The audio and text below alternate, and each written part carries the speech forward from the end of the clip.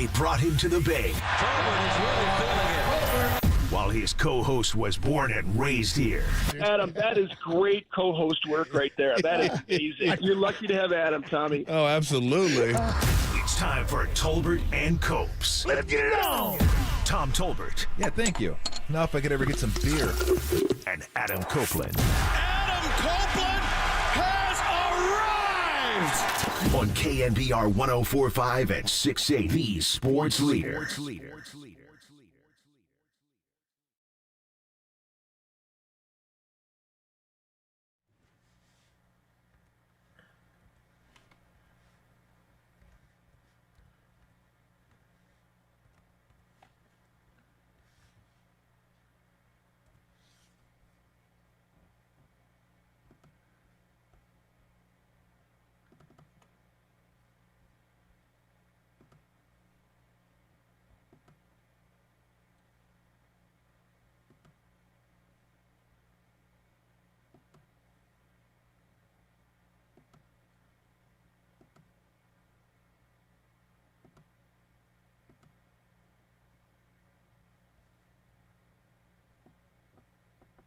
Oh no! We suck again!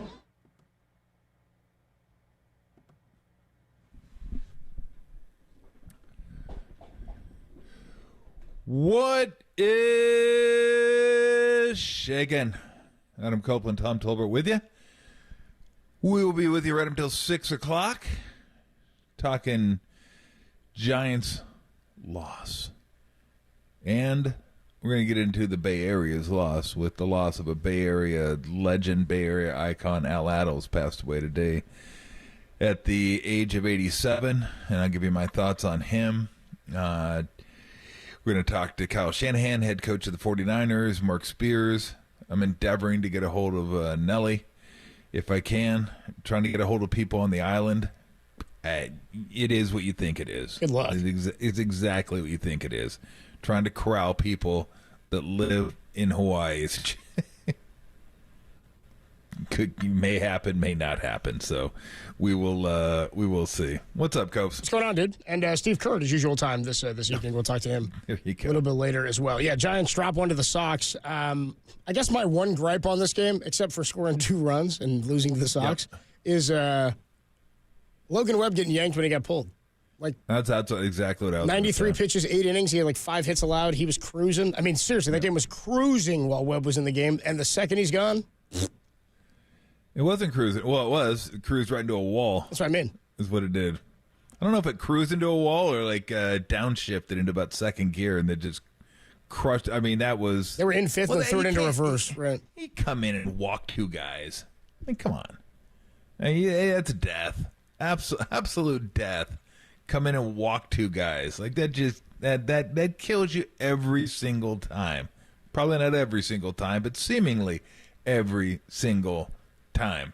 So I mean, again, 2 out of 3 ain't bad, as Meatloaf says, but it's not good at this point. That again, how many times have we said this? This is the position they put themselves in, where you gotta sweep teams, and you gotta just so.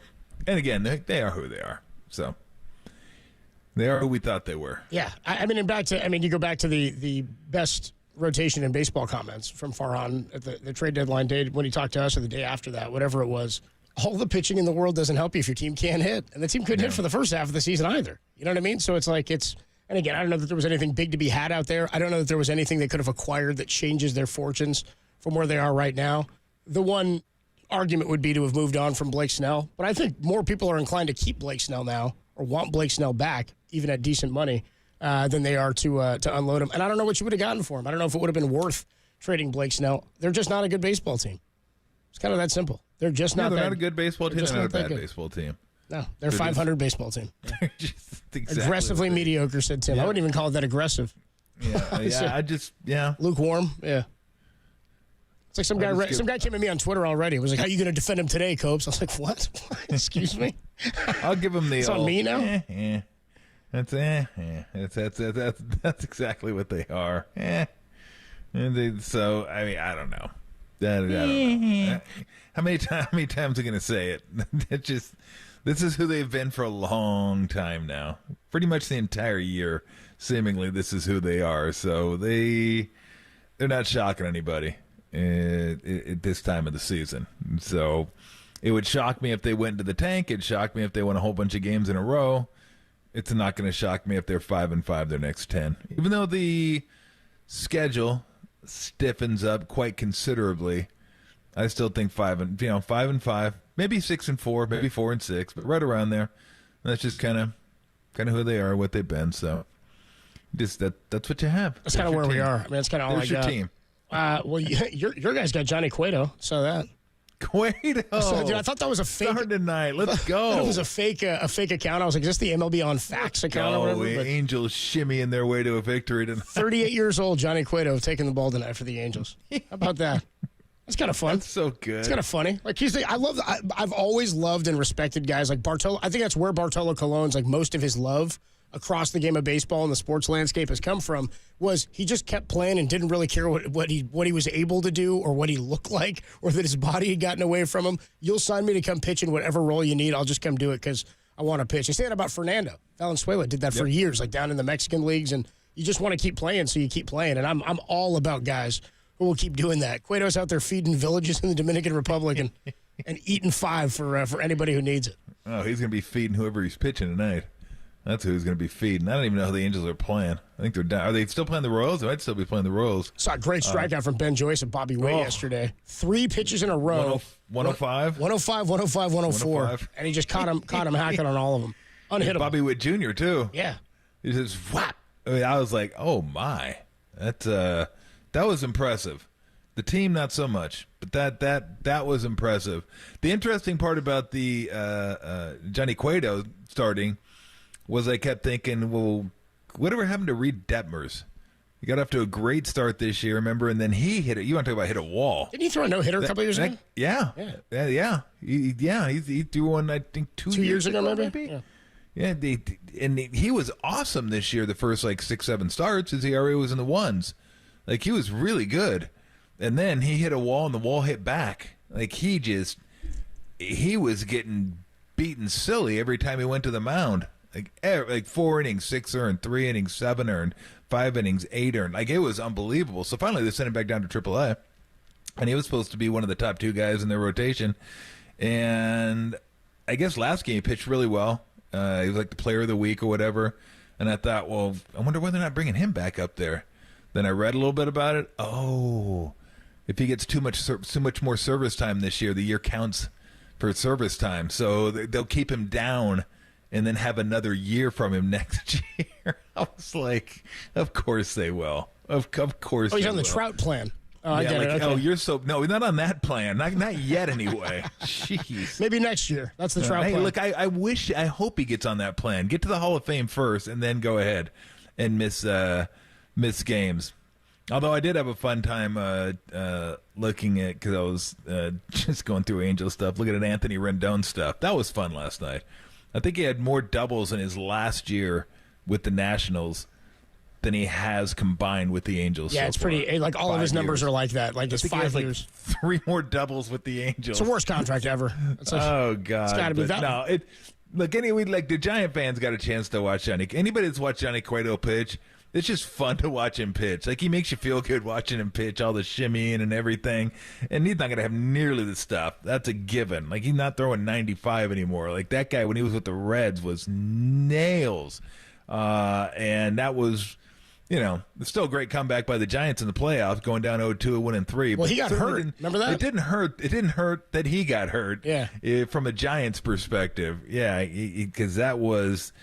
Who was it? Him and Volquez were the top 2 guys? No, it was him and Matt Latos. Remember, Latos was a part of that, too. And shout out Dusty, just not knowing what to do in the postseason with a pitching staff. He's got Johnny Cueto on the mound who goes down, I want to say the first or the second inning of game 1. And then he just put in his game 2 starter. I was like, well, what are you going to do tomorrow now? They won the next day, and then never again. That was it. Never again. They didn't lose 3 in a row at home all year until that. Never again. I was like, Dusty, you can't be doing this again, man. So I'll watch a little bit of that. Just so I can watch him. He made 4 starts in AAA I guess the Rangers had him earlier this year. in the minors. So he made 8 starts for the Rangers and had a 5.92 ERA in AAA. And so they axed him from Round Rock. So then he signs with Salt Lake and the Angels. Okay. He made 4 starts and a 3.09 ERA. And he also, what do you do here? He had 25 strikeouts in 38 innings. So there we go. Give me 30 strikeouts in 38 innings. Not bad. Let's go. So he's all right. Be okay. 1.23 whip, which is on par for his career. So we'll see what happens. We will. Tim says, don't forget about his dead horse selfie that he took that one time, too. Oh, no. That was tough from Cueto. By the way, we are giving away, continuing today through Friday, August 23rd. You'll have 3 chances a day. Once during Murph and Marcus, Papa in London, our show, to qualify to win 2 tickets to each 2024 regular season Niner home game. Each person who qualifies will win a $50 gift card to the Niner team store and enters for a chance to win the grand prize. All you got to do is be caller 10 to 415-896-KMBR when you hear the special cue to call featuring Tim Ryan. Tune in today during the 5 o'clock hour for your chance to qualify. Head coach Kyle Shanahan joins us at 4:50. We're going to talk to Mark Spears. What time is he joining us, Derek? Mark Spears at what time? 5:30. Mark Spears will talk a little bit with us about the passing of the Bay Area legend Al Attles, and we'll talk about it next. Tom, one of the best nicknames of all time. The Destroyer, dude. We'll talk Al Attles. The Great Life. Kiss album, too. Thank you. The Life and Legacy next on the Sports Leader.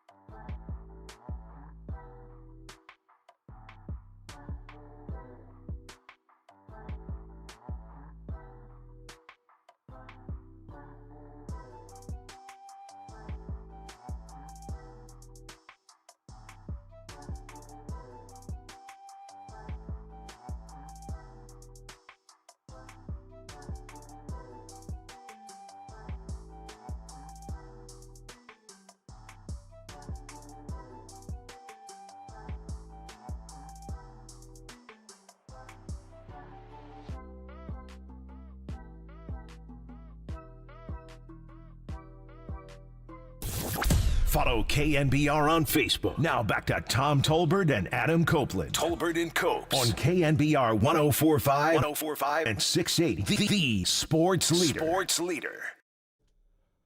Next, it is Attles. Scores on the layup. It's 84-82 Warriors. Swings it back to Attles, top of the key. Down the lane, right to left. Shoots a bullet to Lee, who lays it in. Out to Attles on the right.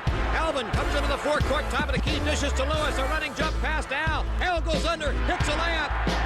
Attles sprints after it in the Warrior forecourt. Scoops it up. Goes all the way to score. Pass in the backcourt. He fires to Lewis. Then to Attles. Attles down the lane. Scores. And the Warriors are within 8. Knights have a chance to go ahead, but a stray shot is picked off by Philadelphia's Al Attles. He goes all the way for the tally. And Attles went down court. Holy Toledo. What a cool package there. Got a Holy Toledo there at the end. Tolbert and Copes with you on a Wednesday afternoon.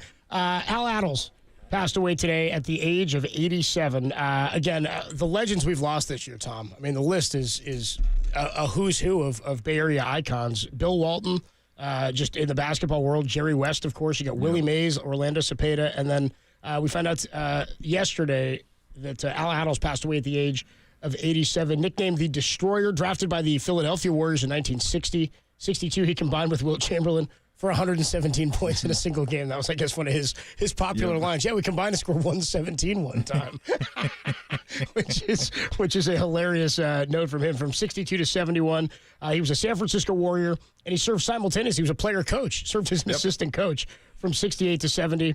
In 70, his final season as a player, he was named player-head coach of the Warriors. So he's a player-coach there in his final year. Once he retired, he stayed on as head coach and got to the Warriors in 1975 to their first title here in Golden State in 75. Attles remained the head coach till 83, GM for 83 and 84, and he remained with the Warriors franchise. He remains the Warriors franchise leader in wins with 557. Steve Kerr's most likely going to break it. He's at 519. So even in these next 2 years of his contract, he's got a good shot. But Al Attles, what comes to mind for you, Tom? Well, let's be honest with Steve. That's 519 minus 35. And so those are Luke's. Yeah. Yeah, those are Luke's. Don't steal Luke's wins or Mike Brown's. What comes to mind? When I think of Al, I think of like someone who was the North Star of the organization. Like he was just always there, and you could always go to him for advice on certain things. I always said Al was the kindest badass I've ever known. Like he was the guy when I played that if I needed affirmation or I needed some words of encouragement, or if I needed someone to tell me like the truth, what was going on, like what do I need to do to play, or if Nelly was particularly rough practice, then he would say, hey, hang in there, just keep doing what you're doing, keep doing this, keep doing that. Like he was that guy. Like he was that guy that you could go to and he would talk to you and you would feel better after talking to Al. He was just so classy, so kind, and so genuine. And again, if you wanted to clear out a bar room, he's your guy too. Like if you needed someone to help you, like if there was a fight that broke out, you want to be on his side.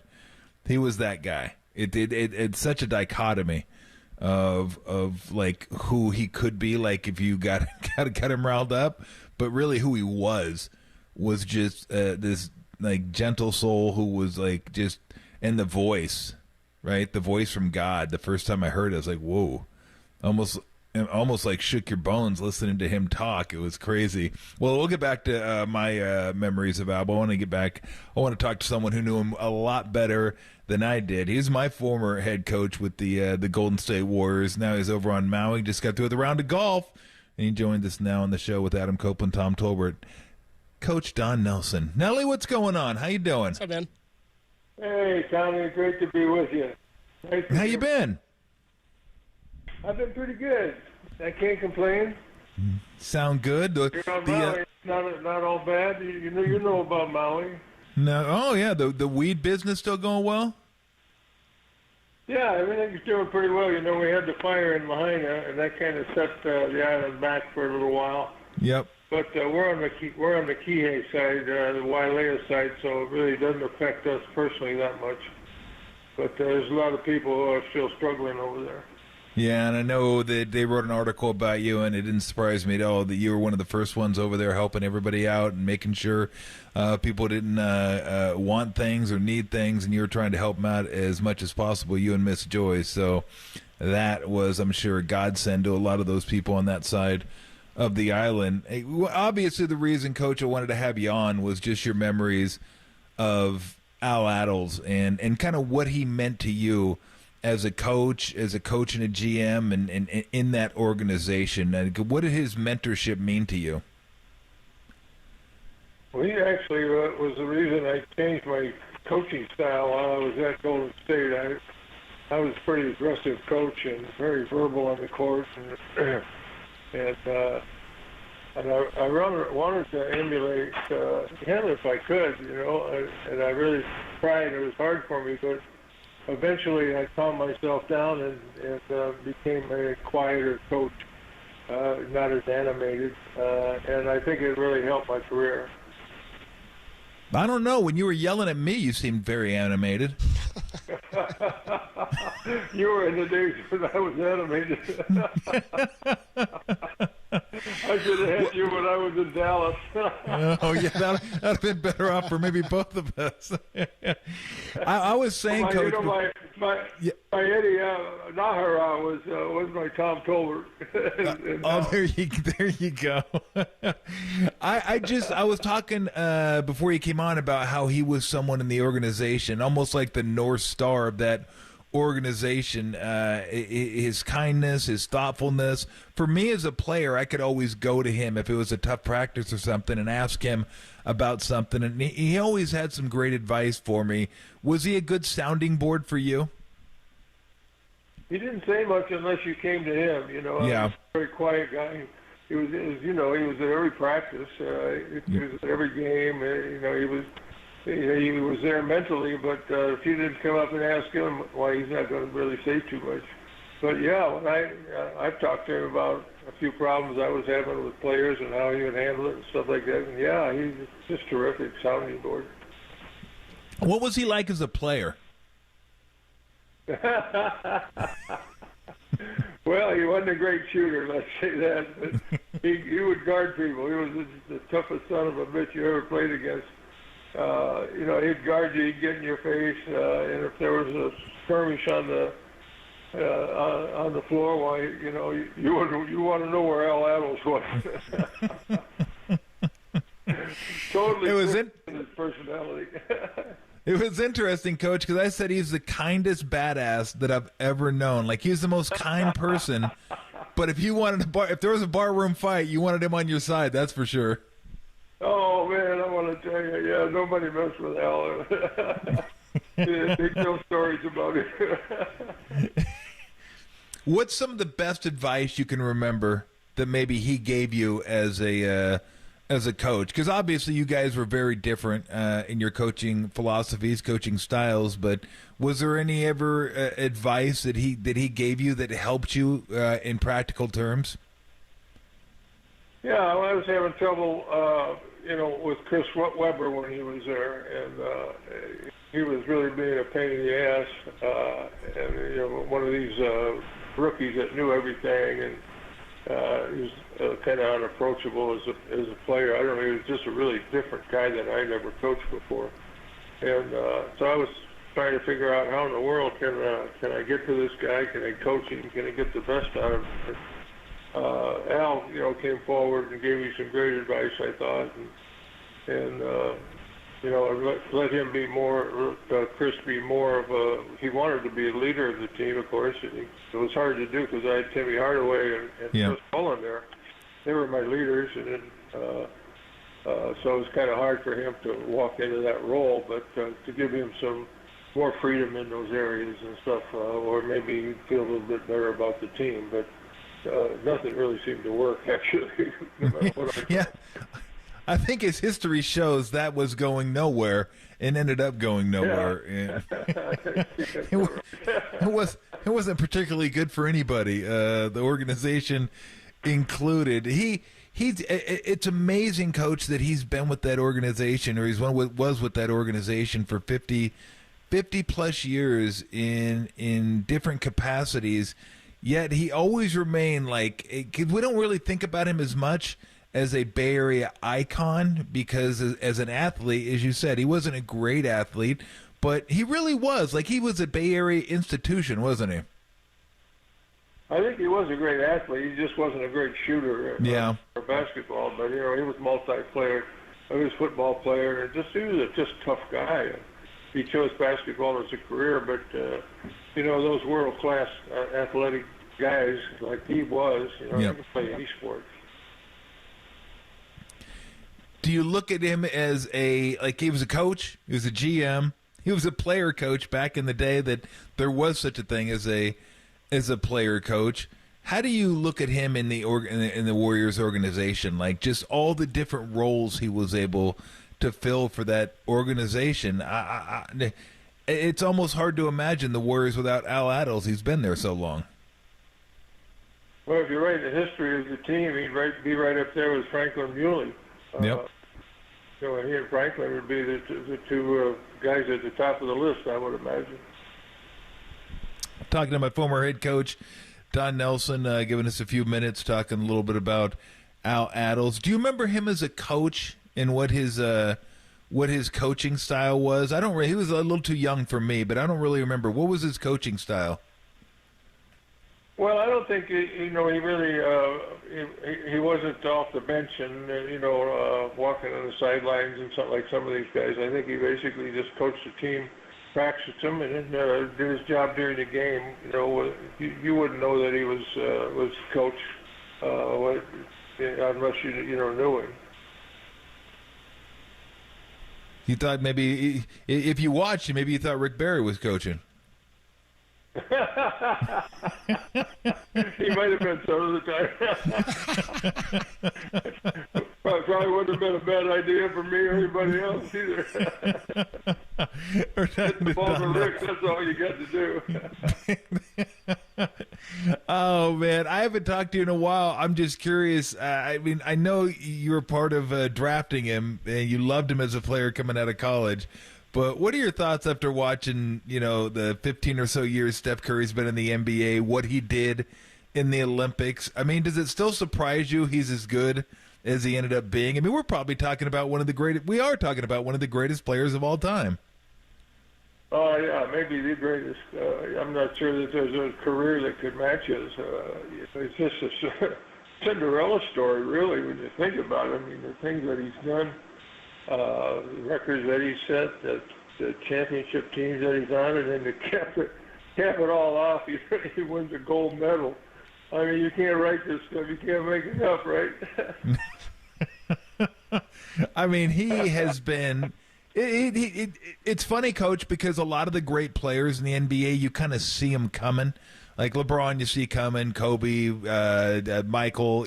Michael, maybe not so much early in college, but later in college you saw it. Elijah Wan and down in Houston. With Steph, you never really saw it coming. You saw maybe a great shooter, an all-star, maybe win a three-point contest occasionally.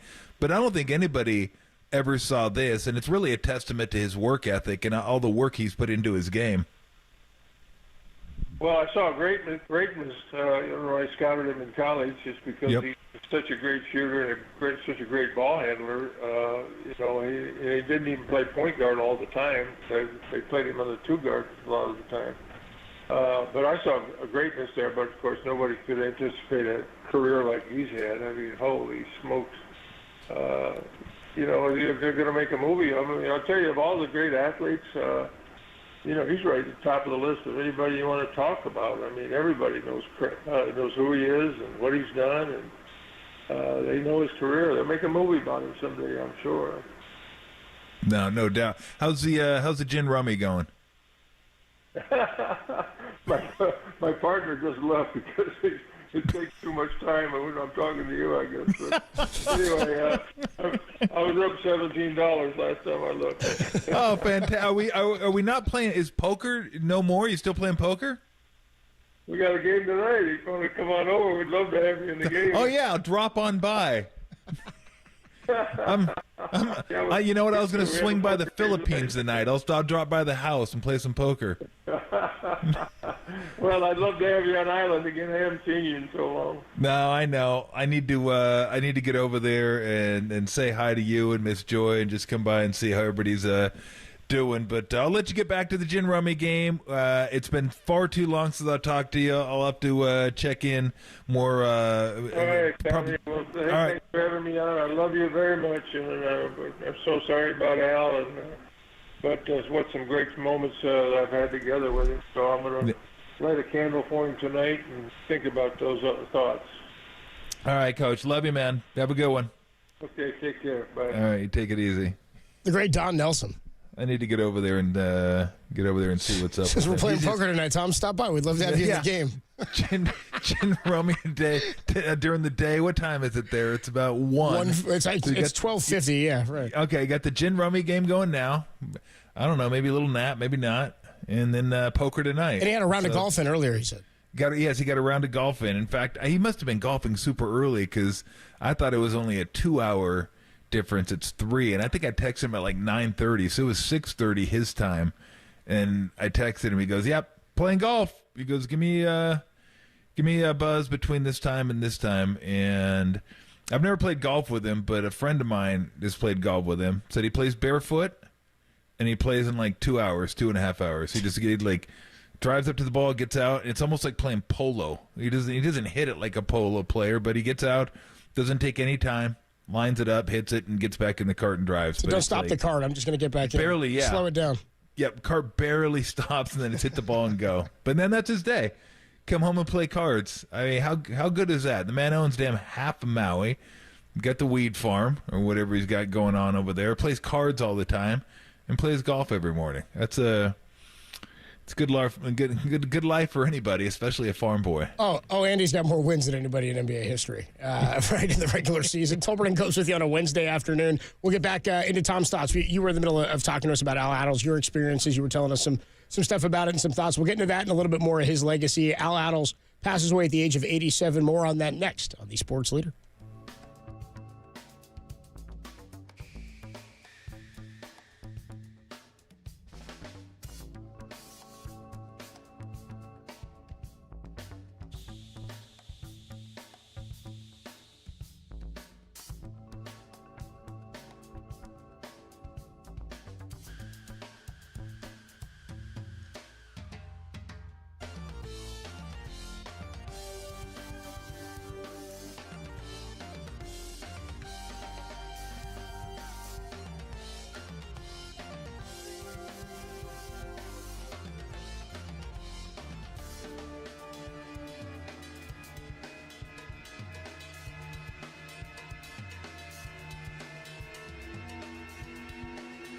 Do the Niners have a contingency plan if Brandon Ayuk is not available week 1 of the NFL season? Listen to what Kyle Shanahan has to say when he joins Tolbert Copes right here at 4:50 on the Sports Leader.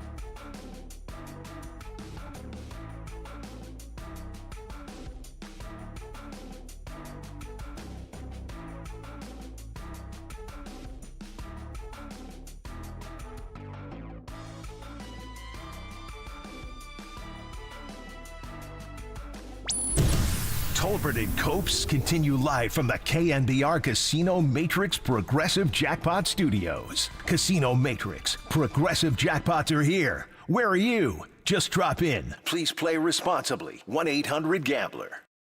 Yeah, I just heard about that too, and I knew Al Attles. My godfather was the trainer for the Warriors during his tenure, and he couldn't have been nicer to me. Icon here.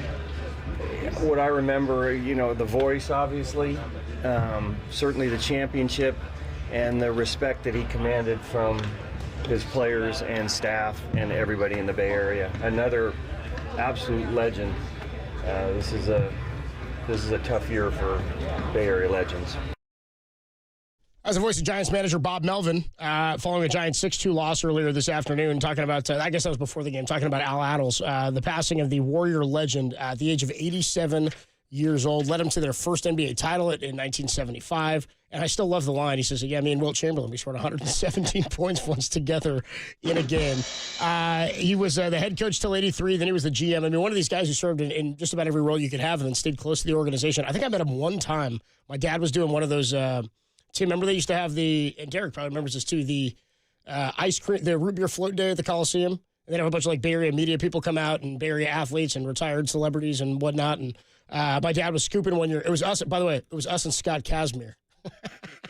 My dad was asking me, who is this guy? I was like, dude, he's not going to be an A in a week. He's getting traded. And he did. Well, Al Attles was there. And he's one of the guys that my dad was excited to have seen him. My dad's not a huge sports guy, but people of a certain age remember him as the coach, the GM, and for a long time, I think that the face of what Warrior basketball was in the Bay Area. Anyway, you hear Bob Melvin there talking about his passing and saying we've lost a lot of legends this year. I mean, it'd be hard to find another year. We'd have to go through it. But Willie Mays, Orlando Cepeda, Al Attles, and then you pair that with Jerry West and Bill Walton. I mean, some of the greats across all of sports were lost this year. And, it's what's incredible to me is how long we get to have a lot of these people. And for me as a 35-year-old to get to grow up knowing who a lot of these people were, getting an opportunity to meet Al Attles at the one point that I did, meeting Orlando Cepeda at one point, Jerry West and Bill Walton, the legends, getting to have Bill on the show is a cool thing.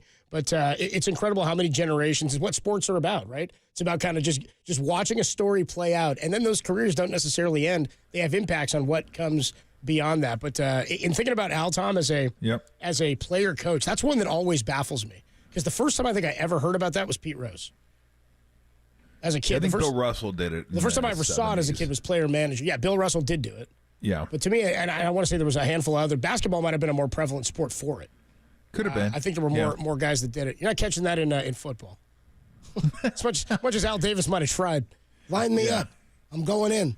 Otto Graham says, Derek. That's right. Not as many as I said there, Derek. But I don't think in today's game they're going to let you do it. Probably not. I don't know. Probably not. I don't know if Brady's calling it from the sideline, then running out to the huddle, and then calling the plays. But and I forgot to point out, I think Pop passed up Nelly. I don't think he has the most wins. He did have the most. I think you're right. Pop did pass him. Yeah, I think Pop got him, but now Nelly had it for a while. I think he passed Lenny Wilkins. And then, but he retired with the belt. You know what I mean? It's kind of going out. He did retire with the belt. He was the champion. Yeah. He retired. It's not his fault. Yeah, it's gonna be hard to get. It's gonna be hard to get Pop. Pop's gonna be tough. Pop's not even done yet. He just keeps on tacking on. But yeah, I can't even imagine player coach. I just that is not today would never happen. There's not even a chance today. Because I don't even know what they got paid. I'm not even sure what Bill Russell got a ton more money, and they're probably thinking it's a way to get a little more money is to be the player coach too. And who wouldn't want Bill Russell as your coach? But it's totally different being the coach and the player. I don't know how he did that. I don't know how Al did that. Yeah, oftentimes, they weren't key players on the roster is number one. When I saw Pete Rose did it, I was like, he's a Hall of Famer. How is he playing and managing? And usually it's near the end of guys' careers is when that happens. Yeah. It's not like exactly. He's not playing 40 minutes a game and drawing up the plays, No. I don't even know what Bill Russell was playing. Although I think they may have won a championship with him as a player coach with the Celtics. His last. No, they did. I believe they did. I think his first year they won a ton and didn't go to the finals. I think they had a really good couple of years and didn't go to the finals. I kind of thought I didn't know he was growing up and stuff. I didn't know he was player coach with the Celtics. I just kind of remember him. I think he was player coach with the Kings. That didn't work out all that well. And Al And then Al was just a coach when he won. I'm looking at clips of Al right now, man. Some of those jackets, whoo, doggy. Those things were nice. I mean, he had the same one that I wore. It didn't go over as well when I wore it for ESPN. It went over a lot better when he wore it. And Dr. Jack Ramsey wore it, but he was again. I remember when I was in Paris. We had an exhibition game there. We played, and I was with who was I with? The Hornets. I think I was with. We weren't there that long. Went to Paris and played, and then went to Italy and played. It was a fun little trip. But I remember going to the Louvre. Laura and I went to the Louvre. And it's so funny. They say you're supposed to spend like 3 days in the Louvre. We spent like 3 hours because we didn't have any time. We're just like rolling through. Oh, Mona Lisa. Yeah, cool. All right, moving on. Here we go. Let's Winged Victor. Okay, nice Winged Victor. I like that one. That was very cool. And you just keep moving on. But I remember walking in the museum, which is an amazing place, by the way. But all I remember hearing was, Tommy. I knew. I knew. I didn't even need to turn around. I already knew who it was. It was Al. You're into Al in the Louvre? Yes, because the Warriors were there, too. I think the Warriors were playing somebody else. They may have been playing us. Hell, I don't even remember who we played. It was just exhibition. I think it was the Warriors.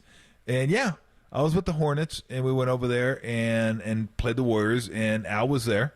He traveled with the Warriors, and, yeah, I ran into him in the Louvre. Him and his wife were there. And I just remember hearing him say Tommy, and the way he said it, I just, knew. I didn't even need to turn around. I immediately knew who it was because of his voice. It's like a Barry White type voice. It was deep and it resonated, and like I said, it almost shook your bones inside your body. It was distinctly Al.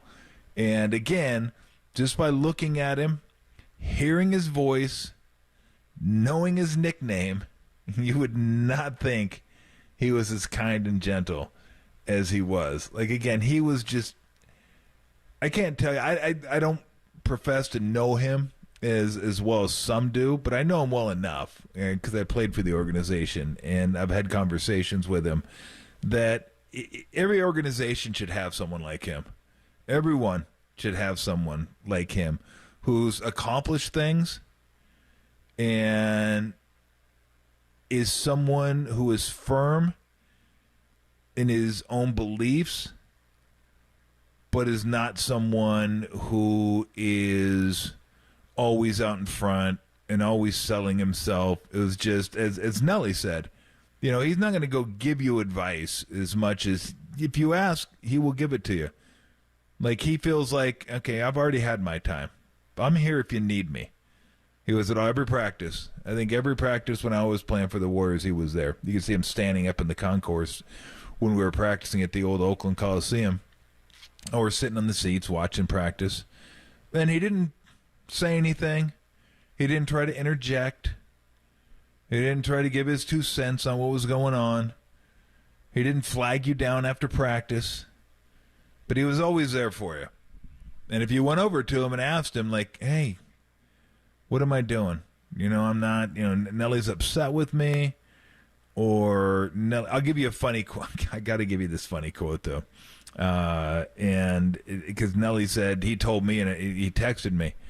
And he said during the interview that he wanted to, be more like Al. Not be as much of a lunatic as he was on the sidelines. Because he was a little bit of a lunatic with the Warriors.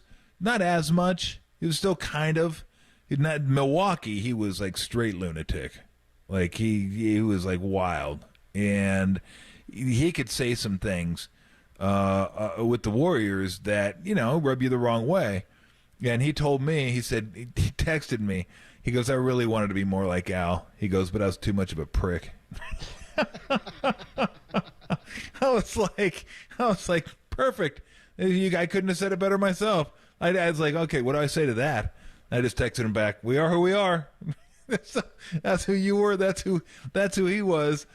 But I would go to him every once in a while. What do you see? Or why do you think? Why is God? I mean, I was, I was one of, if not the whipping boys for the Warriors because he knew I could take it, and he wasn't going to, yell too much at Mully, Timmy, and Mitch. That's just the way it is. Everybody knows that. So I'd go to him and talk to him like, oh, man, I cannot stop getting yelled at. Like, what am I doing? What am I not doing? And he'd just say, well, first of all, Tom, he knows you can take it. So, you'd rather have him yelling at you than not yelling at you. He goes, trust me, as a coach, when you yell at somebody, that means you care about somebody and you think you can get more out of them. So he thinks he can get more out of you. And, what I'm seeing is this, whether it's not getting back on defense or not paying attention to your assignment enough or whatever it is. And it would just be, just straightforward, not animated, just give you the facts. This is what I see. This is how it is. And the thing about Al was when he told you, you knew there was like nothing in it for him. He was telling you, he was trying to help you.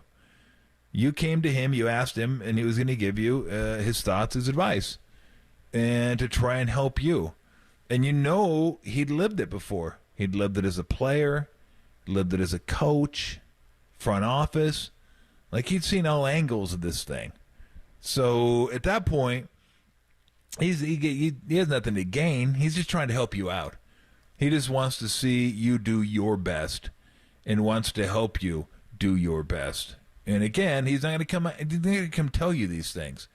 It's up to you to take the first step and ask him. But boy, what a resource he was to have.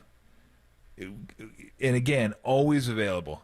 You didn't have to go looking hard for Al. Like, you could find him easily, but you just had to go to him. And just to be able to talk to him, and then every time I'd run into him when I was playing for other teams, give him a big hug, and he always had a huge smile on his face, and just ask you how the family's doing. Oh, yeah, hey, remember your wife's name? How's Lori doing? How's everybody doing? Everybody doing good? Good. How you doing? Oh, doing great. Everybody's doing good. Same old stuff. And it just, again, to have somebody like that as part of your organization, and then just to have somebody like that with the moral backbone that he has and just what he stood for, to have somebody like that as part of your organization too. Again, I think every organization should be lucky to have an Al Attles as part of their organization. So I wish I would have used him more. I wish I would have talked to him more. I wish I'd have asked him more about certain things because he was just a beautiful human being. He really, really was. And, I know we don't talk about him as much. You start talking about Bay Area legends, and it's Steph, and it's Joe, and, it's Madden, and it's whoever. You can name all the athletes and coaches, but we kind of forget about him. He won a championship in 1975, coaching the Warriors, and he was with that organization 50-plus years. So I know one thing, the Warriors organization is certainly going to miss somebody like that. We're all going to miss someone like that because he was just, like I said, just a beautiful human being. Well, it is wild. 519 wins is what Steve Kerr has, and to think that Al Attles in his time as Warriors head coach, 557, still the record that stands. And Steve will likely pass that, but to think about all the accomplishments and how long Steve Kerr has been here and how successful they've been in 60-win seasons and 70-win season, and he's still not there. I mean, that tells you the legacy and longevity of a guy like that. Even for all the years the Warriors were not what they are now. I mean, he was the backbone and stability for that for a long time. Al Attles passes away at the age of 87. Now, something we have not talked yet about. You mentioned it loosely.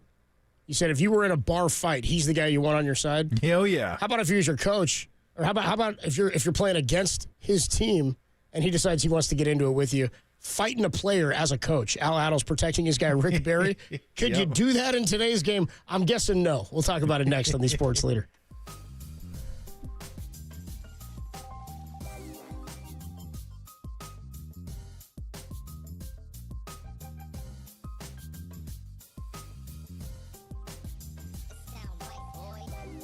Giants lost game 3 of their 3-game series to the White Sox today, 6-2. They did take the series. There's more on that story available now at KNBR.com and the KNBR app.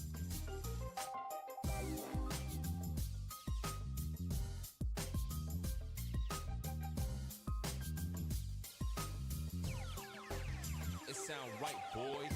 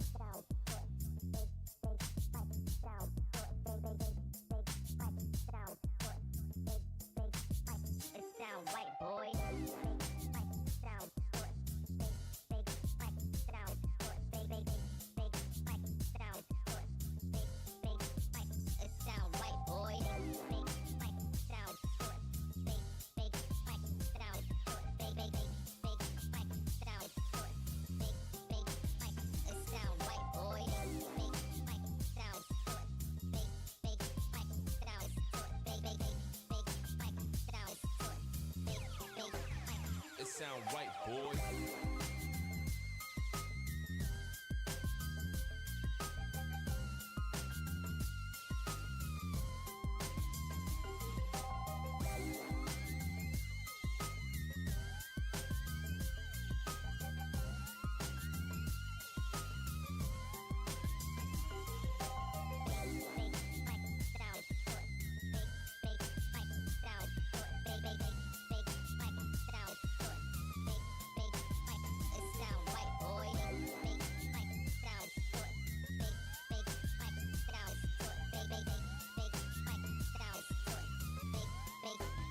It sound right, boy.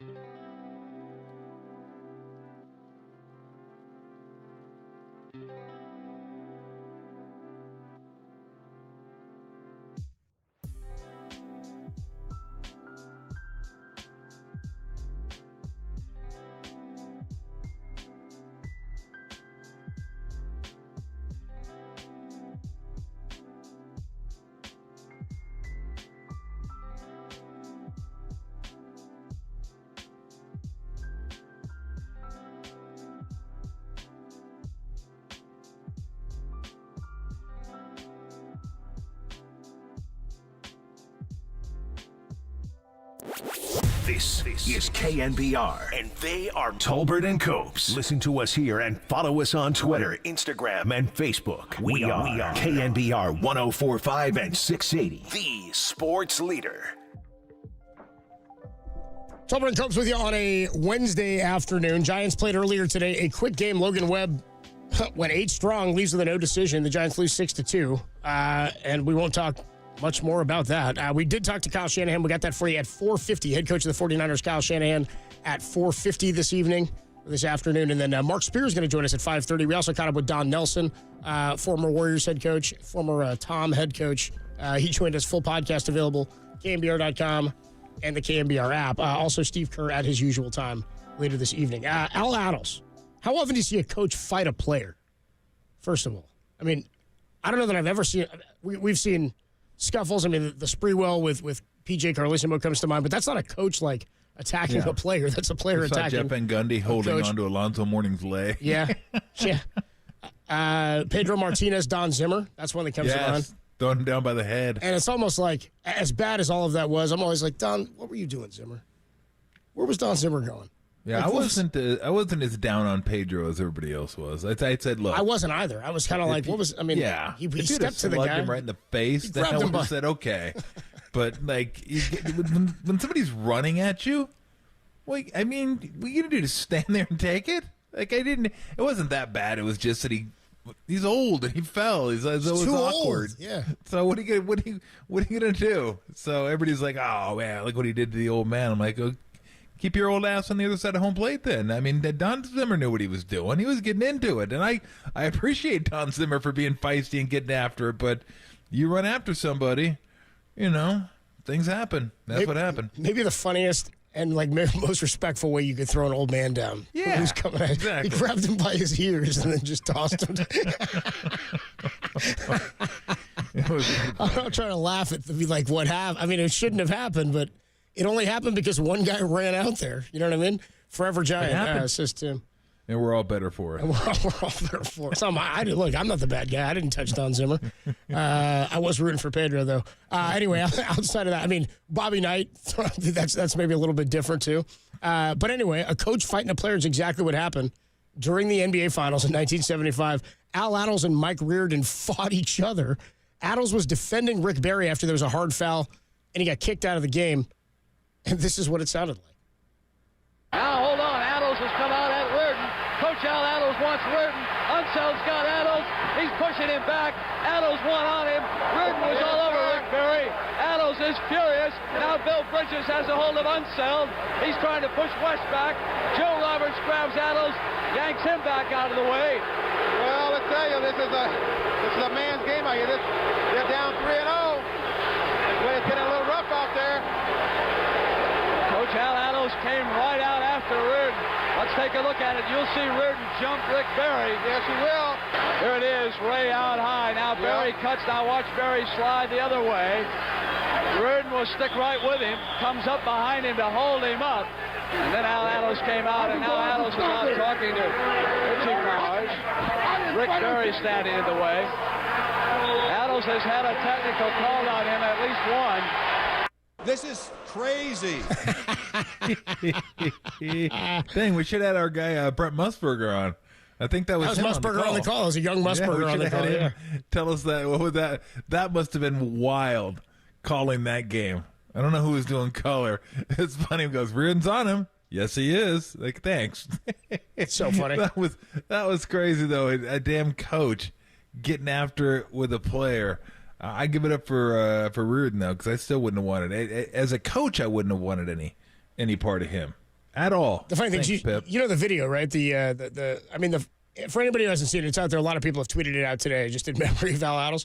Foul is like not that hard of a foul. No, right? Like Rick Barry's trying to like drive to the lane from the left side, or drive to the hoop from the left side, like in the lane, and he's trying to like run around him, and Reardon gets beat, and he just kind of like reaches out and grabs his arm and pulls it down, and everybody loses their minds. Like the entire bench gets up. Here comes Al Attles, and he's wearing that he's wearing like a tan suit or something. I can't really tell what color it is, but then he's barking at the ref a bunch. Anyway, he gets tossed out. I can't even imagine. Like I don't know. If I had to pick like a combo coach-player fight, like remember we did this with the GMs? We were like, if we're baseball coaches and managers, when Kapler was the Giants, we said if we had a Royal Rumble, Giants would win it. Because Kapler was like, if you had to pit Kapler against every other manager in baseball at the time, there was no way he was losing that. No. I don't know. Like, what would be a good matchup? Like, I can't see Mike McDaniel fight anybody. You know what I mean? Oh, you mean so we're Dan Campbell? At coaches. Looking at coaches. Well, for NFL, the first one that pops into my head that I would want, and I don't even know if this is the one. I'd have to think about this one a little bit harder. But DeMeco Ryans would be one. He's fit. Give me DeMeco Ryans. He's young. He's fit. He's a linebacker. He was a high level linebacker. I don't know if that tells you what kind of fighter you are, but I know you're in good shape. He's been in the trenches, dude. Yeah, I know you can hit. So, and I Yeah. know you're not afraid of contact. You're a linebacker. So, there may be others that I'm like forgetting about. D'Amico lights up some 22-year-old kid who's mouthing off at training camp. Yeah. I mean, off the top of my head, All he's right, the punk. guy. He's the guy. Yeah. He absolutely. Sala? Solid, definitely. Solid abroad would be good, yeah. Solid, definitely. How about Vrabel? Well, he's not coaching anymore. Oh, yeah, he's not a head coach anymore. But if he were, yes. Yeah, Vrabel's a good one. He absolutely would be those three, and there, like I said, there may be others, but those three, absolutely. Yeah. No doubt. They say No Draymond's doubt. like a coach on the court, and he fought Jordan Poole. That's not quite the same. Well, I don't know if that was necessarily a fight. No, it's very one-sided. It ended quick. Yeah. When one guy's not looking, I don't know if we can designate that a fight. Derek's just Spoelstra? NBA, I don't know. Like NBA used to have guys Yeah. that you'd look at and go, okay, yeah, I'll take that guy. But I mean, immediately you go with the younger guys. That Chauncey Billups. That's exactly who I was I thinking. mean, he that was there younger for the guy. malice, you know? Yeah, younger guy. Exactly. It wasn't his Younger fault, guys but who he was there. played. After that, but if you let's say we took the more interesting, I don't know if it'd be interesting, but entertaining conversation would be, okay, take former players off the table. Yeah. Like just get former players off the table. So Steve dodged the bullet. NFL, yeah, get all the NFL, get all the players off the. Yeah, Steve definitely dodged Steve's the like, bullet thank there. God I don't have to fight anyone. Steve's off the table. Like, okay, just guys who are coaches. Like, who do you go with? And I don't even know. Missoula? Wow. Like, I'm just trying to think of guys who aren't former players, you know? That's where I'm at now. Yeah, I mean, well, who are the best? I mean, Basketball has a lot of former players as No. head coaches, I feel like. yeah, there's Am I wrong quite on a that? few. Like Ty Lue was. Yeah. Like he was a former player. You understand Steve players, was, you understand how they Chauncey. think. Like, I think that's important. Yeah. But after Tibbs, no. Yeah, that's when you'd have to like get a list. And, Malone, says Derek. and go through. Mike Malone. Woo, he's feisty. Like he's feisty. I don't like Nurse in any fight. I think Nurse is losing. to No, I don't whoever. like Nurse in any fight either. Yeah. I'm not. Yeah. No way, I'm dude. You just- kidding? Yeah, I'm not good with Budenholzer? No, I don't like Budenholzer in a fight. I think Budenholzer could scrap for a minute, but I don't think he's in it, you know? Yeah. You never think he was in the fight. Like Malone's got that ass in him. Yeah. Like he just has that. He'll You can chew, just yeah. tell, like street kid. Like I don't think he was a street kid, but he looks like that street toughness, like that type of guy that he just gonna. He's the type of guy like a Dan Campbell type guy, like bite your knees, bite your ankles, just do whatever he has to do to. Thank you. To win a fight. How about Mike Brown, says Derek? Maybe. This is such a funny conversation. I'm not drawn to him per se. Yeah. I don't. Is Quinn Snyder still around with the Hawks? Was he a pro? Yes. I don't know if he played pro ball, but I wouldn't take him anyway. Yeah, he might murder you before the fight. Like, he looks like a lunatic. Yeah, like I said, you look at him and go, "Boy, that's a hard life. That was some hard living somewhere." And then he's like, I got a hard life. I'm gonna join the. I'm gonna sign with the Hawks. I was like, boy, And I love, that'll make it easier. It's not gonna help you out. That'll make it easier. And I love Quinn. Like you want to talk about a super nice guy. Like he's a really, really nice guy and a really good coach too. But yeah, as far as a fighter, I never like. as a fighter. Is there anybody? Let's be honest here. Is there anybody that's ever come out of Duke that you look at and go, I don't want a part of that guy? Maybe Zion, just because he's so big and powerful, and you're thinking, yeah, I don't know how mean he is, but man, if he ever hits me, he'll decapitate me. Absolutely He decapitate. might tear his knee when he throws a punch at you, and then it's over. You know what I mean? That might be it. Then you're up. I can't think of Duke players, and it's like, oh man, Scary Duke guys. Look out for 808 Leitner. KNBR. It's like, get out of here. Danny Ferry. Oh no, Woj, Trajan Langdon. Grayson Allen, says Tim. Reddick. He was just cheap. I'm not going Grayson Allen. Grayson Allen. Come on. He might trip you. You think Steve will fight Clay when he comes back for the NBA Cup? Tolbert Copes on a Wednesday. All right, me and you, we meet at midcourt. Me and Clay just go toe to toe. Tolbert Copes on a Wednesday afternoon. We are still giving away those the opportunity to win 2 49er tickets to every regular season home game this year. So stay tuned for that cue to call, which is coming up. Kyle Shanahan, head coach of the Niners, joins us at 4:50 to talk about what's going on Friday, how the starters are going to play, and what we're looking at in terms of Brandon Ayuk and Trent Williams. I knew that Kyle didn't call plays for the week 1 game of the preseason. Were you aware that he also didn't call him for week 2? He didn't call him. That was news to me. News to me as well. Kyle not calling plays. Is there a benefit to this? We'll talk about it next on the Sports Leader.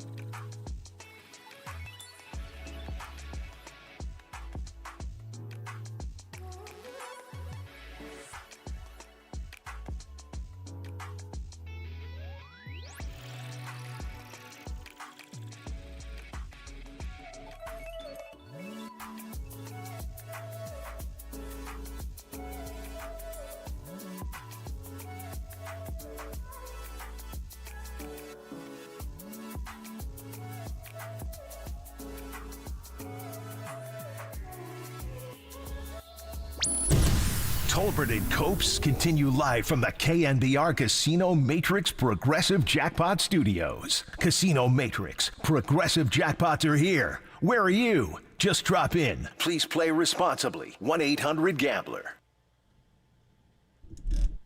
Kyle Shanahan, head coach of the 49ers. We caught up with him a little while ago. We'll play that for you at 4:50. Kyle Shanahan coming up in about 18 minutes here, right here on The Sports Leader. You can stream us, twitch.tv/TheSportsLeader, KNBR.com, the app, all that good stuff. So week 1, and I didn't think it was all that big of a deal. I thought we talked to him about it last week, Tom, Kyle Shanahan, that is, that he didn't call plays week 1 of the preseason, they had the passing game coordinator, Clay Kubiak, call the plays. And he said it's just something you do sometimes and give a guy an opportunity. And part of it, too, is like none of the starters are out there. And I don't know, you just see what's going on. He's the passing game coordinator anyway. He's very involved in what's happening, not with the maybe individual plays as they're called, but with how they're game planning for any given opponent. But I just became aware that Kyle had not called plays in Week 2's game either. Is there a benefit at all? Like, I wonder at this point, with the success the Niners have had, with the weapons they have, again, not that they're predictable by any stretch. They were incredible last year in their ability to put up points and put up offense, and Christian McCaffrey's a huge part of that. Brock's a huge part of that. Everybody is, including the play calling. But I wonder if there's gamesmanship to that.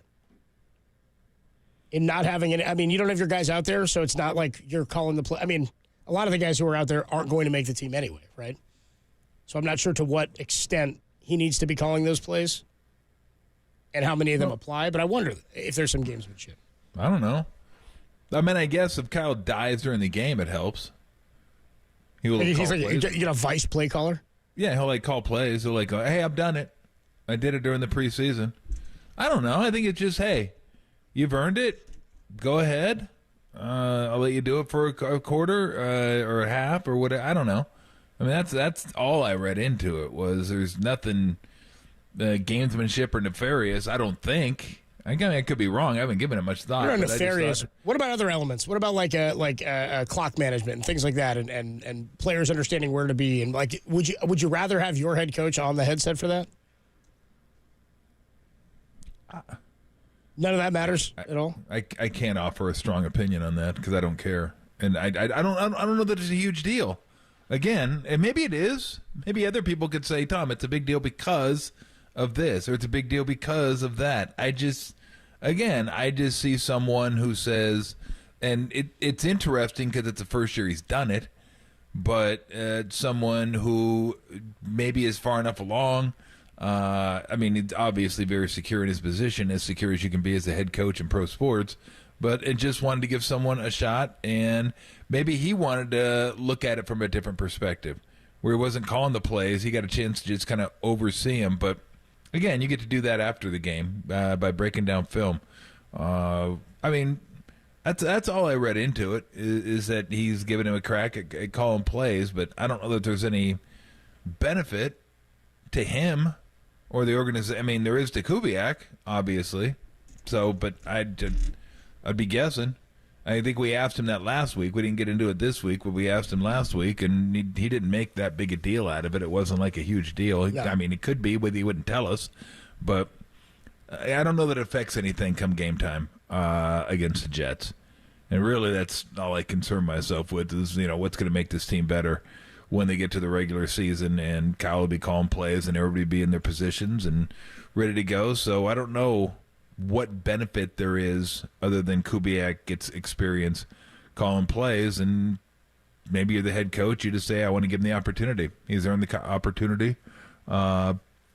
Maybe there was a position open this year, and Kyle, with another team, maybe Kyle said, hey, stay here. We'll let you call some plays during the preseason. We'll get you some experience and give you some more responsibility. I mean, who knows? Could be a bunch of different things. I guess or it could just be you've earned it. Here. Yeah. Take a couple cracks at it. I guess when I look at who played, none of it's surprising. It's not. That's why I don't think it was all that not concerning. All that, it doesn't carry much weight. Yeah, I get my thought process, which is maybe why he's just not doing it. Also, I mean, seems like the evolution of coaches. We've watched it happen. We were joking yesterday just about Mike McDaniel. I saw somebody posted his, by the way, his first year head coach. Like, did you see that? That was funny. It's his first year head coach picture and his current, like, what he's looking like at press conferences now. And now his hair's like long. It's like wiry. He's got the Miami shades on. He's got a bigger beard. He's clearly much more tan. Says it took 2 years for him to go from Best Buy manager to like drug lord and a Miami cocaine king. Yeah. It was like spot on too. But with the evolution, I just wonder, like, sometimes not having. I mean, again, the more that more guys know how to do, it's why you bring in a guy like Brandon Staley too, right? Who's got head coaching experience, and you hear the way defensive players talk about it. But my thought is, I guess, if say more of the starters were going to play week 2, and remember when we talked to Kyle last week, and we talked about which starters would be out there, he said, "I'm going to wait and see. I haven't talked to everybody yet," and really, it was just Brock. It was just kind of just Brock. I wonder if there were more, and if more guys were healthy, if Kyle would have just called them. And that's kind of where I'm at, is if it's not most of the starters, like I would imagine he's calling them Friday if it's most of the offense. But I imagine that last week. I mean, I don't know. But yeah, who knows? I had no idea. I don't know what the goal was. If there was a goal, again, it could just be, hey, you've earned it. Go ahead, give it a crack. Or maybe he's getting something out of it too. I don't know. I don't think it's any plan of his to like say, okay, this is we're going to start our succession plan. I'm not going to be calling plays in 2 years, and I want to get everybody ready for it. You're just setting up the organization for the next wave. That's not how it works. What about a few years ago, Steve Kerr had, in that blowout game against the Suns, he had Andre and Draymond step up and coach the game? Yeah. I'll give you a little I give you a little secret on that one. Because I don't know if anybody ever talked about it, and I certainly didn't talk about it. I was the one that gave him that idea. And I don't know if it was a great idea, but I'm not sure if it was implemented quite the way that you meant that I meant it. See, my whole thing, he got crushed too. I was like, ooh, my bad. So my whole thing. Hey, you're was just giving ideas, dude. Yeah. My whole thing was this, and again, I don't know that I would have done it against the Suns because the Suns are terrible, and it makes it look like right away you're doing it because you guys suck and you guys can't beat us anyway. So I don't even need to coach against you guys.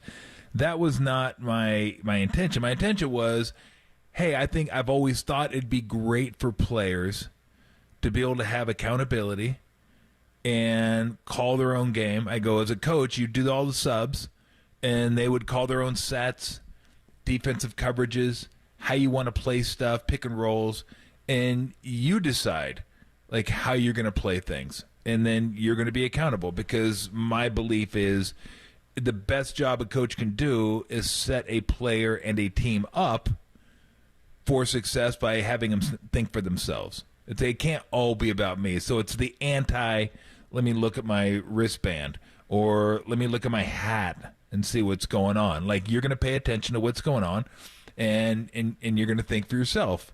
So that's always been. I still would do it that way. If I coached, I would definitely pick a game that I would let them call plays, and I would let them, before the game started, and walk around, shoot around. How do you guys want to play pick and rolls? How do you want to do this? You guys decide how you want to do that.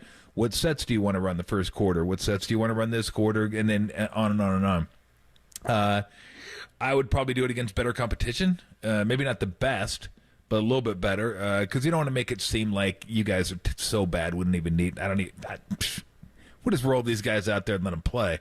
And the one thing that I wouldn't do, and it was the one that I think got everybody's attention, is that literally Draymond and Andre were like, they had the clipboard. They were coaching. Yeah. And Steve wasn't even like, Steve was like sitting over to the side. Like, he wasn't even like in on it. I was like, yeah, I don't know that I'd be that obvious. Like, I would still go over there and act like I'm like talking to him and stuff, and just say, okay, what do you guys want to do here? How do you want to play this? What do you guys want to do? You decide how you're going to do it. But like, you're still in the huddle. And I think at that point, like, Steve went over and told I don't even know who was coaching. It says he met with the head coach of the Suns after the game. And told them, like, look, Triani. Yeah. He told him why he did it, and because I think it felt a little like, that's what it felt like. It felt like you guys are we don't even need to. Like, we're going to beat you guys. We're just going to go ahead and screw around and beat you. And that really wasn't what, in my mind, like the whole thing should be about. The whole thing should be about, hey, we're teaching you every single day in practice. They rolled them too, by the way. What's that? They rolled them too. Oh, they killed him. 129-83 was the final. Yeah, it was absolutely killed them. So it looked a little bit like a farce, and I know that wasn't the intent. So you're teaching them every day, teaching them in practice. Okay, let's put in practice. Let's see if they can think on their own. And how much of the stuff that we've taught them have they absorbed? Or do we need to be like standing on the sidelines, yelling at them you know how some coaches are, yelling at them, yeah, get over, get down, over here. Like, you're going to be like Thibodeau, where you're like coaching, and then you're coaching during the game, like the same thing you were like telling them. Like, because as a player, I always hated that. It's like, you told me that. I got it. I paid attention during shoot-around. I know what we're doing in this coverage, okay?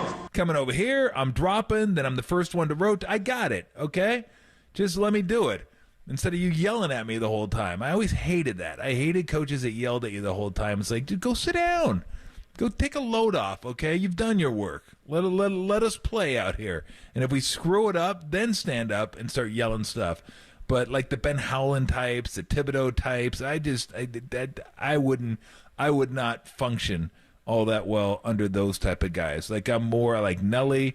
Nelly would sit and watch. He'd get up. He could be a madman, but he wasn't always up yelling. He would give Timmy Hardaway a couple sets. Okay, here's first quarter. What do you want to run? Let's run horns. So we run the horn set. Horns up, horns down, horns side. And he'd do it. Ideally, we'd never run plays because we'd get him down the court so fast. We'd get a shot in a fast break or early offense. But I think, I still think the idea is good. If I coached, I would still do it. I'd do it once a year. But I wouldn't, I'd still coach. At least I'd look like I was coaching. You wouldn't just hand Andre the clipboard during a timeout. Yeah, the whole clipboard and him and Draymond are yelling like they're talking, pointing at everybody. Like David West got in too. He got a bit too. They said. David West, that wasn't that. It just like it became too much. It was too overt. Instead of like, okay, we're gonna let you guys do it, but I'm still it's gonna look like I'm coaching. Like, because to me, it was going to be like when we were talking about it, I was like, this is something that's, for you, for the team and for you. And it kind of became public. Like obviously everyone knew about it. How could you not? You're watching the game. Nobody's coaching. Like the players all have and they won by 46. Like they kicked the crap out of them. Like it was really bad. They have the clipboard doing their thing. So yeah, that I think that's the last we will see of that one. I still believe, like, if I were ever head coach, I mean, I'm not going to be, but that would be something I would do once a year, and I would do it, like, at a certain time of year when we've had enough time to hopefully absorb all the principles that we've talked about. And because I think that's how big a sign of respect is to your coaching abilities. If you could coach well enough to get the players to absorb everything you've told them, and then they can go play. I mean, to me, that's the ultimate coach. The ultimate coach isn't the one that has to stand and yell. But I mean, everyone should know NBA players are some of the most forgetful animals on the planet. Like, you could tell them a play. This has happened. I know for a fact this has happened because I've talked to many coaches. In today's game, it's happened. It happened for a fact when I played because it happened to somebody that I played with while I was on the bench. Coaches will tell the whole team to play. Here's what we're going to run. They will tell everybody what to do. They forget it. And they screw it up. Yeah. In like the 16 seconds from to inbound. Somebody will do something. You're like, they just told you. Like, how did you forget? And the worst is when it's the guy whose play it is. Like, you just forgot your own play. How did you forget your own play? You have like two of them. You forgot it. How did you forget it? And it happens today. Like, you watch it. I always tell, like, don't always say, what kind of play was that? When you look at coaches, like, what are they doing? Never assume that all the players did what they were supposed to do. Never make that mistake. Because there's so many times where a player will screw it up. They just don't know what they're doing, or they weren't paying attention on the bench when the coach is talking. There's some hot-looking Instagram model, like in the 7th row. Oh, man, look at her. What did you say? I don't know. All right, just give me the ball at the top of the key. And not the play, but anyway, give me the ball at the top of the key. Like, they're just not paying attention when they should be. It happens all the time. So to me, if you can get your players' attention and get them to focus, get them to understand what you're trying to do defensively and offensively, and then let them go play, and they do it, you're like coach of the year. I mean, that's amazing. To me, that's the ultimate coach if you can do that. But you still got to act like you got to act like you're coaching, I think. There's a funny quote in there, like Devin Booker leaned into it. He was like, no, I actually like the move. I think I'd do it if I was a coach. Like, nice rookie talk, kid. Losing by 46. That dropped them like 18 and 40, and they were lost 11 of their last 12 at that point, had the Suns. Tolbert and Copes with you on a Wednesday afternoon. Every week throughout the football season, we catch up with 49ers head coach Kyle Shanahan, and we will do so next, only here on the Sports Leader.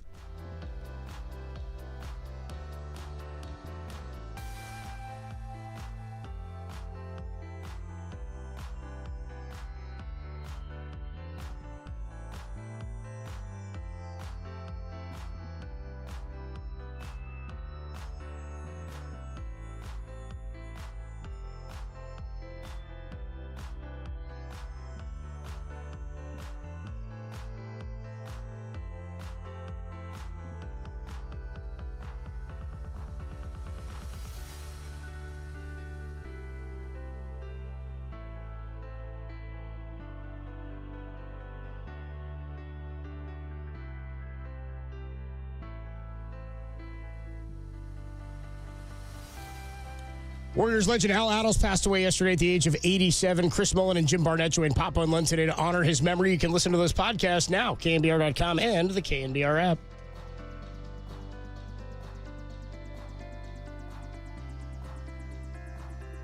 Hey everybody, Mr. T here for Xfinity. Do you know how many devices each home has on average that are connected to Wi-Fi?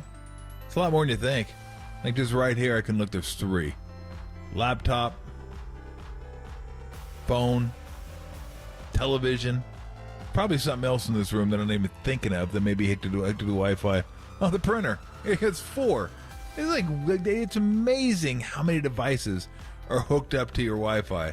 The point being, you want to make sure you have Wi-Fi that can handle all of that. Not 4, but 4 and then times 6, 20 devices, 25 devices. Not that that's an issue for Xfinity. They can handle hundreds of devices. So it doesn't matter what you're doing, working, going to school, streaming, gaming, TikToking. Doesn't matter. Everybody gets to do what they want to do, and the Wi-Fi just hums along beautifully.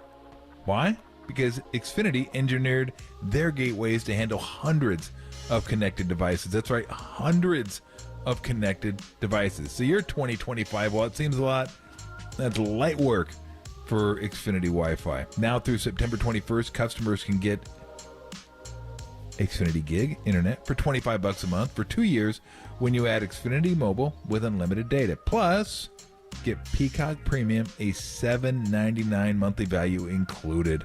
Make sure your home Wi-Fi can handle everything you throw at it and then some. Visit Xfinity.com, call 1-800-XFINITY, or visit an Xfinity store to switch today. Xfinity, bring on the good stuff. Restrictions apply. Requires paperless billing and auto pay with stored bank account. And I just swiped right and I ended up somewhere that's not helping me with this. All right, 3, 2, 1. Restrictions apply. Requires paperless billing and auto pay with stored bank account. Equipment, taxes, fees extra. Gig Wi-Fi requires Xfinity Gateway. Xfinity Mobile requires Xfinity Internet. After promo, regular internet rates apply. Actual speeds vary. You love sports, you love high def, you love Wi-Fi that can handle everything and then some. You will love Xfinity.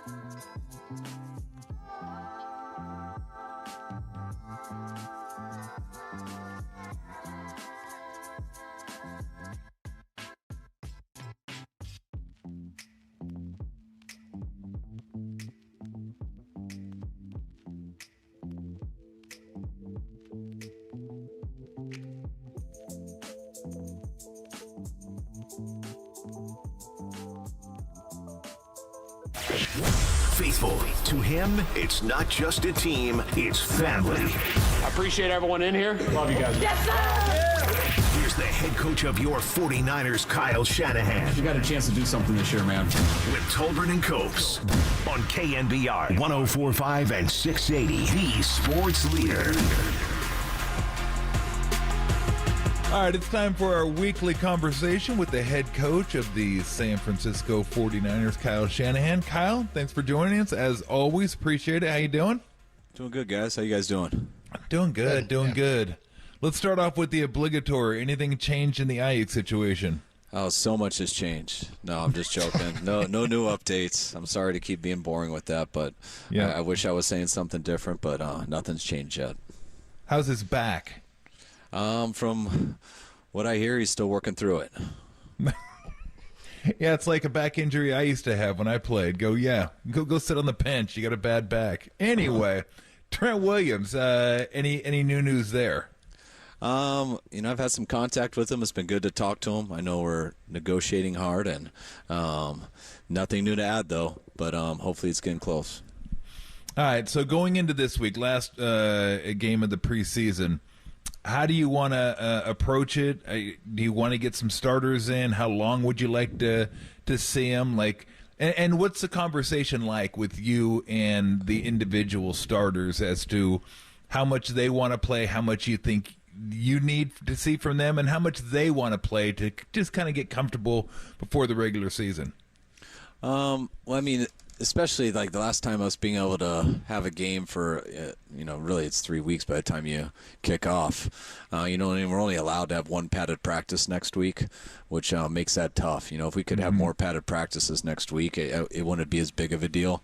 But they truly kind of do make it like a bye week last week. And the tough thing is with us playing on Sunday, we're not going to ever practice anyone the day after a game, and then we get to hear Tuesday and Wednesday, and to have any real padded practices these 2 days would have made it tough, because then it would have been hard to play them in the game here on Friday. So we've kind of had to take it easy on them this week also, just to be able to get them to there, and then next week kind of gets like that too. So to not get much out of this game, I think would be a risk. Just guys getting too much off. So the goal is to play our starters. I always tell them to be ready to play a whole half. Hopefully we get more plays and in some good situations, things go well, so it only ends up being like a quarter and a half, but each guy's different. But I don't talk to them all individually about it. I kind of tell them what the plan, I tell them my reasoning for it, and I tell anyone who everything I try to do is do it. I do it because I believe that's what we need as a team, or I believe it's what you need as an individual, and this is the decision I've made. And if anyone sees it differently, my door's always open, and I'd love to hear your opinion, but I'm doing this for a reason, and so that's usually how I roll with it. And not many guys disagree, but some guys can sometimes make good points, and we just deal with that when it happens.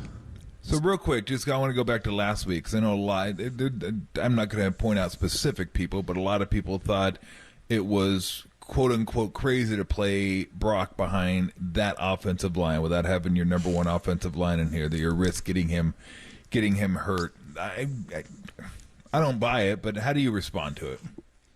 I might get what people say, but I think sometimes people are just trying to be a little bit dramatic with it. If we obviously thought it was something that he couldn't protect himself, or the guys couldn't match up at all, then we wouldn't do it at all. But we didn't feel that way.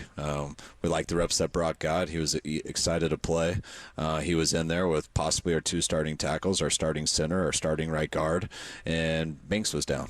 So Banks ended up breaking his pinky the day before, and if Banks did, Zakel would have been up. So that could just easily be our opening day O-line. So that's part of football, and they're guys that are NFL players, and so I didn't see it as anything wrong with the offensive line, and I actually thought the offensive line matched up pretty well and did a pretty good job in that game. Talking to Kyle Shanahan on the UMA guest line, are you navigating, or do you have to do things differently in your evaluation process, being that you did not have the joint practices and you've got a lot of starters playing in this last preseason game? No, it hasn't changed anything up. It just, I will tell you, it got a little monotonous here, just going against the same defense and the same offense for every day, and being on the same field, and just all that got a little bit old. It's always nice to kind of change it up. You get a burst of energy for about a day and a half, and then after that day and a half, you're like, man, we got to get out here. I'm sick of scrimmaging people. So that's really all we missed. I really wanted to do it after the whole week went. And I'm really glad that we didn't. Our team needed that. We've had a lot of guys down. We had to recover some and still get good work in. And we're able to orchestrate that versus ourselves a lot better than it would be trying to go do a joint practice somewhere else. What do you like about this Schrader kid? He's kind of fun to watch. He's feisty. Will run between the tackles, outside. You can tell he's kind of a gamer, undersized. What is it about him that gives him a chance to compete at this level? He runs the ball well, and that's what we saw on his college tape, and it's looked similar in practice, and it looked the exact same in the game. And what I mean by that is he doesn't mess around. He hits it hard. He knows the right holes to go to. He doesn't skip a hole. He takes what the defense gives him, and when they give it to him, he takes it aggressively. So if they give him 3 yards, he takes it as fast as possible and usually turns it into 4 or 5. And when you got guys like that, and I call those kind of true running backs, that they help you call runs. It doesn't always have to be a perfect look. They're not going to mess around, and they help you move the chains, and they kind of help you stick with your calls and things like that. Because if you don't have that, and every time you block it for 1 and you get 1, or you try to skip holes, looking for too many big plays, that happens 1 out of 10, and you get a lot of negative runs. When the game's over, you end up seeing that you threw it 60 times and you barely were able to run the ball, and that's usually a recipe for losing games.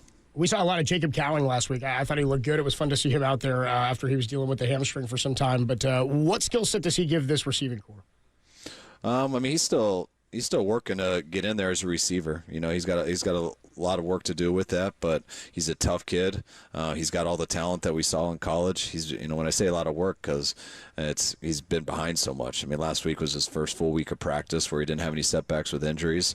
And the main thing we just wanted to see in the game, knowing he was behind, we didn't expect to see a lot of detail and things like that just from the receiver position.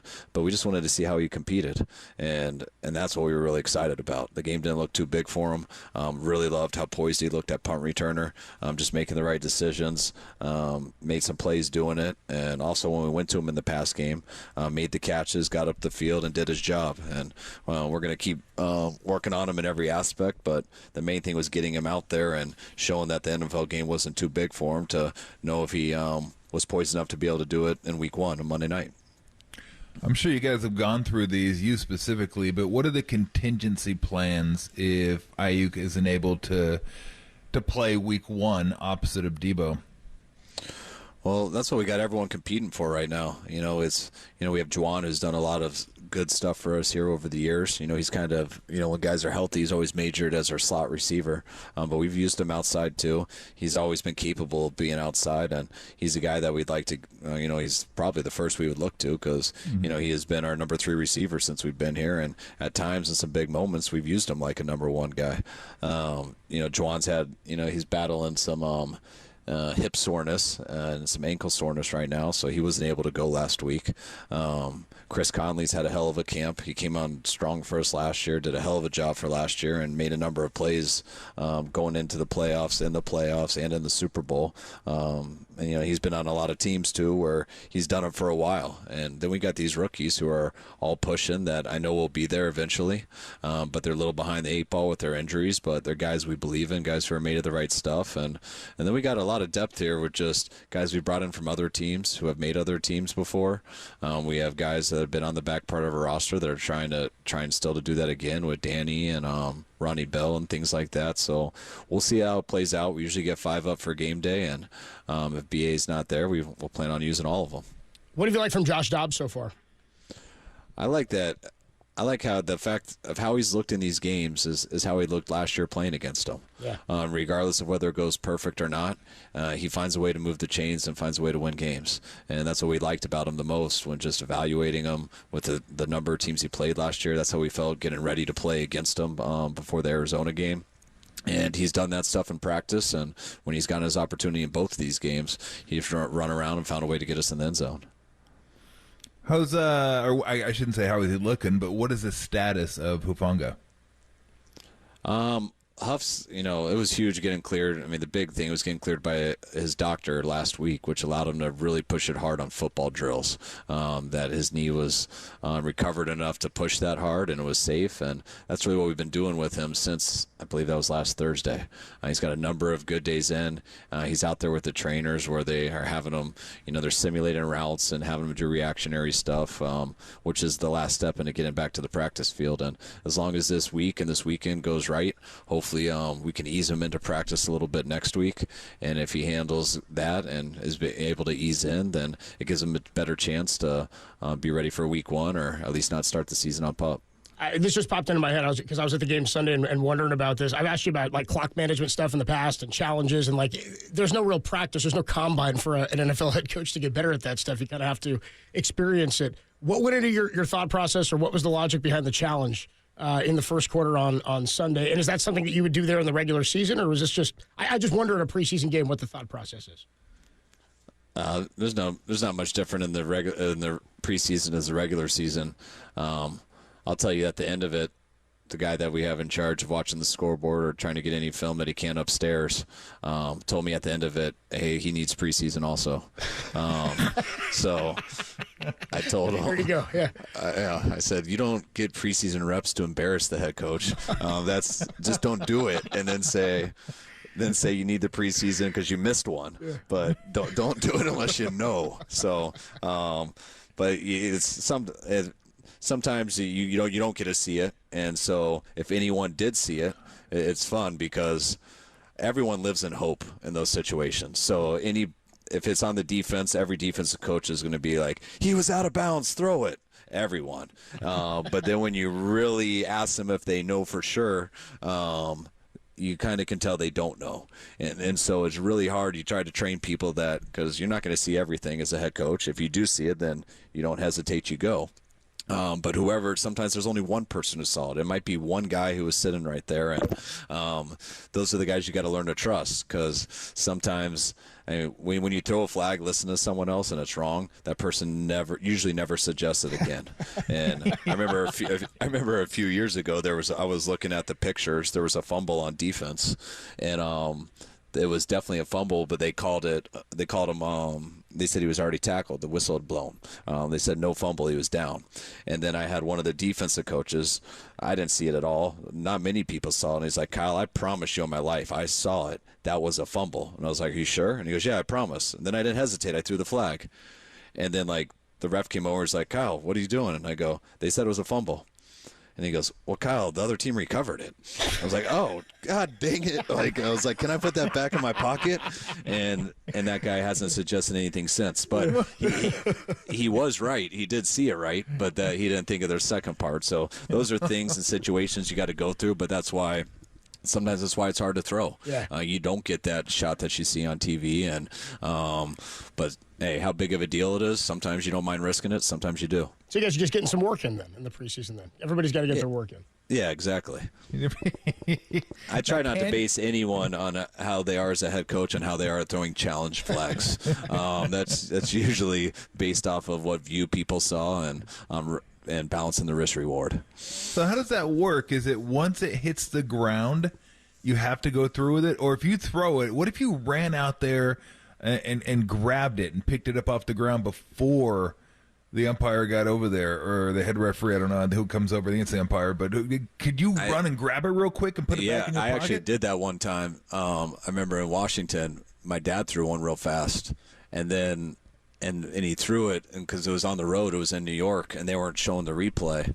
And he was on the defensive headsets, and we were on the offense, and we knew it wasn't. And he threw it, and before I could talk to him, but he just dropped it in front of him. And I went running by him, and I grabbed it up as quick as I could, and I handed it to him. And then he clicked over and said, "Why'd you do that?" I'm like, "Oh, we know it wasn't." And he's like, "All right, thanks." And they hadn't seen it yet.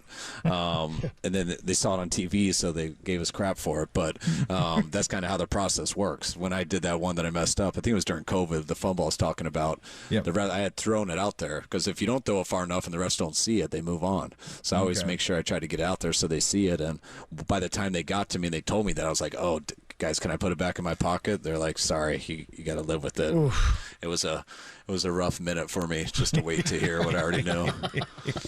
But you can be I think I heard this correctly, that if you get one of the first two right this year, you get the third one, right? Yes. Okay, so you can be a little looser with the first one, right? Like you could take a little more of a risk. Like if it's the second one and I've already lost the first one, I want to make sure that's about a 90-10 chance, just so I have the last one. But with the first one, I might try a 60-40 or something like that, where it could go my way, it might not. But can you be a little looser maybe with the first one? Yeah, I think so. I mean, just because of that helps. But I mean, I don't really get that picky with it. If I don't gamble that much with it either. If we see it and we know it, we do it, and that's why you got to know who to trust. If I see it, then it's no issue at all. I don't even need to ask. I just throw it. But if someone else sees it and they know it and they've been through this whole process, then, if it's 1 yard, I mean, that's not a big deal, like depending on what down and distance is. But if it affects anything, I mean, last week wasn't that big of a deal. It was only like a 5-yard difference and stuff, but 3rd and 9 is a lot different than 3rd and 4. Someone was adamant about it, and so I didn't mind at all. Let's make it easier for our defense, but we also need the preseason to make sure that someone, when they say they're adamant and they know, they understand that actually needs to be factual, and you need to truly know. You can't just hope. Yeah, he was adamantly wrong. Is what he exactly. was. It really wasn't all that close. Do you keep a chart? You should keep a chart like in your office, like a running chart of what everybody's record is. What their score is, or exactly. do they even get, like if somebody's 0-2, do they not get a third? No, we don't need a chart, because everyone remembers the moment, and it gets made fun a lot because people feel bad for it, and they say sorry. I'm like, oh, I read that sorry really helps. You go to the press conference for me after, or it's and they just sit in the box and say sorry. I just got to sit down there and feel stupid, but it's part of it. We live and learn, and we all go through it together, and we get better from it. Hey, before we let you run, just curious, we haven't asked you this, but Leonard Floyd, is he going to be mostly a pass rushing guy, like third downs or second long, stuff like that, or do you see him playing on first and second as well? No, he can play all 3 downs. I mean, he's been great here in camp.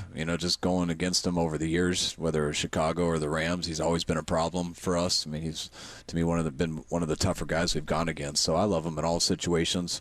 I also love Etor. I mean, Etor's had a hell of a camp. We brought him here for a reason. So I look at it as we have 3 starting defensive ends, and that's really kind of what we want. We want to keep those guys fresh. We like to kind of platoon our guys and rotate them, and you'll find out as the year goes, like who's more skilled in certain areas than others. But both of those guys bring value in the run game and the pass game. And last one, do you see Lenore as strictly an outside guy, or do you see him kind of bouncing back and forth? What do you think his role is going to be this year? Well, Demo's capable of doing both at a high level, which makes him such a good player. You need a corner on the outside, or it's a huge liability. And as long as you have that, then I love Demo inside because it gives him a chance to make more plays. Demo is so physical. He's such a football player. He can cover, but he plays kind of with a passion where he loves to run and hit. He loves to get after the ball and stuff, and I think that can be a little bit more fun inside, and he can have a little bit more impact, but you got to make sure that you're solid on the outside also. Coach, as always, we appreciate it. Hopefully get through the last preseason game unscathed, and we'll look forward to talking to you before the game against the Jets. All right, guys. Good talking to you. Thanks, Take care. Thanks, Coach. I appreciate it, man. Good stuff there from 49ers head coach Kyle Shanahan. Lots to get into. Starter's going to play, and he says it'd be a good thing for them to get out there and play, looks like a handful of plays, or he said maybe even a full half or a quarter and a half, depending on situations, on Friday in Vegas against the Raiders. We'll get into more of what Kyle had to talk about. Still no updates on Trent and Brandon Ayuk. We'll talk about it next on The Sports Leader.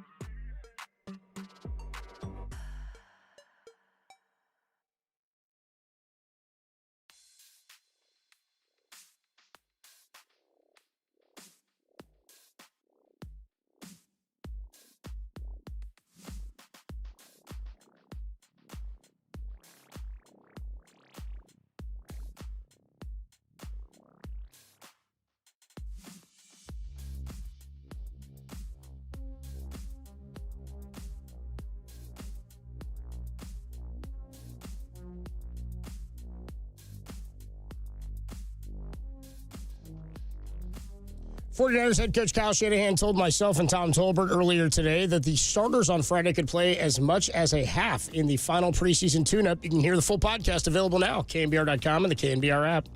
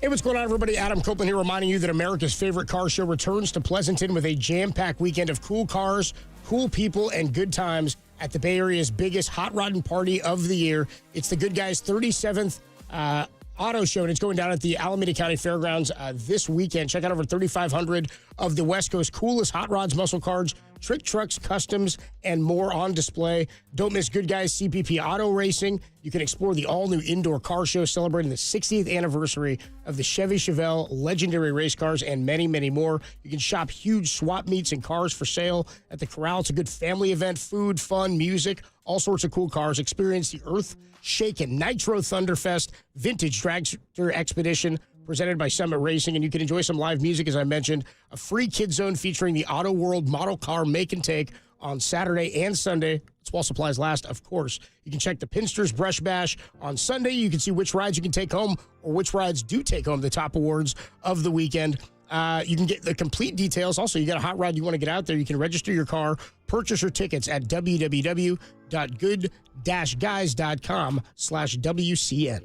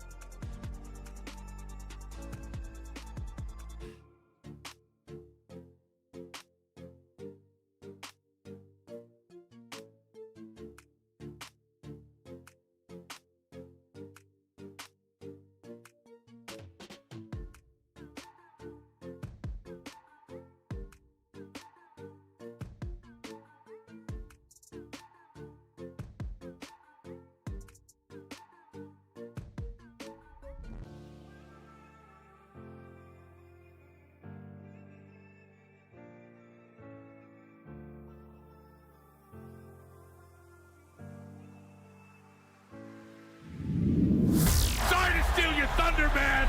Be caller 10 now to 415-896-KNBR to win the 49ers Team Store gift card and qualify for the 49ers Season Pass Grand Prize.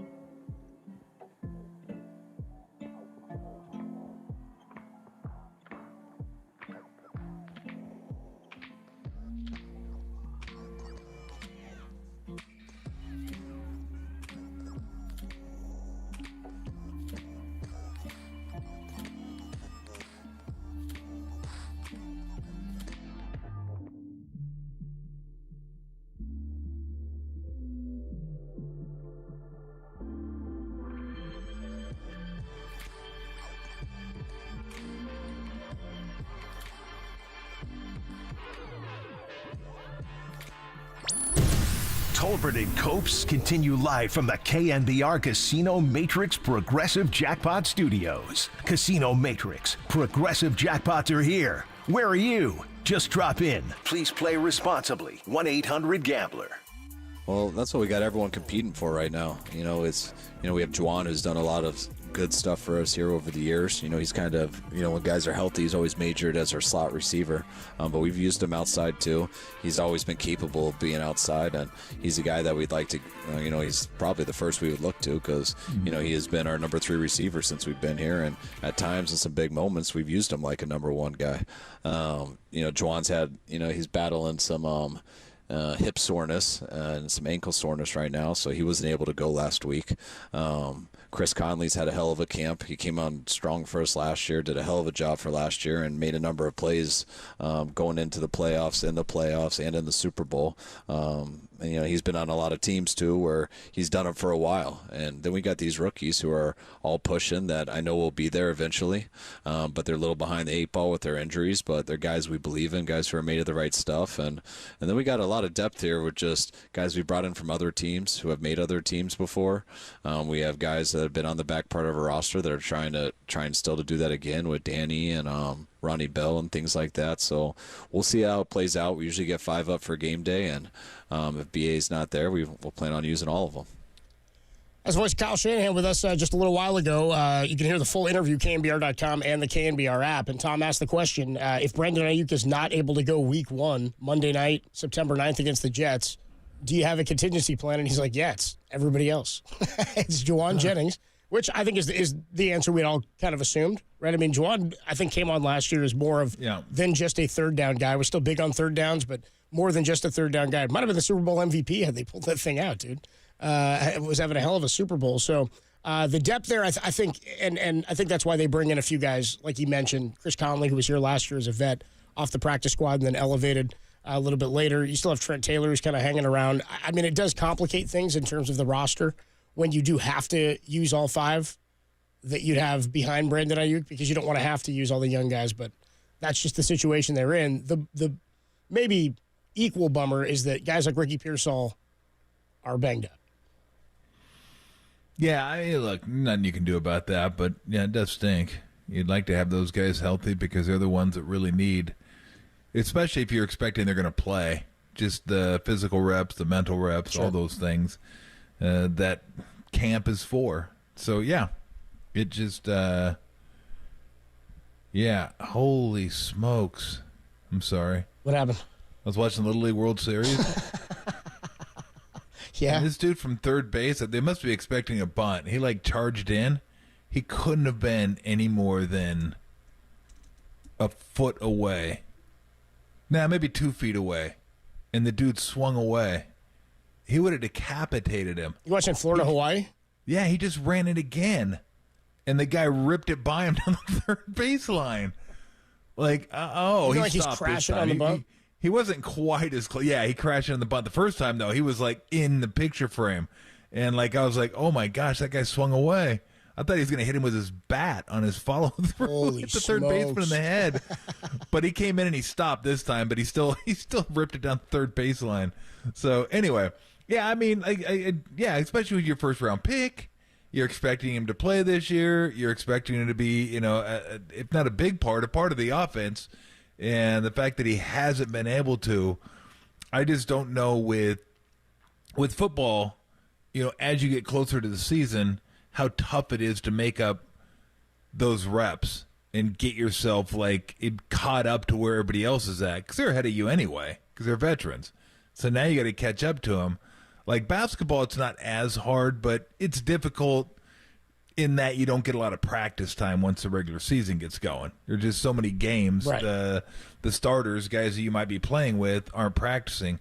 I don't know how that works in football, how much practice time there is, how much time is dedicated. Like they always talk about the reps a first-string quarterback and a second-string quarterback will get, and it's not a lot for the second-string quarterback once the regular season starts. I don't know what's that like for a receiver. Like if you're the third or fourth, well, if you're the third receiver, a lot. But if you're the fourth receiver, how many reps do you get? How many times do you go out there and replace like a Juwan Jennings or or Brandon Ayuk because you're playing catch-up at that point. So is he going to be playing catch-up all year? Don't know. But, yeah, I'm sure they were expecting to get some production from him this year, or at least hoping to, and he's been hurt. So I guess just based on his tone and the fact that he mentioned him first, I'm thinking it's Juwan. Like, he'd be the guy. Yeah, that's how he talked about him. But then I don't know who's the slot guy. Maybe he puts Connolly outside and Juwan inside on third downs. Maybe that's the way. Maybe that's the way you make it work. Is that he'll be your starting receiver on the outside, and then when you have a three wide receiver set, then Connolly would go outside and Juwan would bump down inside. Was that a tell that Conley's in, by the way? Because I think there's people of different belief, even who have been covering the team throughout training camp, that they have a lot of receivers to figure out who would be the six they'd roll with, even if Brandon Ayuk is here. Yeah, well, right? it sounded like him. He mentioned Conley by name. Yeah, he's a vet. He mentioned him second, and he also mentioned his productivity last year, especially down the stretch and in the playoffs. He had some big catches in the playoff Super Bowl. So, if I were him, I'd feel like that's a good sign. That he was someone that he mentioned by name and mentioned him second. So you could be right though. I mean, who knows what he's thinking? But I would say Juwan would be the guy if he can't play. And look, by he can't play, it means he's not on the team. Like he's suiting up for someone else. Because even though I did ask him about the bad back, I think everybody got the point. That was being very facetious. Like he did that. He has a bad back like I had a bad back when I was put on IR sometimes. How's your back feeling? That's fine. No, it's not. It isn't? Damn. All right. Guess I'm going on the IR for a few games, because that was always the easiest one to sneak by. Like it's hard to tell if someone has a bad back or not. You can X-ray the back, the muscle. Oh, it's so tight. It's tight down there. I don't know. I can't get it loosened up. Got to sit out for a couple games. So I mean that's all that is. It's not a bad. I guarantee you, if he signs today, he practices tomorrow, that back will get better real quick. Which is why they're not finding him right now, because as Kyle said, you find him, he'll just say, I got a bad back. And everybody knows that's a game that's being played. Well, because he's there. If he's not there, then he gets fined. It's like that's why Trent Williams is getting fined. Exactly. Trent Williams is like, no, I'm healthy. I'm just not showing up. Yeah, give me something. You guys are going to pay those fines when you sign me. That's how it's going to work. With Ayuk, it's like, I'm going to show up. I don't want to get fined, but I'm not going to practice, so I just have a bad back. Yeah, so everybody knows. I mean, it's not like everybody's. I mean, I'm sure some of the players are probably walking up to him, going, "Yo, how's the back?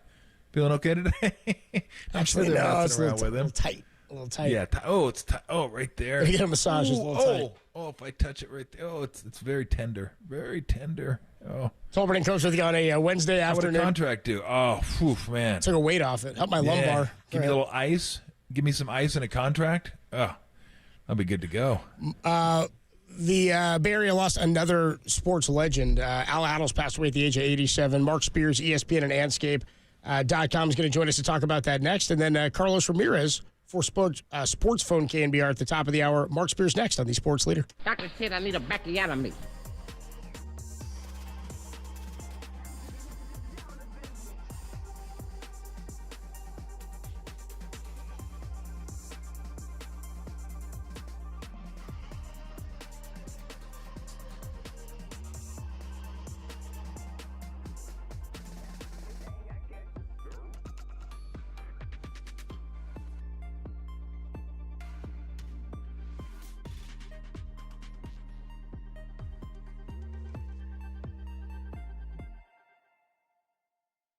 Hey everybody, Mr. T here for Alex Kugelman and the team over at Kugelman Law. You can reach him at sftaxteam.com if you're feeling overwhelmed by IRS tax problems. And I know you're thinking, Tom, we've got a ways to go before taxes.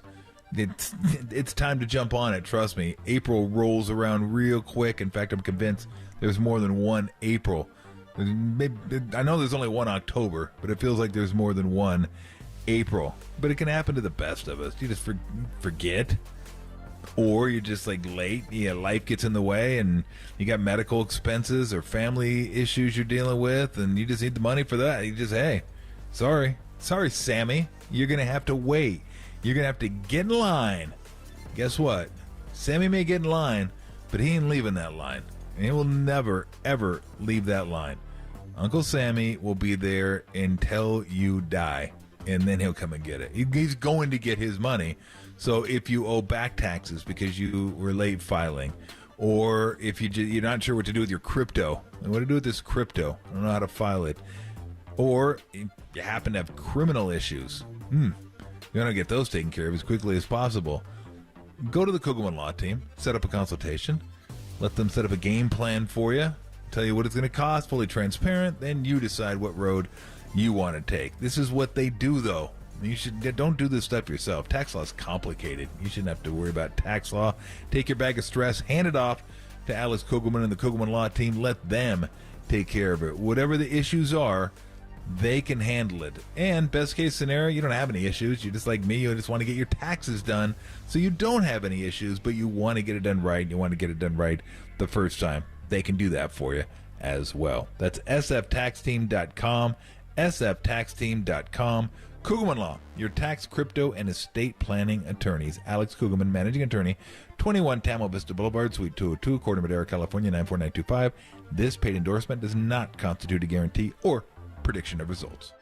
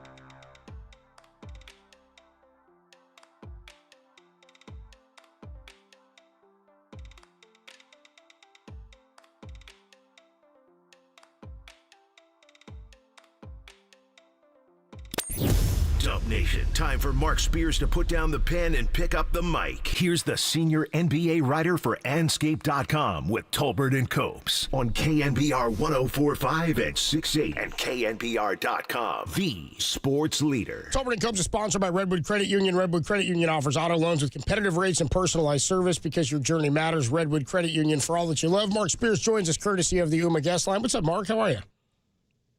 Oh, man, just got back in town and flew back from Paris, and in the midst of my flight, man, I got the news, on Coach, man, and the crushing news. I talked to Junior, before I went to the Olympics, and he kind of gave me a warning that Coach Attles was, not doing well, and he told me that, definitely I should come by and see him soon. And I was, you learned about timing of the essence. And I'm like, hey, do I need to go before the Olympics? He's like, no, I think he'll be good.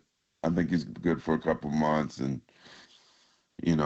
obviously the world, had a different idea for him. So I was literally coming back, hoping to come see him. And sadly, I'm kind of kicking myself now, man. It's that I didn't get the opportunity. But, such a amazing man, Coach Attles, and when I moved back to the Bay in 2009, you know, when you grow up in the Bay Area, you know who Coach Attles is, right? Like it's just he's part of the Warriors fabric. And so when I used to go to the games in 2009, I was walking by press row, and I noticed he had a seat there. Tom, you remember he used to have his seat on press row in Oracle. And can you guys hear me? I'm just talking. Yeah, we got you. Yep. No, I got you.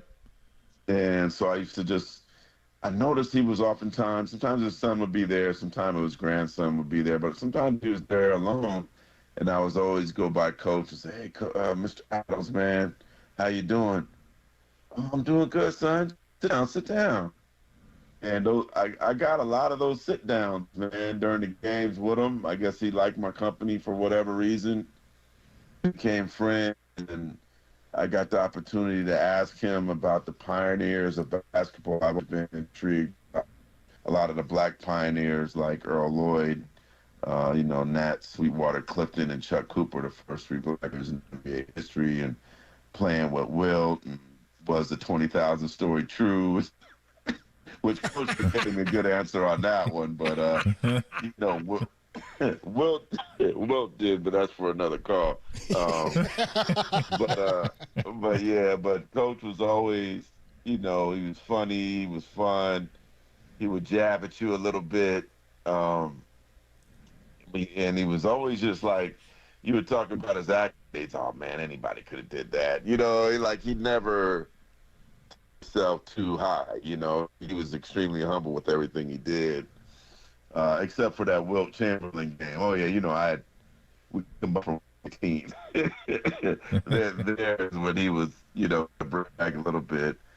But anytime I would sit there and would be critical about the Warriors or a move they did or didn't make, and he never would take a shot at the Warriors, man. I always he loved the Warriors through and through. And so I just through all those sit downs with him, sitting at the games with him, I thought Raymond Ritter would get mad at me because I would leave my press seat to go sit with Coach. But I think he understood, man, the importance of sitting next to a legend like when you could.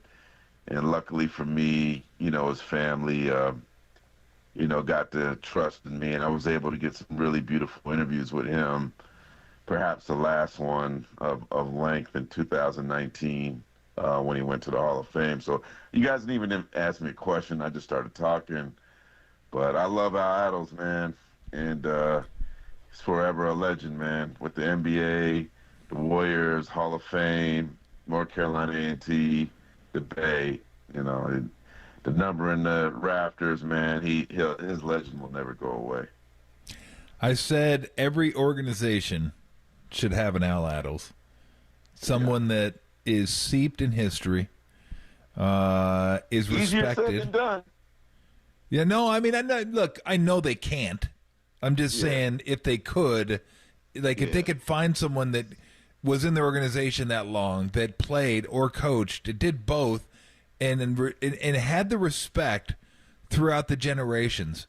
It had been a long time since he played and coached when I played for the Warriors. He was in his 50s, but I knew who he was, and you never know how someone's going to be until you meet him.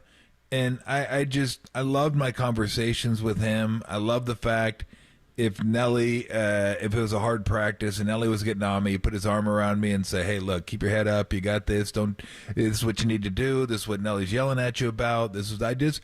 All those sort of things. Always asked me how my family was. I remembered my wife's name, mom and dad, all that. I mean, just everything about him was just, it was perfect. It was like the perfect guy to have in your organization because he'd seen it all, he'd done it all, and everyone respected his voice. And just to hear him talk to you, you felt like, man, why didn't I think of that? Like this guy, I totally get it. And he's also the guy, Mark, that if you wanted to clear out a bar room, you'd want him on your side too. Like he also had that going for him. I never got to know that. I mean, how would we know that guy, right? But you get reminded of it when you watch that video from 75 or 76, the final, when he got out, how fiery he was. Yeah. But, the guy I got to know was sweet as pie, man. I wish we would have saw him get mad at somebody in Oakland one day. You know, we used to like a Buttercup Grill. Buttercup Grill. Buttercup Grill and Jack London. Yep. I met with him a few times. That was the spot. I like, Coach, they got better breakfast in Oakland, man. But, okay, that was a spot, though, So he go to Buttercup Grill, man, and he had this, I'm sure Tom been to the house, man. They got this amazing, beautiful house on, I didn't even know Oakland Hills went that high. It was a long way up to get to their house, right? And I used to mess with Coach. He said, I'm like, dang, Coach, you like this? Man, this ain't nothing, da-da-da. And I'm like, Coach, you so high up now, man, you're not that far away from heaven. So, I feel like he had a quick ride to heaven from that house, man, because I know those gates was waiting for him to come in, man. He was such a great man. Do you think, because when I think of him, I think of a kind of a Bay Area icon. And I don't know if we think of him enough until today for a guy that meant as much to an organization, won a championship here as a coach, the first championship the Bay Area Warriors ever won, and just such, again, I said he was kind of like the Warriors' Northern Light. Like, he always pointed true. Like, you always knew what you had with Al, and if you were wondering if you're veering off course, all you had to do was ask him. And that's another thing about Al, too, and Nelly mentioned this. We had him on earlier. Yeah. He didn't offer advice. You had to go talk to him, and when you did, he would tell it to you straight. But, I always think of, LaRussa and Madden, Bochy and Walsh, Montana, Steph now. I mean, there's a bunch of them, but he kind of gets lost, and he's been here so long. He's a guy we should think about, one of the first, because of how long he's been here and how much he meant to the organization. But he's kind of been in the background for so long. I think people kind of forget about him, and they shouldn't. And he wasn't a loud guy, man. He wasn't like Billy Martin. Right, he wasn't like that, or LaRussa. Not that LaRussa was a super loud. I mean, no one was like Billy Martin, right? But certainly very, quiet to himself. And that was one of the cool things about the last finals, was there was a reminder of the history with him.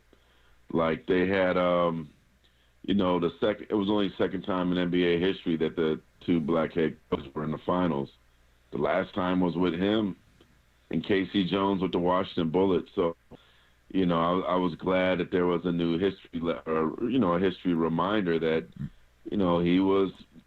he made history there. He's one of the first black head coaches. He was one of the first black executives.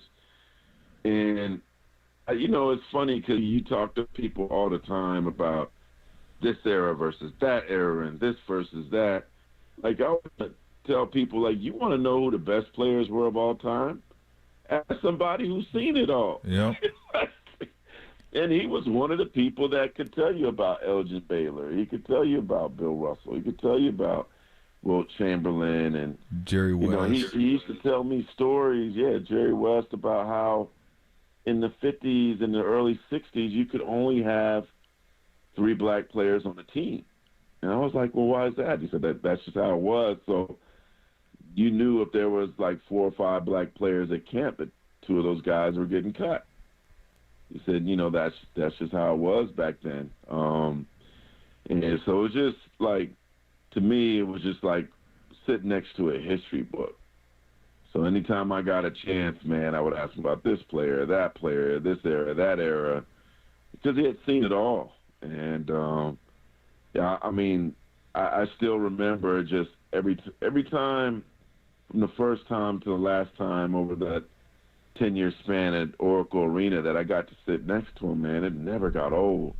I never got, I never took those sit-downs for granted. I always looked forward to them, always enjoyed them, and I'd probably half watch the game sitting there listening to him.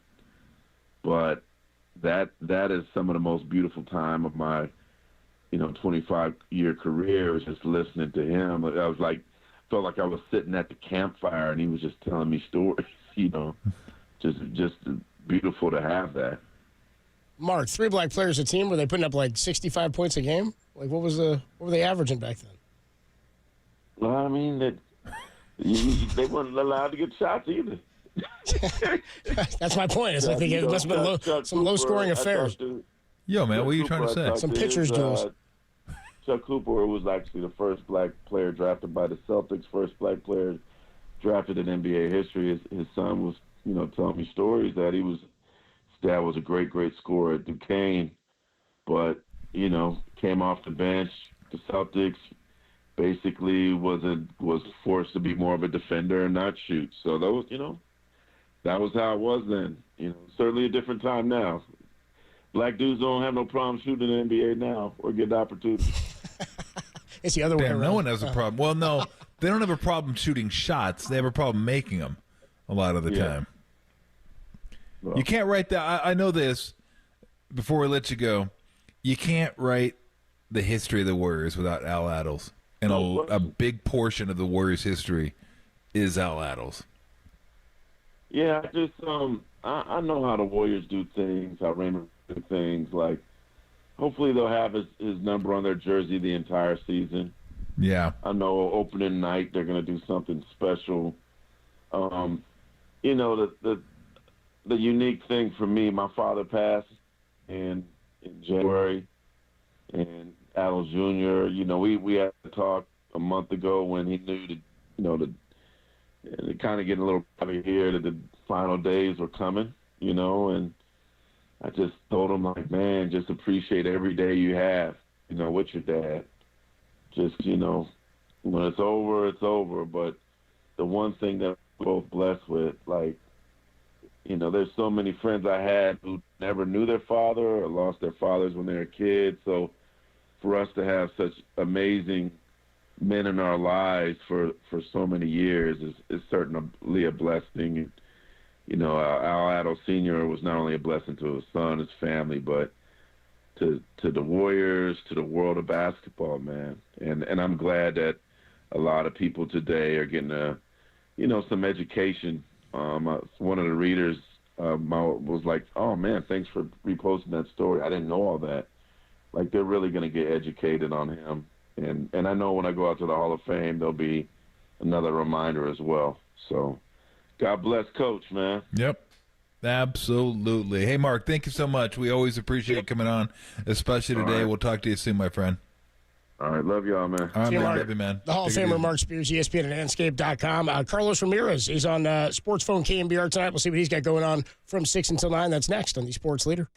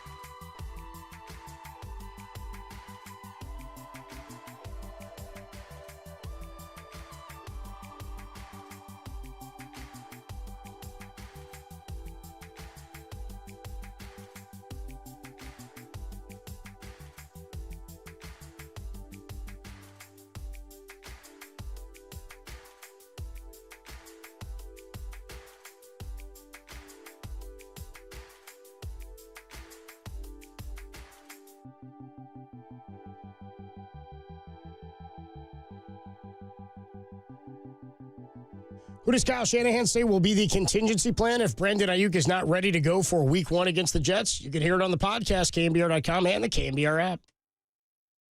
Hey, everybody. Mr. T here for Xfinity. Do you know how many devices each home has on average that are connected to Wi-Fi? It's a lot more than you think. It's amazing how many devices are hooked up to your Wi-Fi. The point being, you want to make sure you have Wi-Fi that can handle all of that. Not 4, but 4 and then times 6. 20 devices, 25 devices. Not that that's an issue for Xfinity. They can handle hundreds of devices. So it doesn't matter what you're doing, working, going to school, streaming, gaming, TikToking. Oof. Doesn't matter. Everybody gets to do what they want to do, and the Wi-Fi just hums along beautifully. Why? Because Xfinity engineered their gateways to handle hundreds of connected devices. That's right, hundreds of connected devices. So your 2025, while it seems a lot, that's light work for Xfinity Wi-Fi. Now through September 21st, customers can get Xfinity Gig Internet for $25 a month for 2 years when you add Xfinity Mobile with unlimited data. Plus, get Peacock Premium, a $7.99 monthly value included. Make sure your home Wi-Fi can handle everything you throw at it and then some. Visit Xfinity.com, call 1-800-XFINITY, or visit an Xfinity store to switch today. Xfinity, bring on the good stuff. Restrictions apply. Requires paperless billing and auto pay with stored bank account. Equipment taxes, fees extra. Gig Wi-Fi requires Xfinity Gateway. Xfinity Mobile requires Xfinity Internet. After promo, regular internet rates apply. Actual speeds vary. You love sports, you love high def, you love Wi-Fi that can handle everything and then some. You will love Xfinity.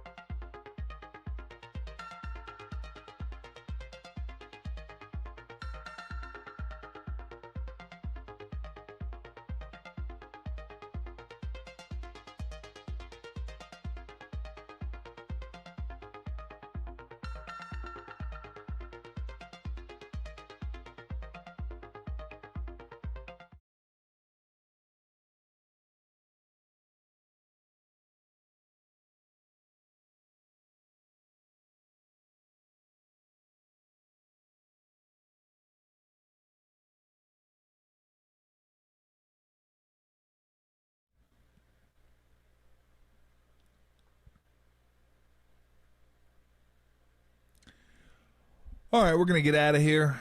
Hand it over to Carlos Ramirez. He'll take you right up until 9 o'clock.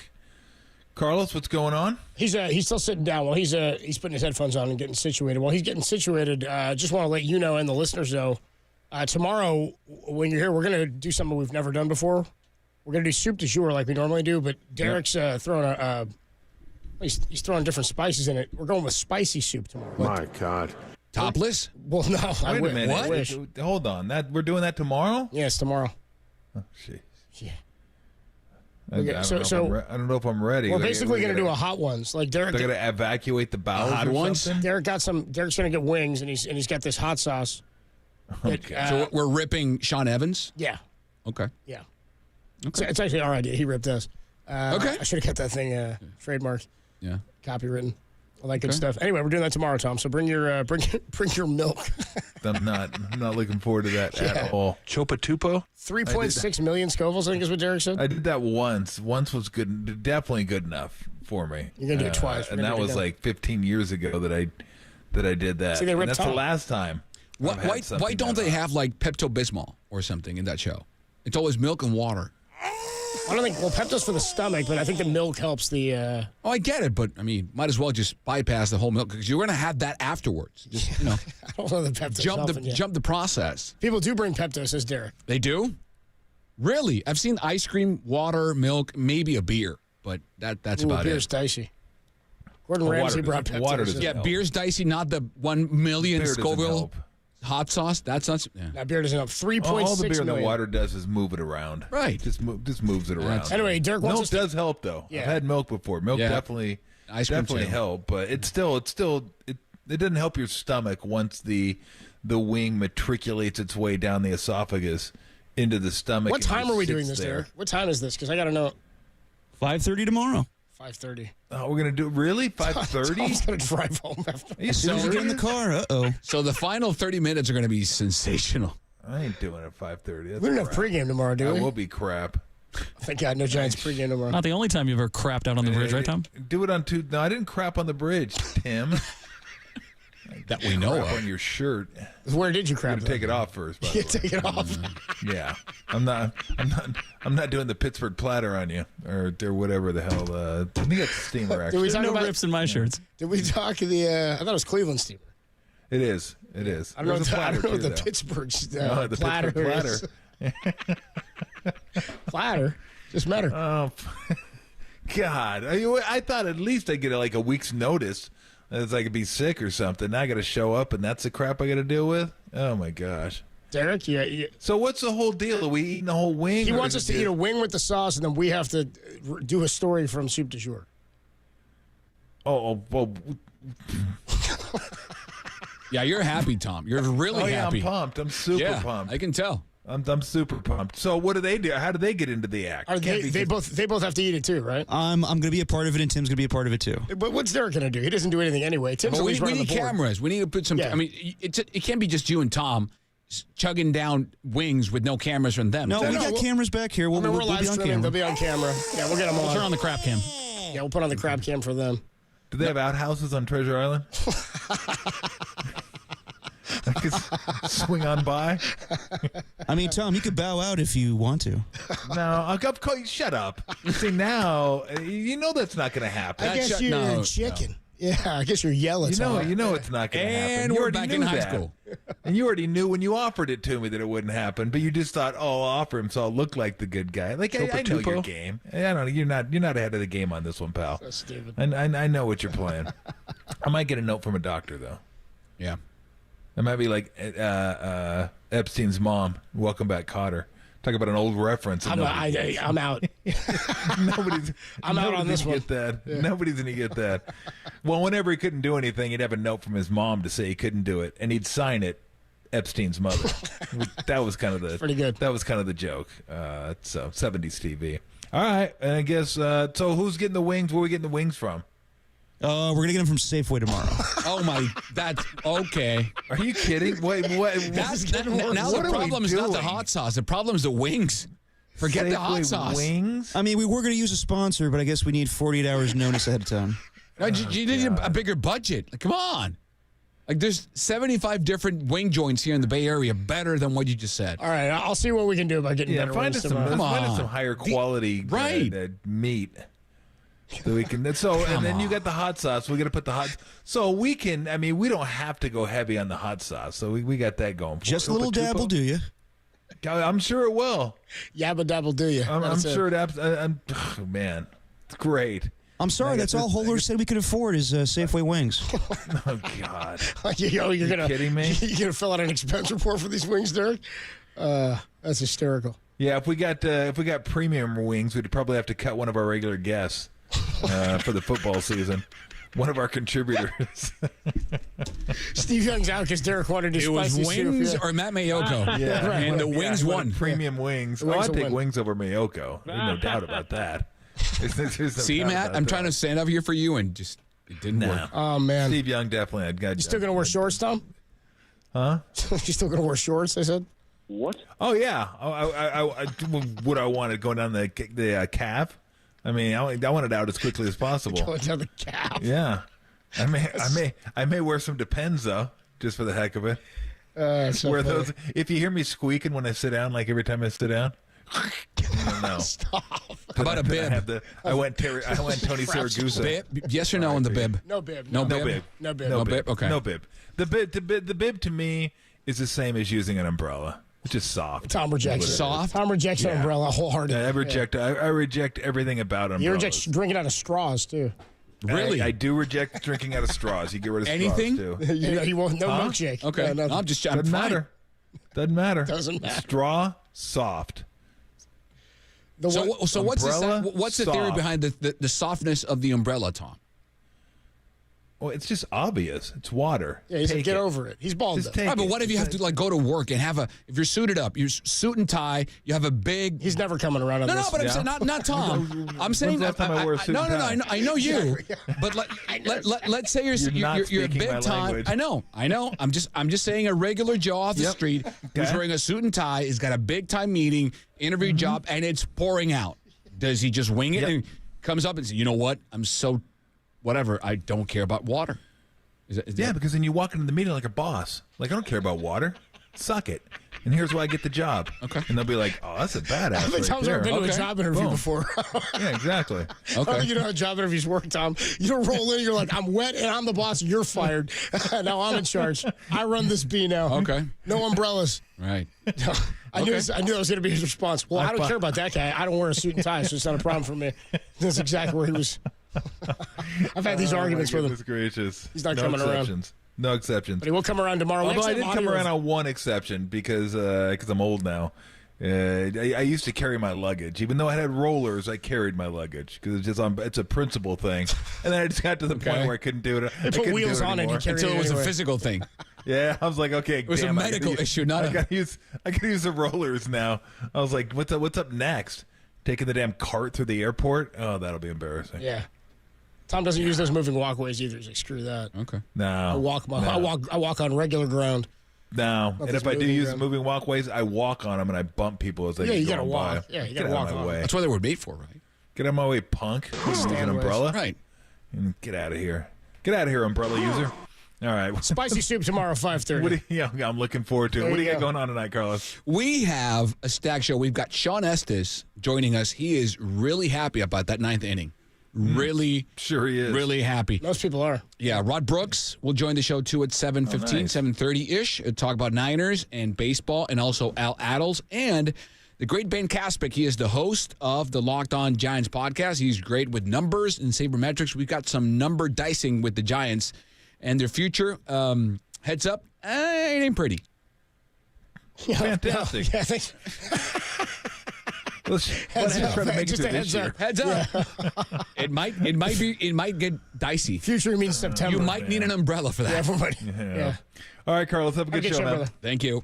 All right, stay tuned. Carlos is going to take you right up until 9 o'clock. I feel like I've been thrown into a dryer. Like that was good. They were gonna have the show's over. Gonna go just chill, have some dinner, and now I got to think about eating a damn hot ass wing with that 100 million Scoville units attached to it. It's gonna be coursing through both my smaller and lower intestine before it gets to the anus, where it's really gonna wreak havoc. So I'm not looking forward to that at all. I'm just not. Call 1-800-STEVEN. Oh, man. 5:30 tomorrow, 3.6 million Scovilles down the chute. And, Tim, you better come with some good soup. 3.6. Yeah. That is so hot. Like, that is so blistering hot. Oh, my God. Jeez. Who's going to take it the worst? Who do you think takes it the worst? Tim? He's waving his hand. Probably Tim. Mayonnaise, Tim Webb, yeah. Probably Tim. Tim eats mayonnaise. He's like, oh, how many Scovilles? Yeah. Jesus, it's hot. That was hot. How many Scovilles? Tim washes down mayonnaise with milk because it's too hot. Yeah, it's too spicy. It said Hellman's. I thought, hell, that's hot. I thought that was a chili pepper down there for the heat rating. I'm here for neutral. All right, let's take our guests. We had Kyle Shanahan on today, Mark Spears, and live from Hawaii playing gin, Don Nelson joined us to talk a little bit about Al Attles as well. Thank you, Derek. I appreciate putting the show together. Great job today, Tim. Well done, as always. Everybody start your asses up for tomorrow. Let's get going. See you tomorrow, bro. 5:30, see you, Copes. All right, Carlos Ramirez with you until 9 right here in the Sports Leader. Take it away, Derek. Oh, my God! Oh! Shut it down! Let's go home! It's time for you to sound off, for you to speak your mind. This show is for the faithful. Touchdown! Dub Nation. Bang! Steph Curry again! And the seam heads that bleed orange and black. This is Sports Phone KNBR. Sponsored by Industrial Metal Supply on the Sports Leader. Check the live stream on YouTube at KNBR 1045.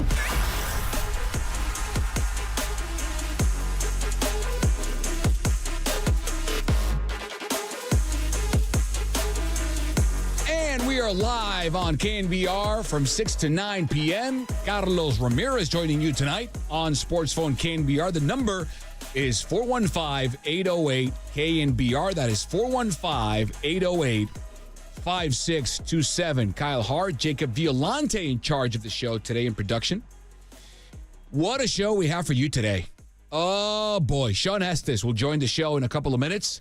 Then Rod Brooks, he'll join us. Talking some Giants and 49ers. He is part of the combo of 3 that we have on Niners pre- and postgame live on NBC Sports Bay Area. Plus, Ben Kaspick towards the end of the show. He is the host of the very good podcast, Locked on Giants, to talk about today's kind of debacle for the Giants against the worst team in baseball and perhaps one of the worst in history. The number is 415-808-KNBR. That's 415-808-5627. And that's where we begin.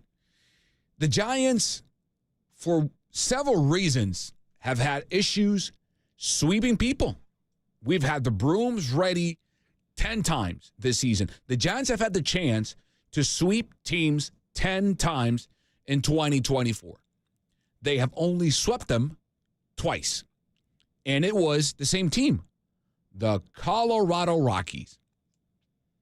And we get it. Sweeping is hard in baseball. There's several reasons for that. One of them is if it's a 3-game series, because you can have, 4-game sweeps. But if it's a 3-game series, that third game will be getaway day. That means it's a late night game the day before, usually, and then you have an early game the next day. So there's attrition, right? There's fatigue. There is mixing up the lineup so you can get some guys a day off and get them off their feet. And that plays a part. That's part of the problem. The depth of this team has been challenged this whole year because of, again, several reasons. One of them, the main one perhaps, is injuries. The other one is, the lack of production or depth in certain spots from the farm system. But the problem is there's so many players you can bring up from the farm system and not deplete said farm system. But it wasn't very deep to begin with. And that's just facts. Going 10 years, let's go back to 2014. According to MLB Pipeline, if you go back to 2014, they measure the farm systems twice a year. They do a preseason ranking, and they do a mid-season ranking. Why? Easy. Trade deadline comes, and prospects get moved. So they rearrange the farm systems based on the moves that occur. Makes sense. So if you go back to 2014, pre-Farhan Zaidi era, and you add it up to 2024, still the Farhan Zaidi era, every year MLB ranks the top 10 farm systems. Twice. That's 20 spots every year. Times 10, that is 200 spots in the top 10 over the past 10 years. Are you following? Good. 200 spots. The Giants have occupied 2. Of 200 possible spots, the Giants, let me repeat that again, have occupied 2. That means twice in 10 years, the Giants have had a spot in the top 10 farm systems in baseball.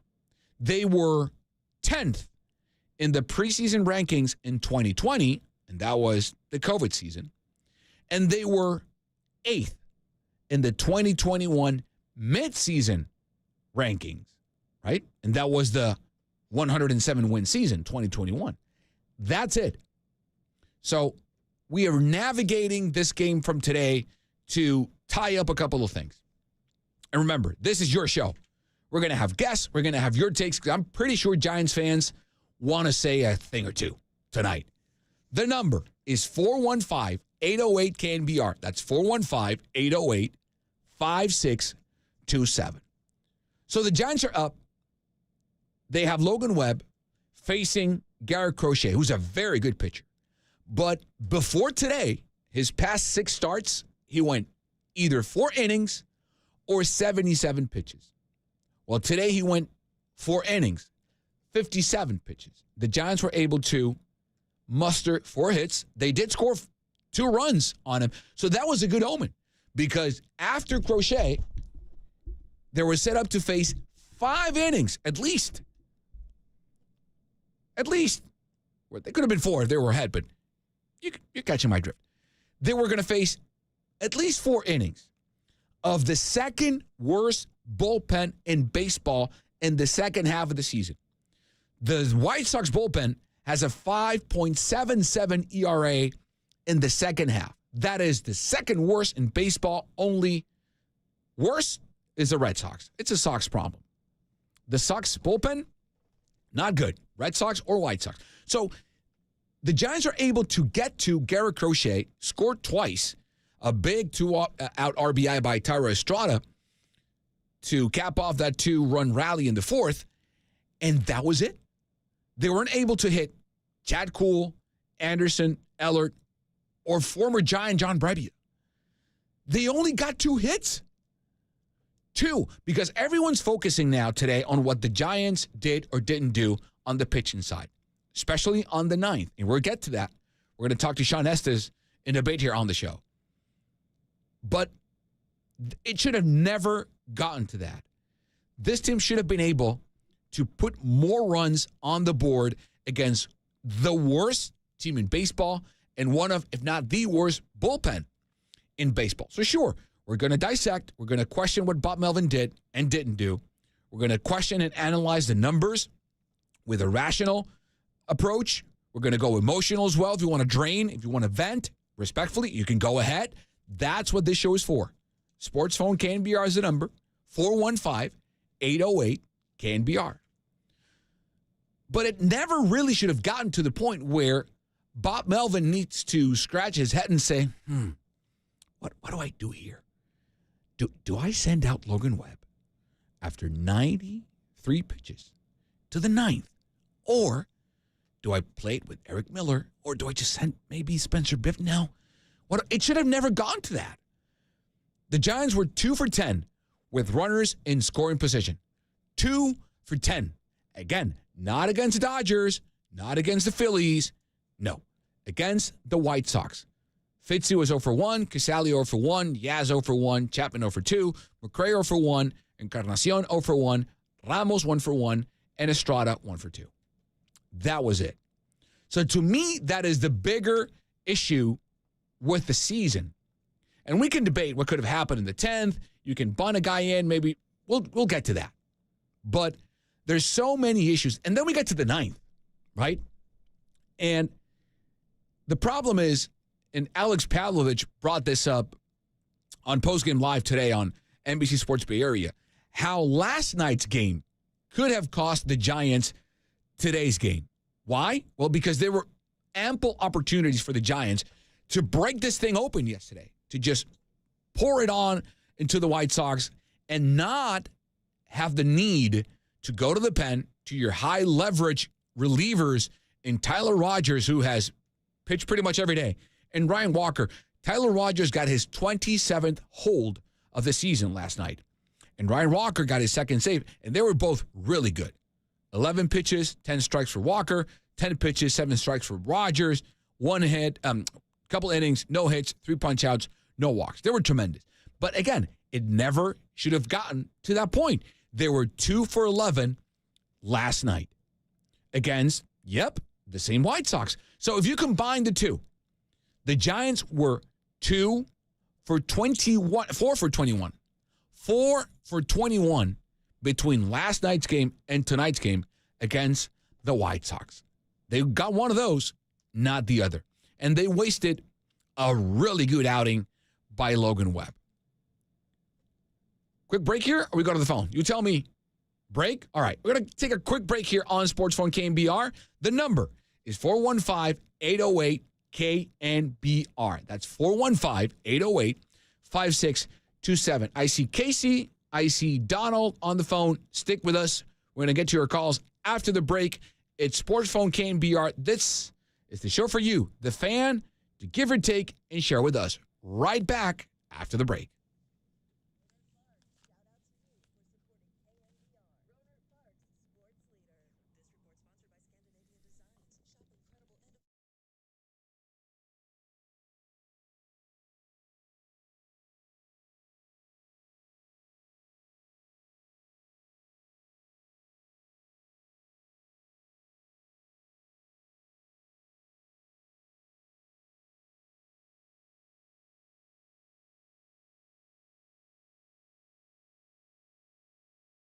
Kyle Shanahan joined Tolbert Copes with no new breaking Brandon Ayuk news.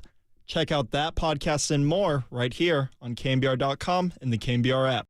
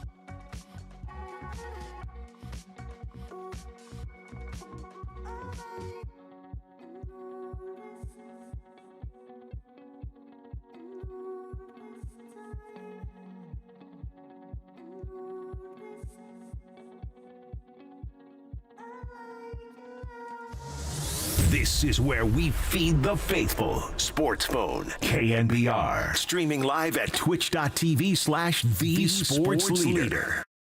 Any consideration of keeping Webb out for the ninth? No, I think that was it. Was there a conversation, or was he willing, or was it just... Yeah, well, after the 7th, we were considering taking him out, and we said one more, so he knew that was it.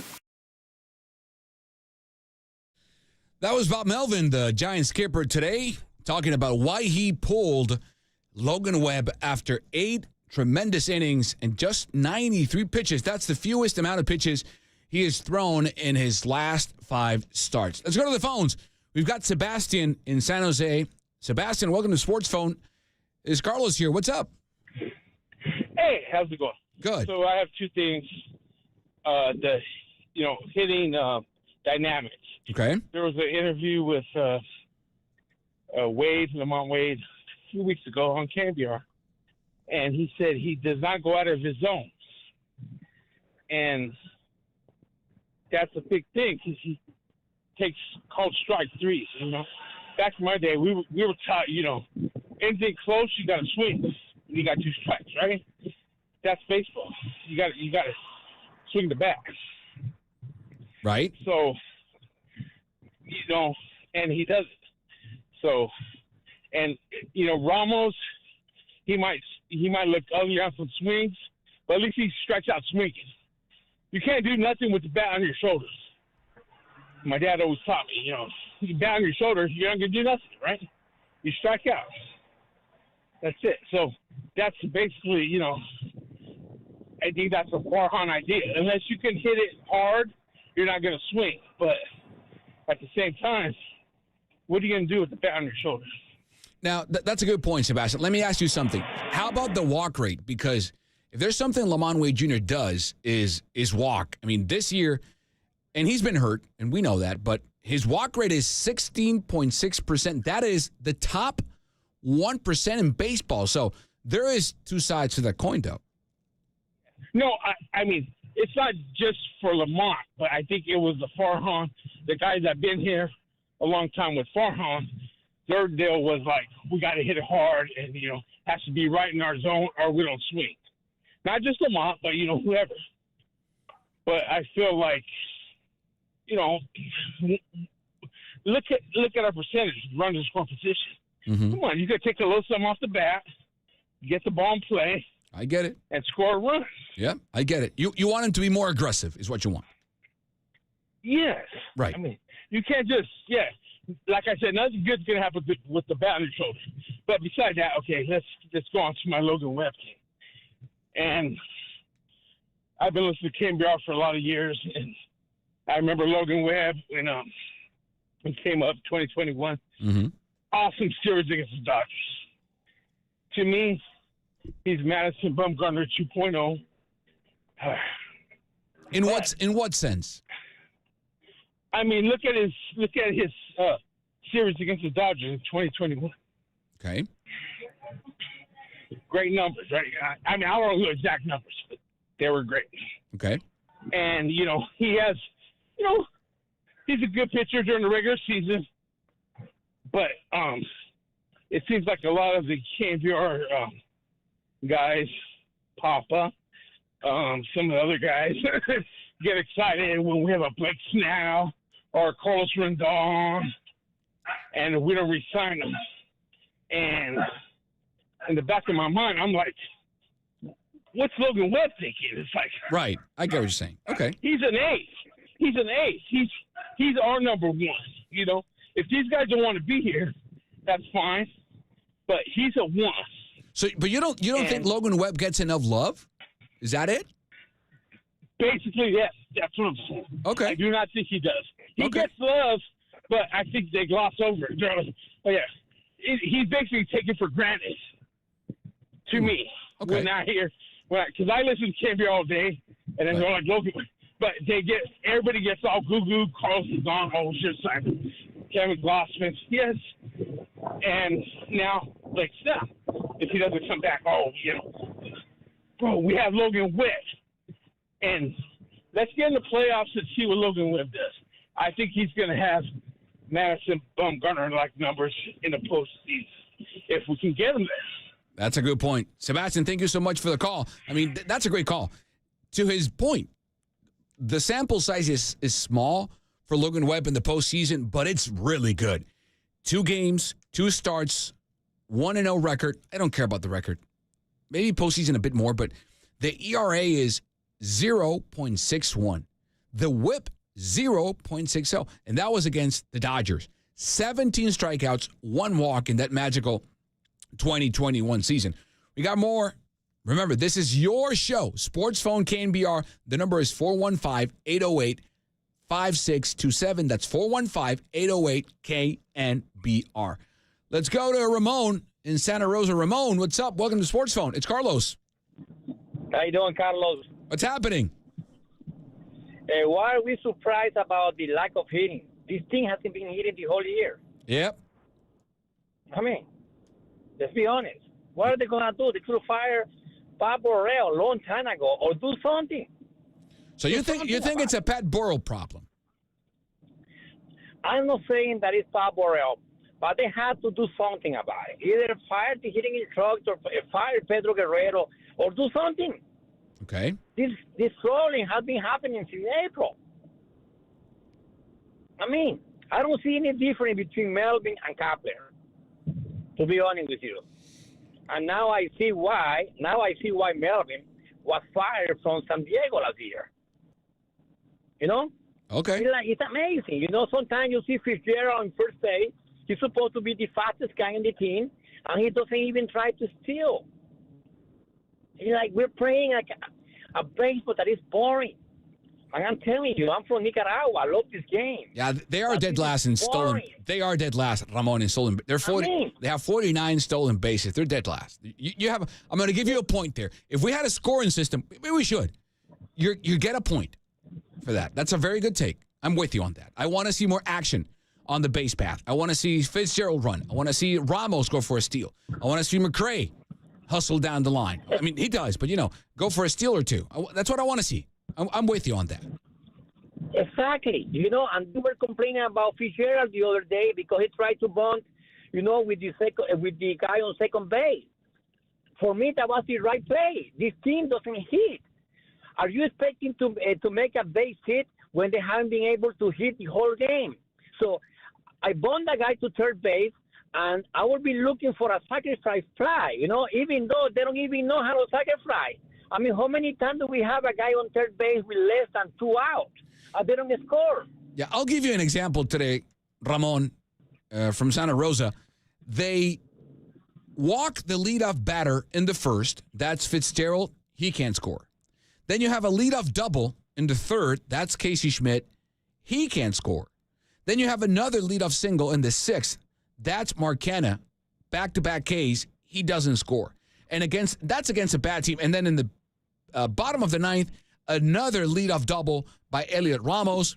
And, yep, he doesn't score. So you had 9 innings where you had 4 different leadoff guys get on base, 2 of them in scoring position, and you weren't able to score them against the White Sox. Yes. Yes, exactly. Against the worst team in the MLB. Yep. Ramon, I love your passion, brother. Nicaragua and Venezuela together. I love it, Ramon. Thank you. All right, Carlos. Take care, man. Ramon from Nicaragua. People don't understand, man.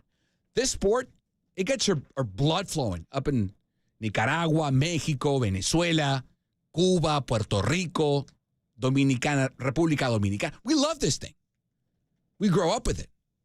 I've seen my mom angry, throwing stuff around the house.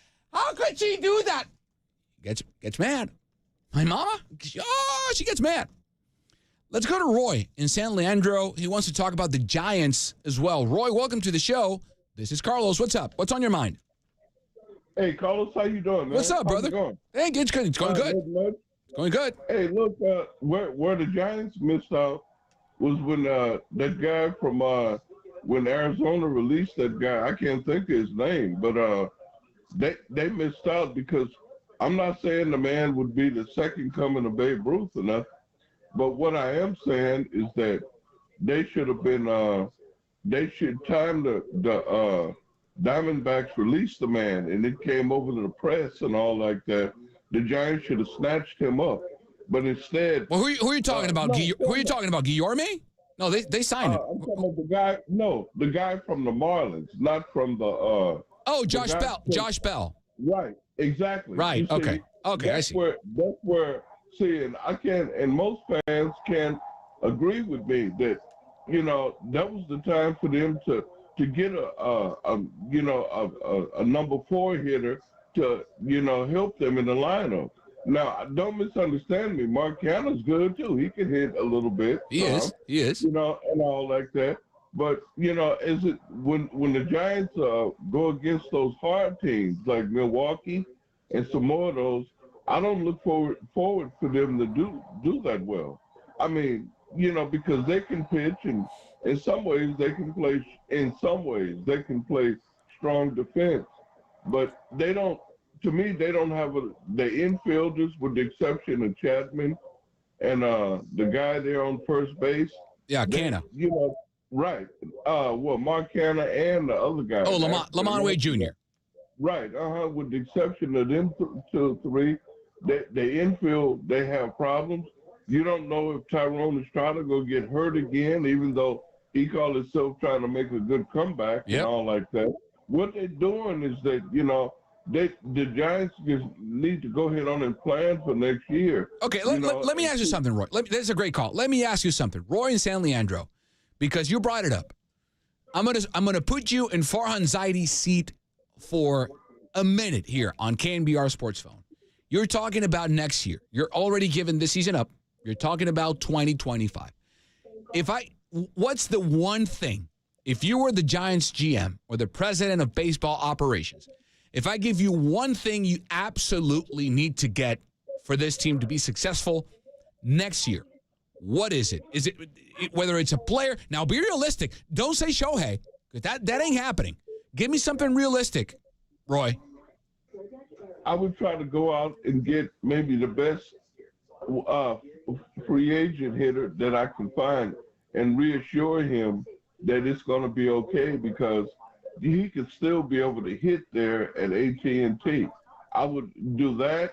Then I would start looking forward to the future, even if it means trading one of my pitchers, somebody like Wynn or maybe one of them other guys or something, because, what I'm saying, the Giants got the making of a good team. So you would go after Juan Soto. That's the big guy. I mean, the biggest fish in the pond in next year's free agent class is Juan Soto, the 25-year-old phenom currently wearing pinstripes. So you would go after him. I would make a substantial offer, but I don't see him coming to the Giants. That's the thing. I would go after somebody else if somebody else available. How about Pete Alonso? Roy? Maybe. Just maybe. Okay. Maybe, because you still have 2 good first basemen. But what I'm trying to get you to see is the Giants got the good making colors of a good team. They got pitching, and they have strong. I mean, they have some strong, like I say, infielders, and then outfielders come next year. You see, you got some of them guys. They can hit some, like that last caller called in. Yep. They can hit some. Yep. But they don't hit in situations. Yeah, they need a thumper. They need a thumper. Right. Yeah. So what I'm saying is that they need to possibly either go out and hire somebody.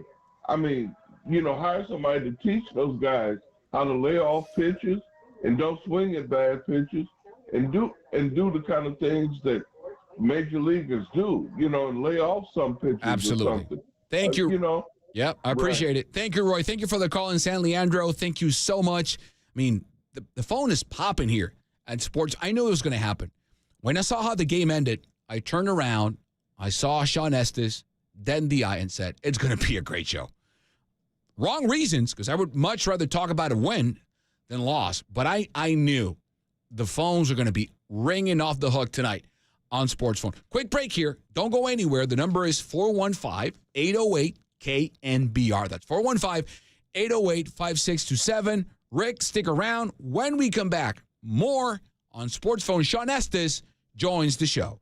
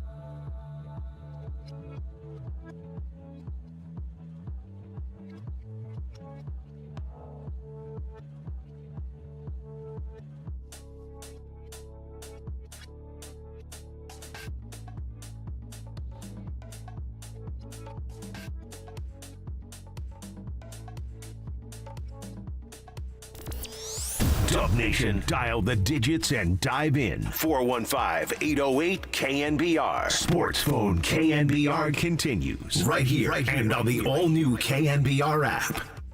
Yeah, anytime. A deep outing like that, offensively we got to do a little bit more. Yeah, we just got to do a little bit more. It puts a lot of pressure on him when he has to go, keeps going back out there in a tie game. But again, we're also one pitch away in the next inning, getting to the ninth, and obviously that didn't go well for us either. So frustrating game.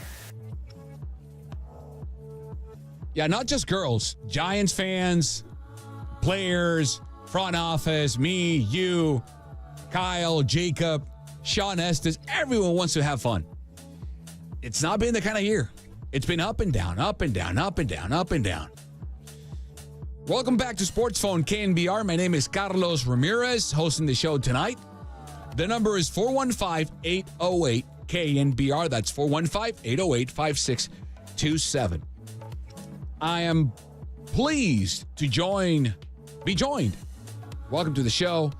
The double nickel, the lefty, the besties Estes. You saw him with me today on Giants pre- and post-game live. So he said, what the heck? Let's do it on radio too. Sean Estes joins the program via a beautiful destination that we will not reveal. Hey, Shawnee. Hey, why not? It's Lake Tahoe, baby. Well, I don't want to invade your privacy. Oh, I'm not there yet. Okay. I'm on my way. I don't want to have the Estes fan base just, know your coordinates and just go and bother you on your vacation. Come find me. Hey, I'm happy to talk shop. All right. Anybody wants to complain or talk Giants, I'm here for them, man. What I do. All right, Shawnee, we chopped it up on post and pregame live on NBC Sports Bay Area, but we have a longer format here on the radio. At this point, in today's game, what was more concerning to you? The lack of offense. They went 2 for 10 with runners in scoring position. They had 4 different times the leadoff hitter get on board. None of them they scored. Twice they had a runner on scoring position from a leadoff position. Then they couldn't do it. Or how Melvin managed the pitching side in the 9th. Well, I think that we've come to terms with the fact that this team just really struggles to score runs in general.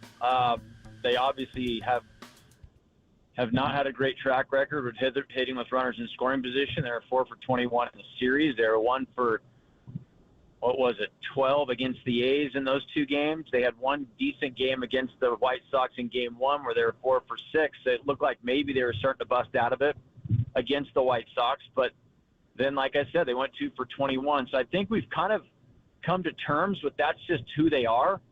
And the only way that they're going to make a run and get into the playoffs is if they pitch phenomenal, and they almost have to be perfect as far as a starting rotation in a bullpen, and they have done a pretty good job of that. I mean, we've already documented the fact that they were the worst. They've been the worst team, and it's been for a while now, and over a month of runners in scoring position. Yet, I think they were 15-9 going into today's game. So it doesn't necessarily mean it's going to equate to losses by not hitting because the pitching's done such a great job. So I would say, and Farhan even said it at the break or at the trade deadline, that we're going all in with our pitching. Right. And they got rid of Soler, and they put some faith in whoever was going to DH outside of Soler and give some of the younger guys an opportunity, but they were really going to lean on the pitching. So if that's the case, and that's how you're going to win and lose games down the stretch, then you got to focus on the pitching and how it was handled. And Logan Webb's got to be your guy in the 9th inning. And I mean, I obviously was able to take a couple deep breaths since the post-game show. Did you relax? It's emotional because, I mean, we all want the Giants to do well. The fan base wants them to do well. It's a great organization. I love the organization. I love the Bay Area. I have roots there. I mean, I obviously, for everybody, I still have a lot of friends that work for the organization that I want them to do well for them as well. I mean, everybody is all invested in the Giants doing well. We talk about the Giants. Our shows are better when they win. The energy is better. The vibe's better in the city. There's a lot of things that go into it. So, when they lose a tough game like they did today, it's emotional. And, we have a lot more information now based on, what we heard from Bob Melvin and what we heard from Alex Pavlovich, what we heard from Logan Webb after the game, as far as who was available, who wasn't available, and who was banged up, who was sick. All that factors into decisions that you're making, and we're not privy to that information prior to the game or even really after the game until we hear about it. So like I said, I've had a chance to kind of take a couple deep breaths and assess what happened that inning.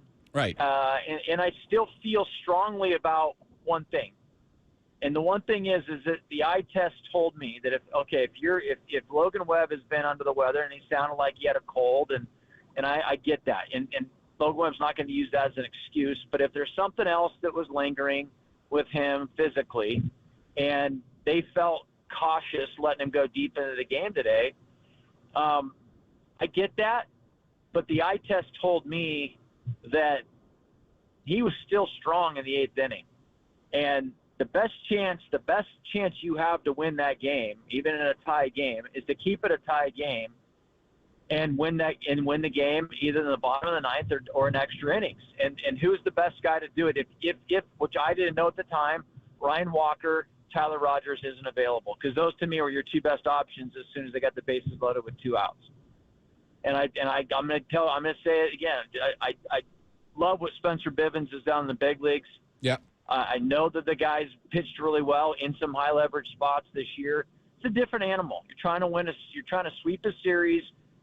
You have to manage it like it's a playoff game, because every game that you have an opportunity to win at this point that you lose is disappointing.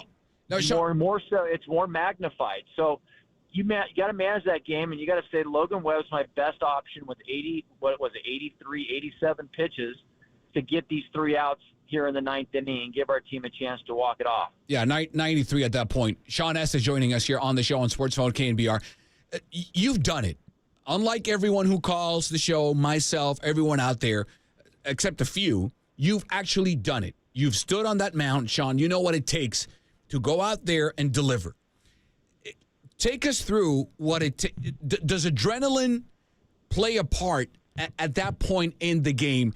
And I know every guy's different. I know, emotions are different or processed in a different way. I know adrenaline hits guys differently. But take us through what you've experienced, and is adrenaline something you can rely on at that stage of a game if you're a guy like Logan Webb, and just push back like you've had and finish the game? Is that a thing? Well, adrenaline hits you when you first get into the game, right? You feel that first shot of adrenaline, that first inning, because, you're on the mound, you're competing for the first time, you got to ramp it up, and you want to do well. And then as the game goes on, the adrenaline starts to fade, and and today Logan was locked in. I mean, and sometimes there'll be situations in a game where, it's a big moment in a game and you got to make a big pitch, and the adrenaline will kick back in again. But when you're in a rhythm like Logan was today, you're just getting the ball, you're getting the sign, and you're making the pitch, and you're executing. You're not thinking about anything else. You don't even feel your adrenaline at that point. You're just in the zone. So to me, it wasn't about the 9th inning. It was about the fact that, am I still strong? Am I still effective? And am I still locked in? Am I still in that zone? And if I am, I'm begging to go back out for the 9th inning, regardless of how I felt physically coming into the start. He averaged 93.3 miles an hour on his fastball today. That's 4 straight starts now where he's had a fastball that's averaged 93 or above. It's the only time that's happened all year long. That's a great point. His velocity has picked up as the season's gone on. Now, it's not like a 2 or 3 mile per hour jump, but it's like a mile per hour. But as his velocity's jumped up, so has the batting average against has gone down. So in the month of July, hitters were hitting over 300 against his fastball, and in the month of August, when the fastball is ticked up a notch, they're hitting $150, maybe even worse off his fastball. I know it's way under 200. So to me, the fastball velocity was still there. The stuff was still there. The command was there. He threw 5 pitches in the 8th inning. That just goes to show you right there that he still had a ton of movement on his pitches. He got a couple ground balls in that inning. Yep. I want to go back out there. I want to go back out there. I want to finish the 9th inning, and I want my offense to have a chance to walk it off. And then from there, you go from there. You got a better shot offensively to score a run because you're going to have the runner at second base. And that's not a guarantee, as we saw against the A's, they did in the 1-0 game against the A's the other day, or whoever it was, the Braves, where that's sometimes it's a fluky thing. But I would take my chances with my offense if I have a nobody out and a man on second base. So right. I have to get through that 9th inning, and I know that I don't have my 2 high leverage relievers, my closers down, my setup guys down. Don't want to use Jordan Hicks in a situation where there's not a clean inning. That was Bob Melvin's. But let's that was Bob Melvin's thinking. But let's. Then I'm going to go with. Then I want Logan Webb on the mound. Period. Okay, okay. Sean Estes joining us here on Sports Phone. Let's go back to that one. He pulled Logan Webb. Okay, I think we both agree. You and I would have rathered Logan go out for the ninth. I think we're on the same page. But he pulled him. So now he's got 3 cards to play with. He's got Eric Miller, the lefty. Well, you got 4. You got Eric Miller, yeah. Right. Yeah, I mean, you got plenty, but we've discussed 3. That's Eric Miller, the lefty, and the White Sox are sending lefty, righty, lefty on the top of the ninth. It's Nicky Lopez, Luis Robert, and Andrew Benintendi. You have Spencer Bivens, who he used afterwards, and you have a guy who has closed major league games in the past in Jordan Hicks. So I get it. You want the 2 lefties to see a lefty coming out of the pen in Eric Miller, but I think we can make a case, Sean, that the biggest hitter or hitters, plural, in that inning are Luis Robert, who is a problem even though he's got an up and down year, but he's the most dangerous hitter in that inning. And then after Benintendi, you have Vaughn, who is also a righty. So what's your take on not sending Jordan Hicks with his previous closer experience out there for the top of the ninth? Well, because they were going to use him. I mean, I don't know. At that situation, there's no more save to be had. So, and I forgot because I had thought he had pitched yesterday, so it made a lot more sense not to use him because he had thrown 20-something pitches when his last outing.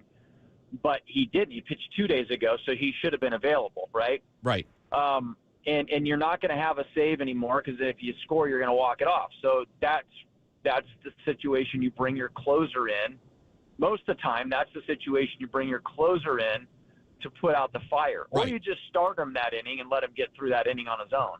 Yeah, so I'm not sure why he didn't use Jordan Hicks that inning, but that, now looking back on it, him having a day off yesterday, knowing you have another off day tomorrow, in this situation, this time of year where you can't afford to lose games, I want to trust the guys that have been there and done that. I have to go because I can answer to that after the fact. If it doesn't work out, I can at least have a legitimate reason why I went with those guys. And I don't necessarily think that should play into it as a manager. Like you have to answer to the media, but I can sleep personally better at night if I'm the manager. That if I go to a guy that I can trust in those situations that has been there and done that. Jordan Hicks has done that. He's closed big league games before. He just closed one the other day. He got his first save as a Giant. Brian Walker has done that.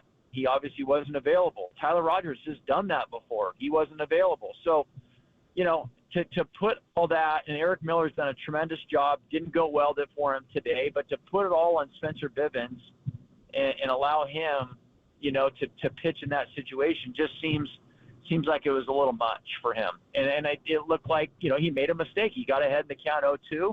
He tried to be too nasty and get the strikeout, and you could tell at that point he was squeezing the ball a little bit tighter because he didn't want to make a mistake. He wanted to get that out.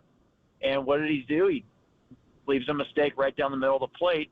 Corey leaves all over it, shoots it up the middle, and that's the ball game. So I have a tough time putting my head on the pillow at night. Right. If that's my decision in that inning. And you can go back and replay it. But another point I want to make, too, this time of year is that, you're trying to do a heat check on all your guys. Every day you're coming in, you're saying, and let's face it, Rogers and Walker have been used more than anybody in this Giant bullpen, maybe more than anybody in the league. So those are the 2 guys that when they come in that day, you want to see how they're feeling. What can you give me today? Can you give me anything at all? Can you give me a batter? Can you give me an inning? Where are we? Where are we with these guys, right? Obviously, Tyler Rogers threw 3 days in a row. Very, very low pressure, innings. I think he threw single digits in 2 of them, 12 pitches in another one. That to me, yes, he has to 31 get up and warm pitches. up and get into a game. 31 pitches in the 3 out. Can you give me an out today if I need it? Right? That's the question. And you have to be honest with them, right? I mean, as a player, you have to be honest with your manager, with your pitching coach, because if you tell them yes and you go out there and you don't perform and you show signs of fatigue and you can't get it, that's on you. and that's going to only hurt the club. Right.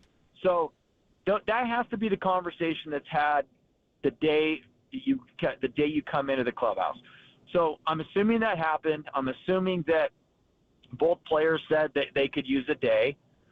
But I'm like, you know what? It's all hands on deck. I like I said, I treat it like a playoff game, and you have to relay that information to your players and say, you know, we need whoever can go out there today because I'm going to manage this to win is a playoff game, and I need to know if you can just give me an out.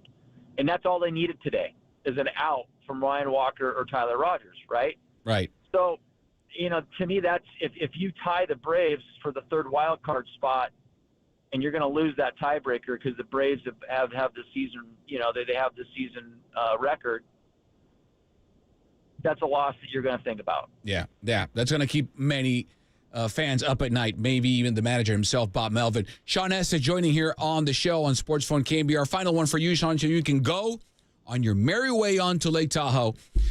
Series of 3, Seattle. It's an off day tomorrow. Then they go to Seattle for 3 Friday, Saturday, and Sunday. Birdsong, Castillo, Snell, Kirby, and Harrison against Wu. I see a lot of similarities between the Giants and the M's. Their pitching is better than their hitting.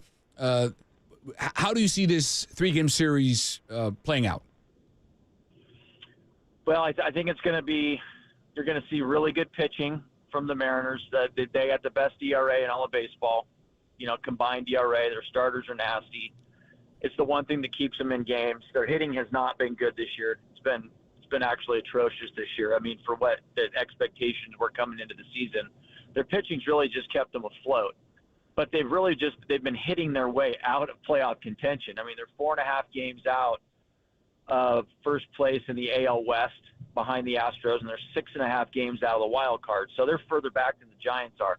So they're hanging on for their dear lives, and they know that they're going to have to do it with pitching. And I think you're going to get their best. You know, you're going to get their best foot. Their pitching's going to be really good, and they're facing the Giants' offense that's having trouble scoring a bunch of runs. So once again, it's gonna fall on the Giants' opportunistic hitting. It's going to have to fall on taking advantage of runners in scoring position, manufacturing runs like we saw the White Sox do today. That's how they ended up getting 2 runs early, is they manufactured. And that's a bad team that was able to manufacture runs. They were able to have competitive enough at bats to get 2 runs across against one of the best pitchers in baseball in Logan Webb. And they did it by just situational hitting. So that's how you're going to have to beat the Mariners, is you're going to have to do the same type of thing, and you're going to have to pitch with them. But you're facing a Mariner team at the right time, I like to say, and I don't like to jinx it, but you know, you don't want to face a Mariner team that's won 7 out of their last 8. You want to face a Mariner team that's lost 7 out of their last 8. And I don't know if they've played yet today, but they're in danger of getting swept by the Dodgers tonight. So, you know, it could be a team that's lost 8 out of their last 9 games, and that's when you want to face a team, right? When they're not very confident bunch. So I think the day off will be a nice reset for them. They need to get on the road and play better baseball. They're 10 games under 500 on the road. They're 10 games under 500 against teams that are over 500, and that's the scenario they're in right now. So they need to start playing better in those 2 situations, and no better time to do it than against Seattle, because then they got to go to Milwaukee and face the first place Milwaukee Brewers. So it's not going to get any easier. They got the toughest schedule in the National League the rest of the way. Yep. That's the lefty, the double nickel himself, Sean Estes, on his way to Lake Tahoe. Shawnee, thank you so much. Drive safe. Enjoy your weekend up in Tahoe, my friend. We'll see you soon with more Giants pre- and post-game live on NBC Sports Bay Area. Thank you, Shawnee. All right, Los. Good luck the next 2 hours, buddy. Thank you, buddy. Sean Estes joining us on the program. Listen, I think the biggest game of the series for the Giants is the first one. I'll explain after the break why I think out of the 3 games against Seattle, the first one, the Birdsong-Castillo matchup, is the biggest one. I'll let you know why after the break. But first, remember the phone number is 415-808-KNBR. That's 415-808-5627. We've got Rick in Pacifica. Rick, hang tight, sit tight. We'll get to you after the break. More coming up right here on KNBR, the sports leader. The sports leader.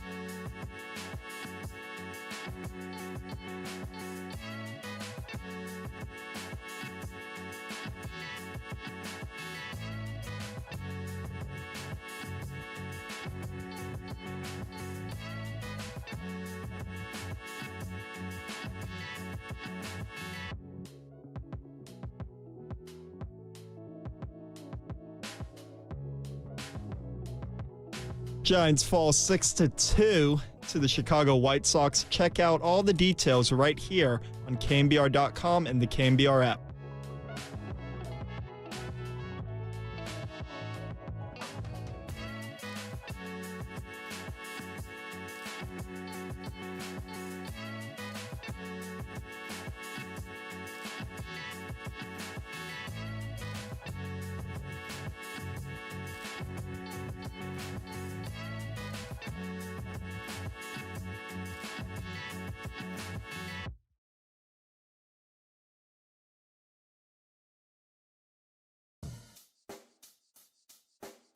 Check the mic and make sure it sound right, boys.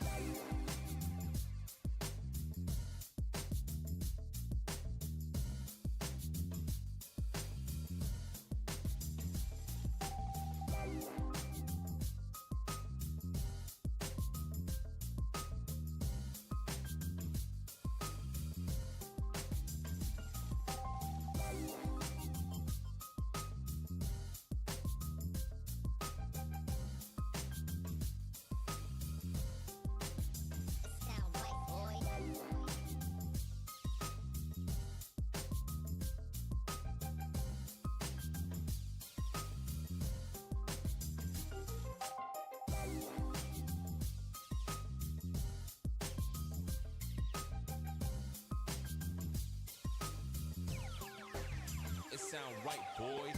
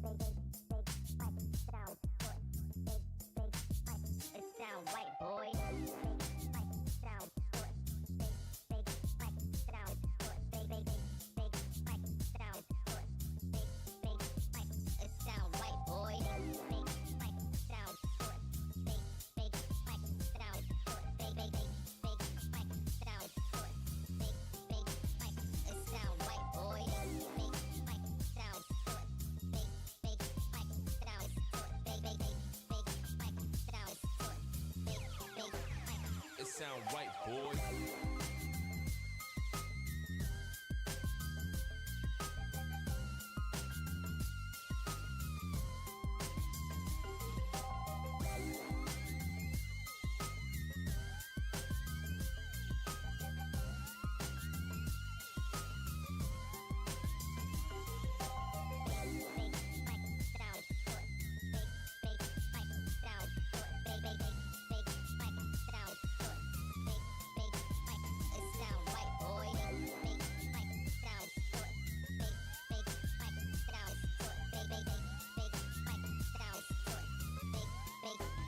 It sound right, boy.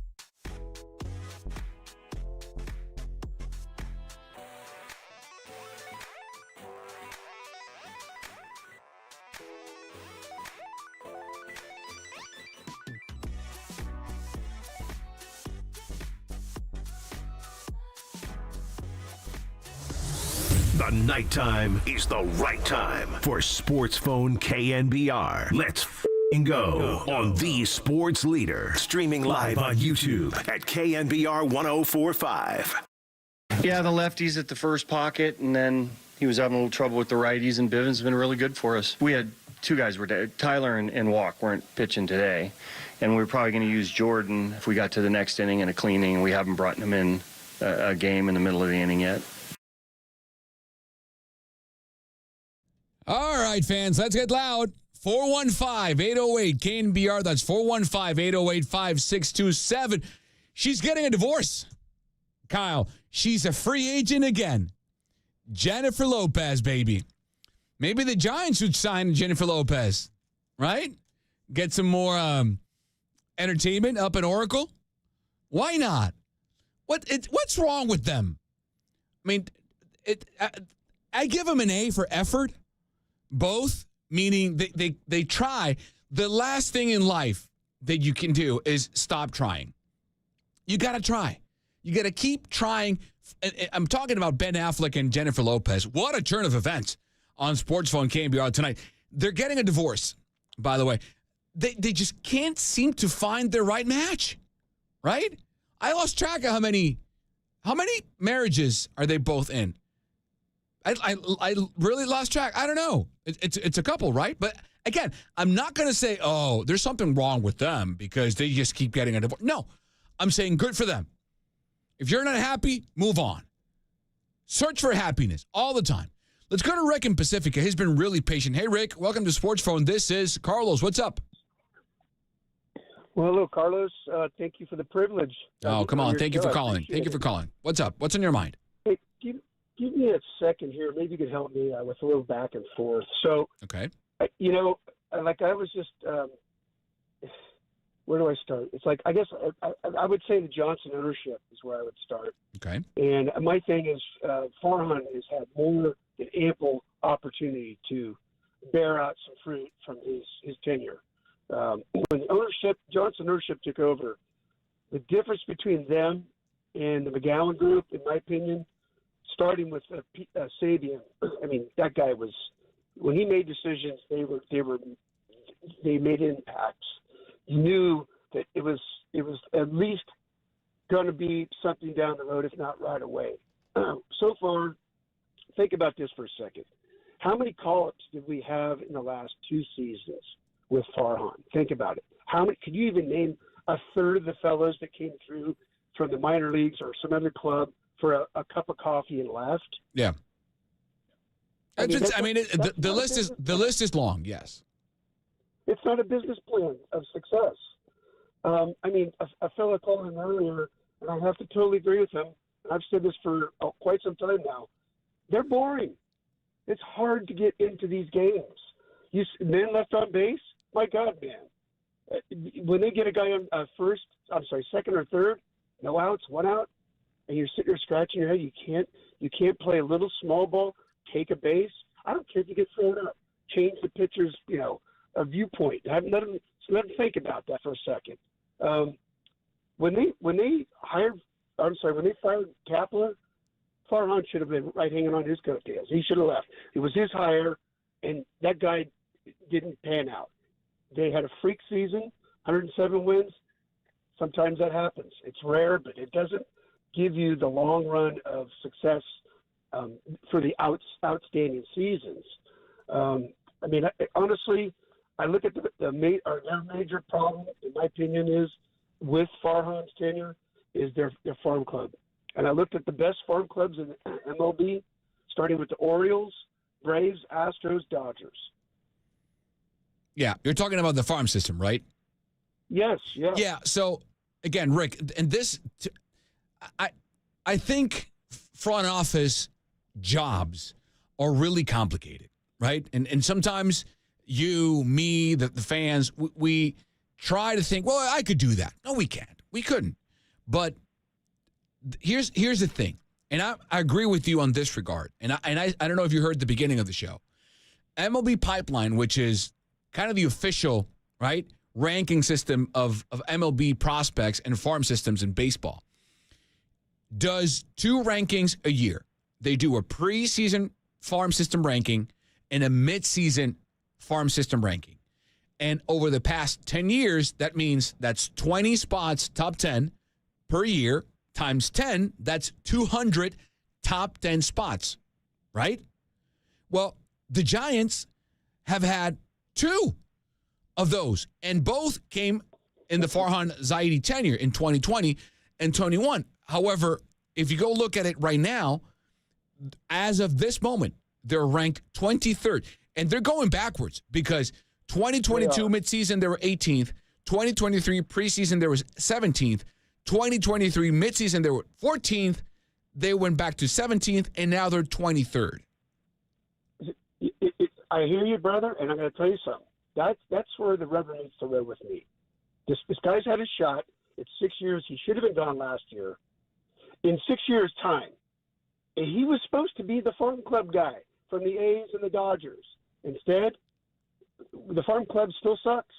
And the teams that win, they build with depth, and we have none of that. And I mean, when the season started this year, I was jacked. I thought, on paper, this team looks good. They should have done better than they did, injuries aside, but it hasn't borne out, and I'm just bummed. All right. Rick, thank you for the call, man. I appreciate it. Have a good night. Let's go to Matthew. He's in Woodlands. He wants to talk about the future of the Giants and the free agents. Matthew, welcome to the show. This is Carlos. What's up? Hey, Carlos. Thanks for taking my call tonight. Thank you for calling. This is your show, brother. What do you want to talk about? Okay. Here's the deal that I kind of feel like with the Giants. It's piggybacking on a couple guys. I feel the passion. Bring it. We are not a destination for that one big long bomb guy that's going to solve everything. That's not how the championships were won. That's not even how the seasons that got into it. Yeah, we had Barry Bonds. I don't see another player out there that's a Bonds-type player that's going to come here and be left-handed and do what Bonds could do and just bring that. I think he was with the organization long enough to have something happen that was, grandiose, and maybe that's a generational player for a place like San Francisco. So you're saying Juan Soto is not coming here? No way.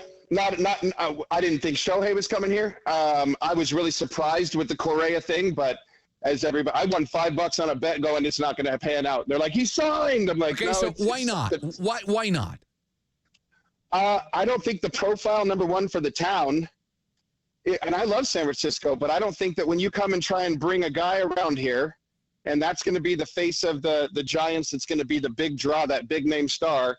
When you get him down around, I don't think San Francisco's got what it takes to do it. I don't think the city's putting in enough for it to be that kind of a place. But even on the other side, I don't think it's a long ball. It's not a long ball park. It's a pitch park. Okay, so I'm going to push back on the city. Okay. Here's why. I get the park. That is a thing. The ballpark might be a deterrent for hitters, even though Soto is a left-handed hitter, and he would benefit, right, from that short porch out in right field, or shorter. But he does play for the Yankees, and that's a big problem. But I digress. I've lived here in this market for almost 6 years. I have no idea why when people say, well, the city. I've traveled the country. I've traveled the world with my profession. This is one of the best places to live on planet Earth. We have the best weather ever. Ever, ever, ever. I've lived in the heat of South America. I've lived in Mexico. I've lived in San Diego. I've traveled through Europe. This is one of the best places to live, period. Kevin Durant came here as a free agent. I mean, he came to a great team, but he chose this market. So free agents have come here in other sports. And I get it, it's baseball. But if somehow we fix Oracle, is that it? Do we need, and by we I mean the Giants, need to fix Oracle, Matthew? So, and I really didn't, let me jump on one point, because I really do want to answer your question. I felt like the last 2 times I've even called in, it ends up being I say something about the city, and I love San Francisco, but I really want to make one point. It is not a long ball park.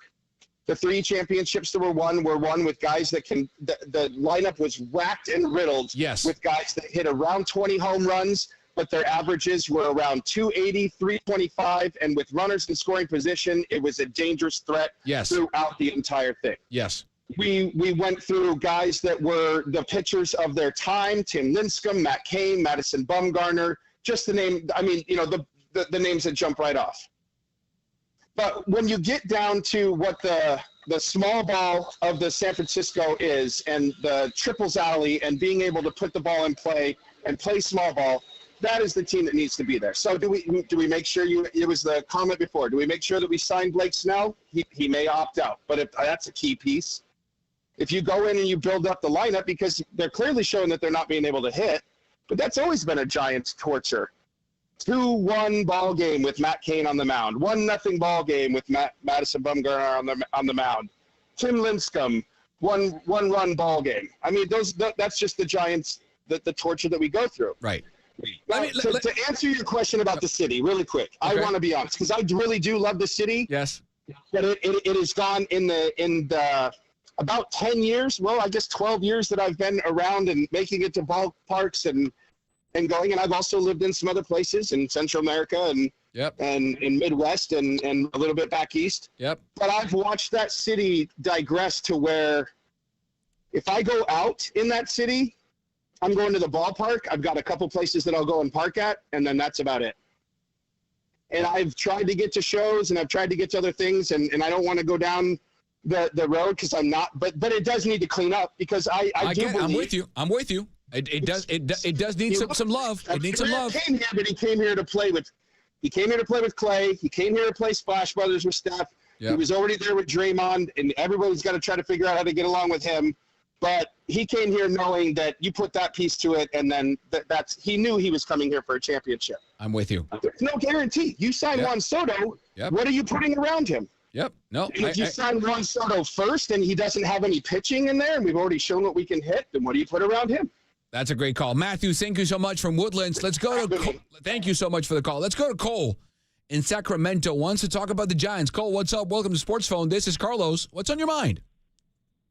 Hey, what's up? I'm Cole. I'm here with my dad. We're coming home from baseball. We just love the Giants, and we love to talk about the Giants. Cole, So how old are you, Cole? I'm 14. Yes. Just got into high school. Yes. Do you play sports, Cole? Yes, baseball. Yeah, we're just coming home from practice right now.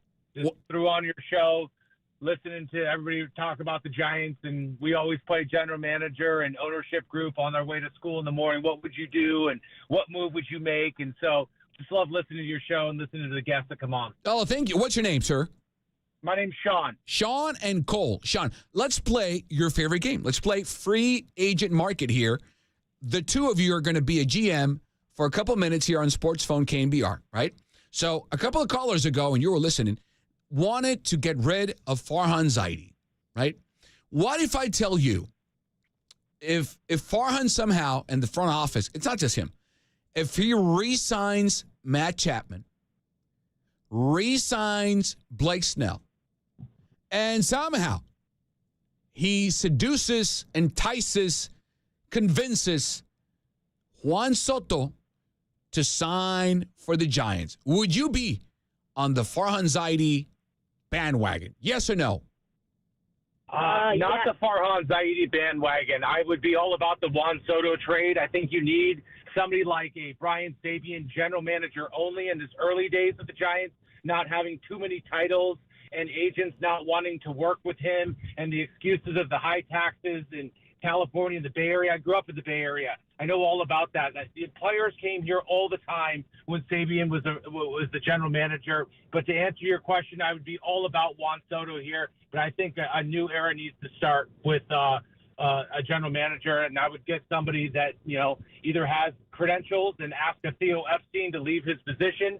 I would even see some up-and-coming guy with another franchise that's an assistant GM, bring him out here. Make something brand new because it's not sticking right now. So what do you need? Do you need more excitement? Do you need more offense? What do you both need to be convinced? Hitting. Yeah. We need more hitting. Yep, hitting. As much as I love Elliot Ramos bopping one to the gap, Tyler Fitzgerald on his amazing hot streak, we need somebody who, when we see in the box, we can close our eyes and just know a home run's going to happen. That's a great call. I mean, father, son, driving back from practice, catching KNBR, calling from Sacramento, to talk about the Giants. You both live in Sac, correct? Correct. Okay, is Sac hyped for the A's or what?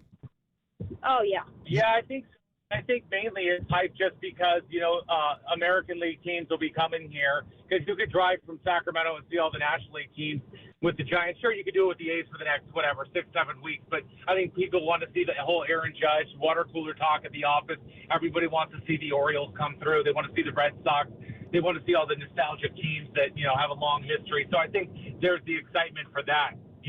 Sad what really happened down there in Oakland. I grew up, I mentioned, in the Bay Area. Used to go to A's games in the early 80s and everything like that. It was unstoppable when Tony La Russa was down there. A lot of fun, but sad to see where it's at with low attendance and the team ready to, have one foot out the door. Yep. What a call. Sean, Cole, thank you both for jumping on Sports Phone KMBR. Please drive safe, get home safe, and keep enjoying sports like father and son. Man, this remembers me of my dad and I driving down back from soccer and baseball practice back in the day. Thank you so much for this. That was a beautiful call. Thank you. Appreciate it. All right, man. We got to go. Quick break here on Sports Phone Came. What a show. What a show. We got Rod Brooks on the other side. He's got some ideas. He's got some thoughts he wants to share with the audience. The number is 415-808-KNBR. That's 415-808-5627. Quick break here on the Sports Leader. On the other side, Rod Brooks joins the show.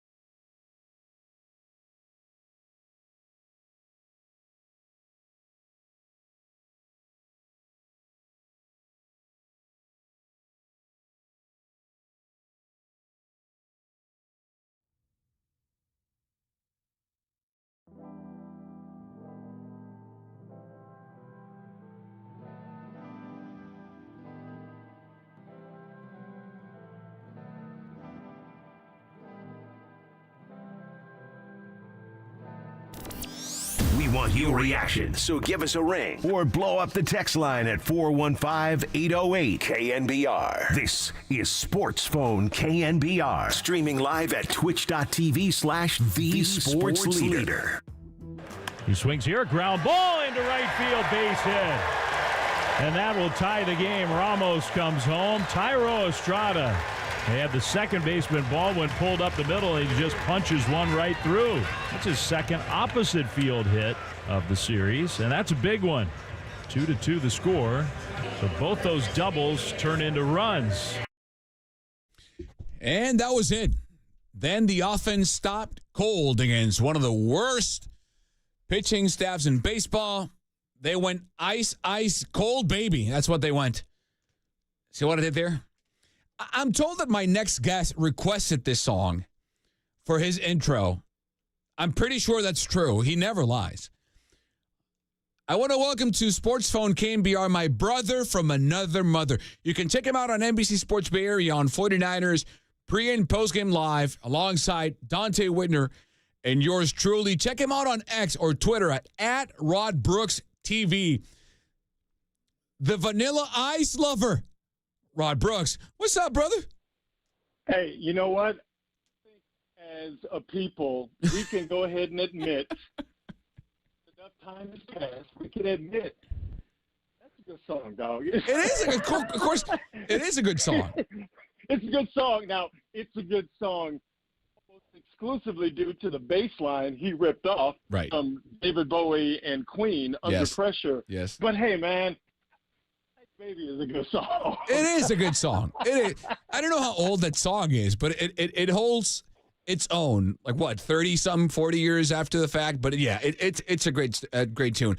Rod, thank you for joining us. We've been dissecting many things, Giants, and we can talk about everything with you on the show. Thank you for joining us. Let's begin with the topic at hand, and that's the Giants. They have little to none wiggle room going forward if they want to make a run at this thing. Do you see it happening? Yes, I do. And here's why I see it happening. Because of the pitching. I don't think this is a crazy thing to say, but I know I'm in the minority. Farhan's right about his pitching staff. Mm-hmm. But it's all dependent on what we saw, not today, because you're going to get Logan Webb on the regular, what we got today. And I'm sure we'll talk about why he didn't go back out in the ninth, or why he wasn't allowed, I think is the best way to put it, to go out in the ninth. But the key to that pitching staff is what we saw yesterday. It's Robbie Ray. Because, like I said, you know what you're going to get out of Webb. You know what you're going to get out of Blake Snell. Robbie Ray give you what you got yesterday and be consistent with it. That's a 1-2-3 that's going to give you an opportunity to win all 3 games of a 3-game series, and definitely gives you a chance to win 2 of the 3. If you get what you've gotten lately out of Harrison, where that slider, he had command of it. He was doing what he wanted to do with it. He had fastball command his last start a couple of days ago, and you get the 5 innings and change out of Birdsong, then you're talking about a pitching staff that's going to keep you in games, even when you're not hitting. But that's the problem. Mm-hmm. That's the one thing I don't feel confident about for obvious reasons.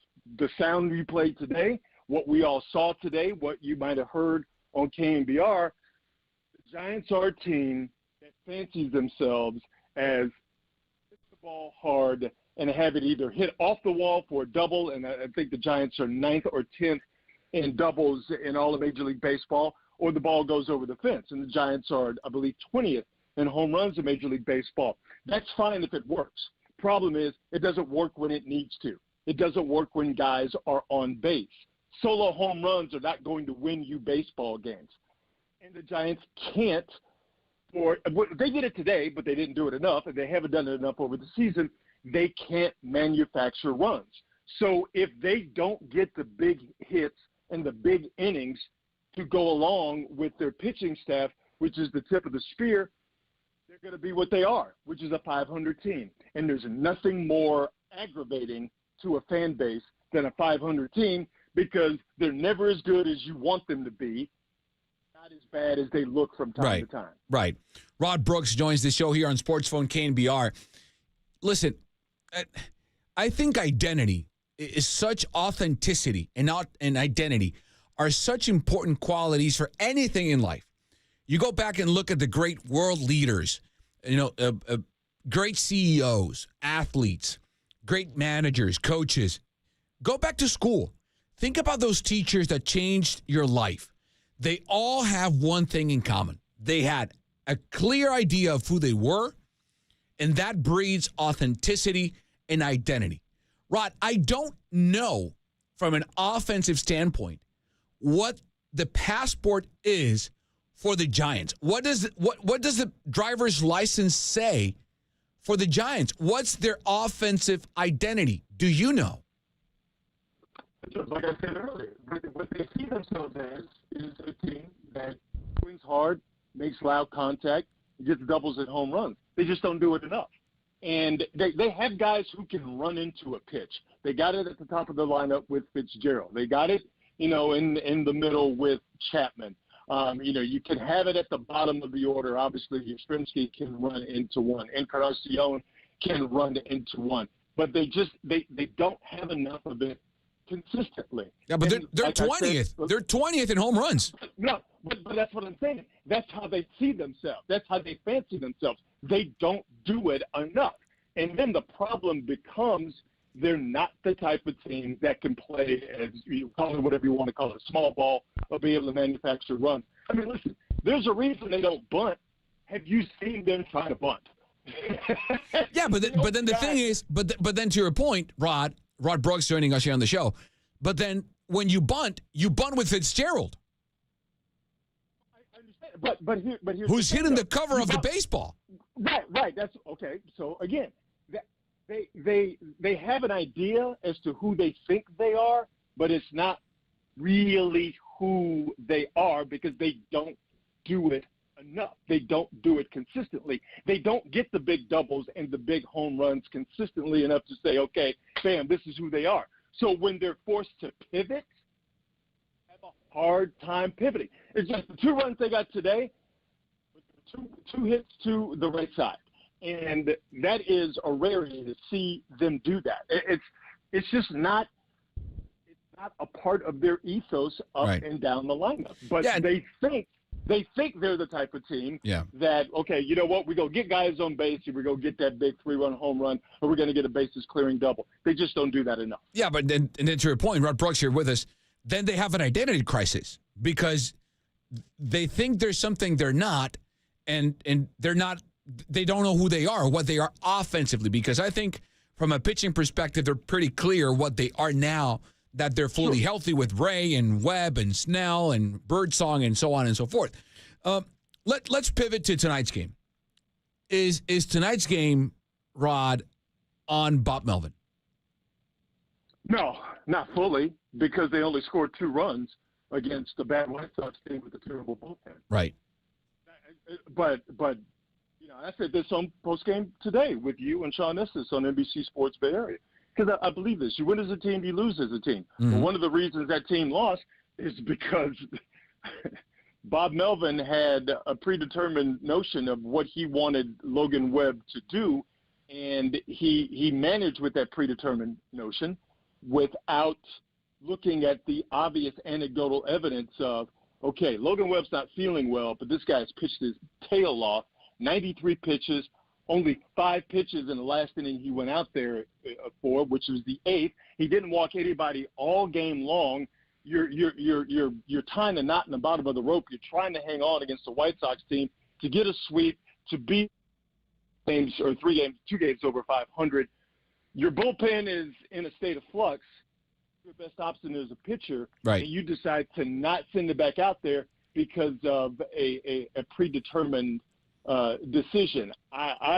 Me personally, I find that hard to understand and wrap my head around. It'd be different if he had labored in the 7th. It'd be different if he had labored in the 8th, but that was his best inning. He didn't walk anyone. Right. If I were in charge, which I'm not, and everybody's thankful for that, to me it's the obvious thing of you lit your horse, go back out there for the 9th, And if he shows any signs of laboring, if he goes out there and he walks the leadoff guy in the top of the ninth then okay, fine. We go through the bullpen and we try to do it in that regard. A manager, a coach's job is to put your team in the best position to win said game. And the Giants didn't hit enough. They didn't score enough. Nope. It's all on them. Ramos airmailed a throw from the outfield. That a better throw might have got Robert at home. So, again, the players share some of this responsibility. In my estimation, I don't believe that Bob Melvin this afternoon put his team in the best position to win. Logan Webb going back out for the ninth until proven otherwise gives you the best chance to win, because if that game is tied up at 2 going into the bottom of the ninth, you get one more crack at a bad White Sox bullpen.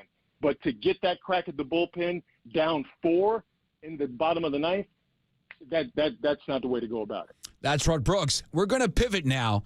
You're going to enjoy this. You at home, in your car, on your phone, watching us on YouTube or Twitch, wherever you are, you're going to really enjoy this segment. We're going to play a game called Yes or No with Rod Brooks here on Sports Phone KNBR. We're going to go from Giants. I'm going to put my game show host voice for this segment. Rod Brooks, welcome to this game of Yes or No, 49ers edition on Sports Phone KNBR. Rod is our contestant. Rod, pretty easy. Yes or no, when Monday Night Football comes on September 9th, Trent Williams will be on the field. Oh, boy. I really want that new car.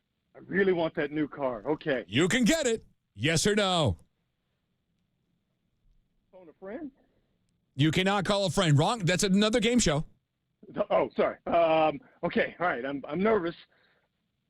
Yeah, man, he's going to be there. What are we talking about? Yes, of course. Absolutely. Affirmative.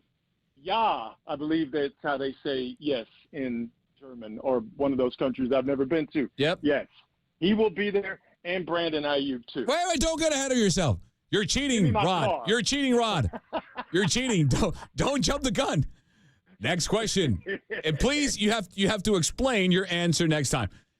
Go to question 2. We're playing Yes or No with Rod Brooks here on Sports Phone KNBR. Rod, since you believe Trent Williams will be there with number 71 on his back and protecting the livelihood of Juan Brock Purdy and the millions of fans across the world who represent the red and gold, do you believe that number 11 from heaven, not Micah Parsons, boo, Brandon Ayuk, will he be out there for the 49ers on Monday Night Football against the Jets? Answer is yes, and here's why for both Trent Williams and Brandon Ayuk. Because they're not going to miss game checks. They are going to get paid the money that is owed to them. I don't think a lot of people realize this.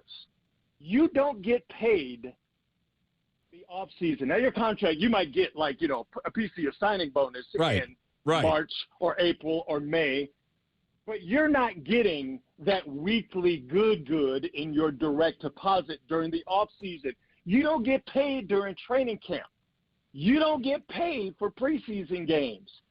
That big check don't hit direct deposit for NFL players until you play a regular season game. And let me tell you something. I don't care how much money you've made. I don't care how much money you gon' make. No one, especially people who have game checks that have commas and zeros in them, many zeros in them, they do not like to miss game checks. So now, will those guys have new contracts? We'll Yes, see. I do believe that. We as well. shall see. I believe that. But to go back to the original questions for this awesome game show. That we just made up? They ain't missing no game checks, dog. All right. And with that, you have, I don't know what you won, but if you're wrong, we're going to play back this tape, this recording on NBC Sports Bay Area on 49ers pre- and post-game live. This might be a segment for Rod Trips on the show. And in all seriousness, before we go, I want to take a serious approach to just end your segment here with us, Rod. Rod Brooks joining us here on Sports Phone KMBR because we lost a legend. It's been a really tough year, brother. This 2024, we lost Willie, we lost Baby Bull, and now the basketball community, the sports community in our area, and I was waiting for this moment to address it with you here on the show. We've lost a great destroyer. We've lost Al Attles at age 87. One of the biggest, most important presences in sports history in the Bay Area. So what did he mean to you? You've been here in this market for over 2 decades. What did Al Attles mean to you? And what kind of loss is our basketball and sports community facing today with the passing of the great destroyer? We lost an icon in not only Bay Area sports, but in the history of the National Basketball Association. Let me first say my condolences to the Attles family and to the Warrior family and to all those that knew Al Attles. Like, I was fortunate to know him. A literal sweetheart of a man, and I'm lucky I got a chance to know Al Attles a little bit because of my time on KMBR. Al Attles was, it took a liking to me, and it blows me away to think about it all these years later, that chance to meet someone who was a hero. Like if you love basketball, you know about Al Attles and that Warrior squad from back in the day. Al Attles also, one of the greatest basketball players in the history of historically black colleges and university. North Carolina A&T is where he went to school. So he's got that part of his legendary status. But similar to Willie Mays, we knew that Al was not in the greatest of health. So you knew this day was going to come, and it's one of those things where you try and steel yourself for the news you don't want to get, but you're going to get, to hope that it doesn't hit you hard. And then when I got the news this morning, it hit really hard. Yeah. And I just thought about how quick he was with a smile, how gentle and sweet of a man he was.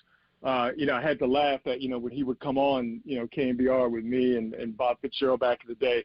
Man, that voice was, it put the O's in smooth. And I would find myself trying to lower my voice and try to get as smooth as Al while he was on. But, I remember meeting him for the first time, and I was intimidated because, well, it was the destroyer. Right. And then I came away from meeting Al Attles the first time, like, they really call this man the destroyer? Because he was the sweetest, kindest, nicest man you could ever meet. So yeah, man, that news today is still hard to take. Yeah, man. Yeah. God keep Al Attles in your good graces. Absolutely. That's beautifully hard, said. That's yeah. hard. Beautiful person.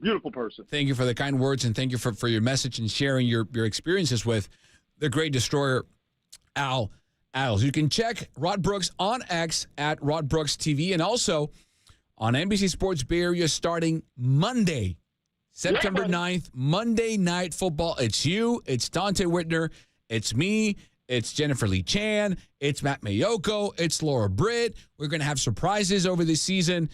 It's year 3 of this trio, buddy. So are you ready? Buckle up. They got the gang back together. Let's get it, baby. And you know what? Get to New Orleans, brother. You're going back home. You're going back home. Let's get to the Super Bowl in New Orleans, baby. Let's go. All right, Rod Brooks joining us here on Sports Phone KNBR. Quick break here. Remember the phone number. Lines are back open after this break. It's 415-808-KNBR. That's 415-808-5627. More coming up right here on KNBR, the sports leader.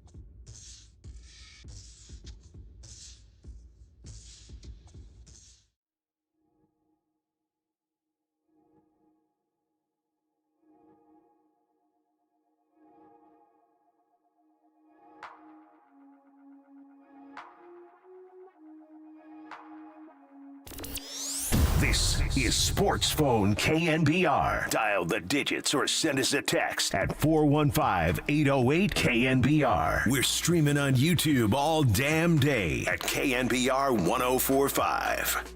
There's already a question mark on me going out for the 8th anyways. I think there was stuff going on throughout this week, but I'm fine. But yeah, I mean, kind of jokingly said if we score a couple, I'll go back out there. But I was kidding. Obviously I want to go out there as many innings as I can, but I think it was kind of predetermined, honestly, before the game that there was going to be some sort of pitch count. And yeah, the theme of the music tonight, by the way, by our great producers Kyle Haar and Jacob Violante, it's very retro. It's very 80s and 90s. I get your vibe. I see what you did there. I appreciate it. Early 2000s with Jennifer Lopez. Let's expand the time zone, the era of the music you have brought up to the jukebox here on tonight's show. I am Carlos Ramirez. You're listening to Sports Phone KNBR. That was Logan Webb. After today's game, there was no wham for the Giants tonight. No wham, no offense, because get it? The music and the backdrop, that's wham. R.I.P. George Michael. One of the best. Have you seen the documentary, Kyle, on Wham? I think it's on Netflix. Have you seen it? No? You're not a George Michael guy? How old are you? You're what, 24, yeah. Way to make me feel old. Thank you. Appreciate it. Your dad. Shut up, Kyle. Shut up. My dad. How old's your dad? If you say 41, I'm going to stand up and walk out. 64. There you go. If you say he's 41, I'm leaving. You're doing the rest of the show. All right. That's Wham, by the way, kids. Look it up. There's a great documentary on the history of Wham. I think it's. Jacob saw it. See, Jacob, don't leave me here hanging here. Please. Wham. Made history in the 80s. Pop music revolution. George Michael is the man, Carlos. George, thank you. Legend. That is R.I.P. Jacob Violante. Yes, George Michael was R.I.P., but still, he still kind of is, right? The album Older by George Michael is music renaissance. He kind of went away for a bit. He came out to burst into the scene with Wham, very young age, became insanely famous out in Great Britain, came here, became hugely famous again. And then after a couple of years, they split up, and George Michael went his own way. He was way too creative to be, just bound by the restraints of a duo. And he went on his own, and he had the career he had. But there were a couple of years there where he kind of lost his ways, and then he came back with this album called Older. It is a gem. Really a gem. I think it's not his best album, is up there. It's a really good album. All right, what a segue. Speaking of gems, Logan Webb, the phone number is 415-808-KNBR. That's 415-808-5627. We got Ben Kaspick joining the show at 8:15. You cannot miss the conversation with the host of Locked On Giants podcast. We're going to talk about Giants, of course, what we saw today, what we can expect for the future. And that clip you played, Kyle, is interesting because you can sense, and I know Logan Webb, I think I know him pretty well from mannerisms, body language. I'm really good at body language. That's what I tell myself. Maybe I don't, but I think there tells in Logan Webb's facial expressions, body language, when he's upset, when he wants to convey more than he can, he has a really hard time hiding, masquerading some of the things he wants to communicate. And I think today was one of those days because he knew he was physically struggling because of some sort of illness. He was under the weather, and he went out there and bulldogged himself into 8 innings, 93 pitches, 65 strikes. That's a 70% strike rate. That is tremendous. He got 16 outs via the strikeout or the ground ball. No damage done, only 2 earned, no walks. And if that's him sick, look out when he's healthy. So you could sense that he was frustrated.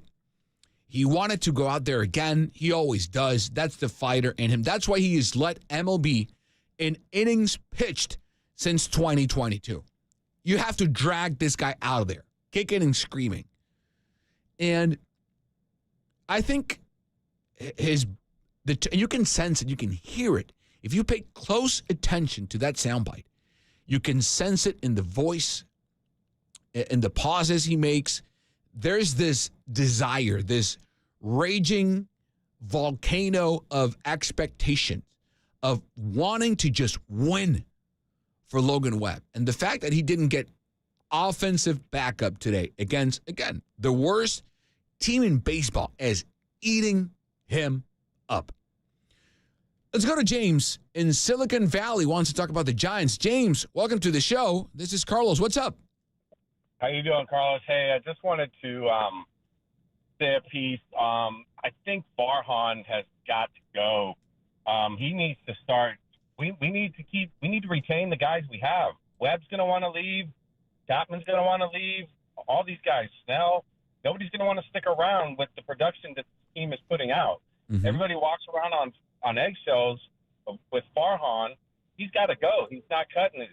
He's had his chance. He's had his time here. Let's cut him loose. Thanks for taking my call. I'll listen to your reply online. Thanks.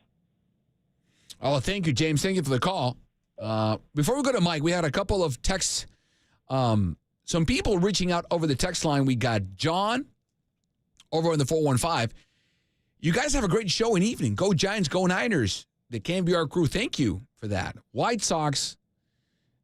This text says, even a blind squirrel finds a nut once in a while. Well, that is true. How did the fare on the base path stealing against the A's? Not good. No, that's a problem. And when there's no Patrick Bailey, that is an issue. On the 415, Giants have no passion, no heart, no backbone. It's pathetic. Well, I don't know about that. I think those are harsh words. Again, on the 916, the one thing Farhan can do to make the team better is resign. Well, I think he's doing the best he can. The big depth for me is the farm system. He signed free agents. He signed Chapman. He signed Blake Snell. He signed Soler. That didn't work. I get it. He signed Jung Ho Lee. He got hurt. That's not Farhan's fault. That's not his fault. More text messages. Webb should have pitched the 9th. Today's loss sucks. Yes, it does. But they also didn't make up any games on the Braves during the 4-game win streak. And that is a problem. Absolutely. We talked about Ben and Jennifer a couple of segments ago. That's Ben Affleck and Jennifer Lopez. Ben and Jen have a solid prenup, to be sure. Yeah, they'll be fine. I'm not concerned about that. I'm just saying they have shown a consistency to not give up, to go out and find love even when love seems to evade them. And that is something to be proud of. What's the Rocky line? It's not how hard life hits you. It's how many times you get up and keep fighting. Something like that, right? One of the best quotes in ever. Right? How many guys on the farm right now? That's a good question. On the roster, well, Patrick Bailey, Elliot Ramos, right? Logan Webb, he's a product of the farm. Birdsong, Harrison, right? McRae. You can keep going. Solid call from Matthew, but got to call out his comments on San Francisco. Every big city has its issues, including the ones we have here. Yes, it's true, but hey, that's his take. What were the names of the father-son who called in talking Giants after baseball practice? Great call. Yes, there was Sean and Cole out in Sacramento. That was a beautiful call. Made me think about my dad and me going to soccer practice, basketball practice, baseball practice, and then driving back home, listening to sports radio. That's what we did. Yep. Dub Nation salutes the icon, Al Attles, on the text line. Absolutely. Absolutely. Yes, sir. One final text message from tonight. Listening while typing. Apologies, but kudos job, by the way. Thank you. Sounding good, looking dapper. Oh, you're watching on the YouTube line and also on Twitch. Always to you and your crew, Sir Carlos, on NBC Sports Bay Area. Lord Speed, thank you. Thank you, thank you, thank you. Let's go to Mike out in San Francisco. Hey, Mike, what's up? Welcome to the show. You're talking to Carlos. What's up? How's it going, Carlos? It's going good. Just wanted to check in with you today. All right. See how you're feeling about the possibility of Bryce Eldridge being on the fast track. Ooh. Training. Okay. Today he had went out 461 feet. Mm-hmm. I'll give you some numbers from the last couple of years to help you get an idea if you haven't looked at it. No, I got him. 286 this season, 16 dingers, 19 hits, 75 RBI, 5 stolen. I got him. Nice. Okay. Griffey did it, right? Yep. I mean, 19 years old. Bryce is 19 for another 62 days, something like that. But yep. I just think that first base position, it's going to be good to see. It's going to be exciting to see him in spring training, I think. So another guy, but go ahead. No. Listen, I'm weary of. So there's two ways to look at it, and you bring up a great point, Mike, and I appreciate it. He is 19, so there's something to be said about a kid. He doesn't look like it, right? Because he is all of 6'7", 223. He's a big dude, so he doesn't look 19. He doesn't play 19, but he is 19, and we've seen other teenagers / young 20-year-old players, Bryce Harper's of the world, you mentioned Ken Griffey, and others just erupt into the scene and become this whirlwind of talent that take over their teams and cities and markets, right? Is Eldridge that? I don't know. But I'm open to it. What I wouldn't want, Mike, is for the Giants to, out of desperation, pull the trigger on him and stifle his development. If they think he's ready, and I don't know they do because he's just in high A ball, right? He would have to leapfrog AA, AAA, and get here. That's not going to happen this year. If that happens, it's next season. I'm with you. But if at 20 years old, he goes out and destroys spring training, I don't know. I think it depends on what they do with first base and what ETA they have on Eldridge, because what I'm sure is they wouldn't want to block that first base, Mike, if they think he's going to be up here in 1 or 2 years. You don't want to sign Vladdy Guerrero Jr. to a 6 or 7 year deal, and then what do you do with Eldridge? Well, you can move Vladdy to play DH, right? You could do that, but have you seen him? What do you like about him? I've just seen the highlights so far. Okay. And what? And I'm with you on that point. It's not necessarily the age; it's the maturity of the young man. Yep. And we don't want to stunt that growth. So, it was just food for thought. And no, it's a great call. Cheer us up a little bit. Oh, it's another guy though, Brett Auerbach. Okay. I think he might be our best catcher in the minor league system. He's hitting over 300 this year for Sacramento. Mm-hmm. The guy has always been a very versatile player, and he's got wheels. He's got good defense. I'm not sure about his game calling ability or whatnot, but he does play the position. It's just he's one of the players that has excited me. The random games I've watched and caught them play. Yeah, here's the issue I would have with Auerbach going forward. He's a catcher / second baseman / third baseman who is 5'8", 185. I don't want any guy being 5'8", 185 behind the dish. You know what I'm saying? Like just from a physical wear and tear standpoint. Okay, I understood. So, and he's 25. So his timeline kind of mimics the one that Patrick Bailey has from an age perspective. So can he be the backup catcher? Maybe. I'm going to be honest. I haven't seen enough of him to know what he can bring or not. The player from Mission Viejo this year with Richmond and Sacramento this year. With Sac, he's hitting .303 in 52 games. That's a good sample size. So listen, maybe he can play some third or second base. When Chapman gets a day off, which is never. But if Chapman sticks around, maybe he can. Hey, can he play second base? He's a right-handed hitter. So maybe if he can stick in second and Estrada is not around, which I hope he is, but if he's not around and you can mix and match him and his bat with Wisely and have a righty-lefty lineup combination, a platoon, as it were, of second base, why not?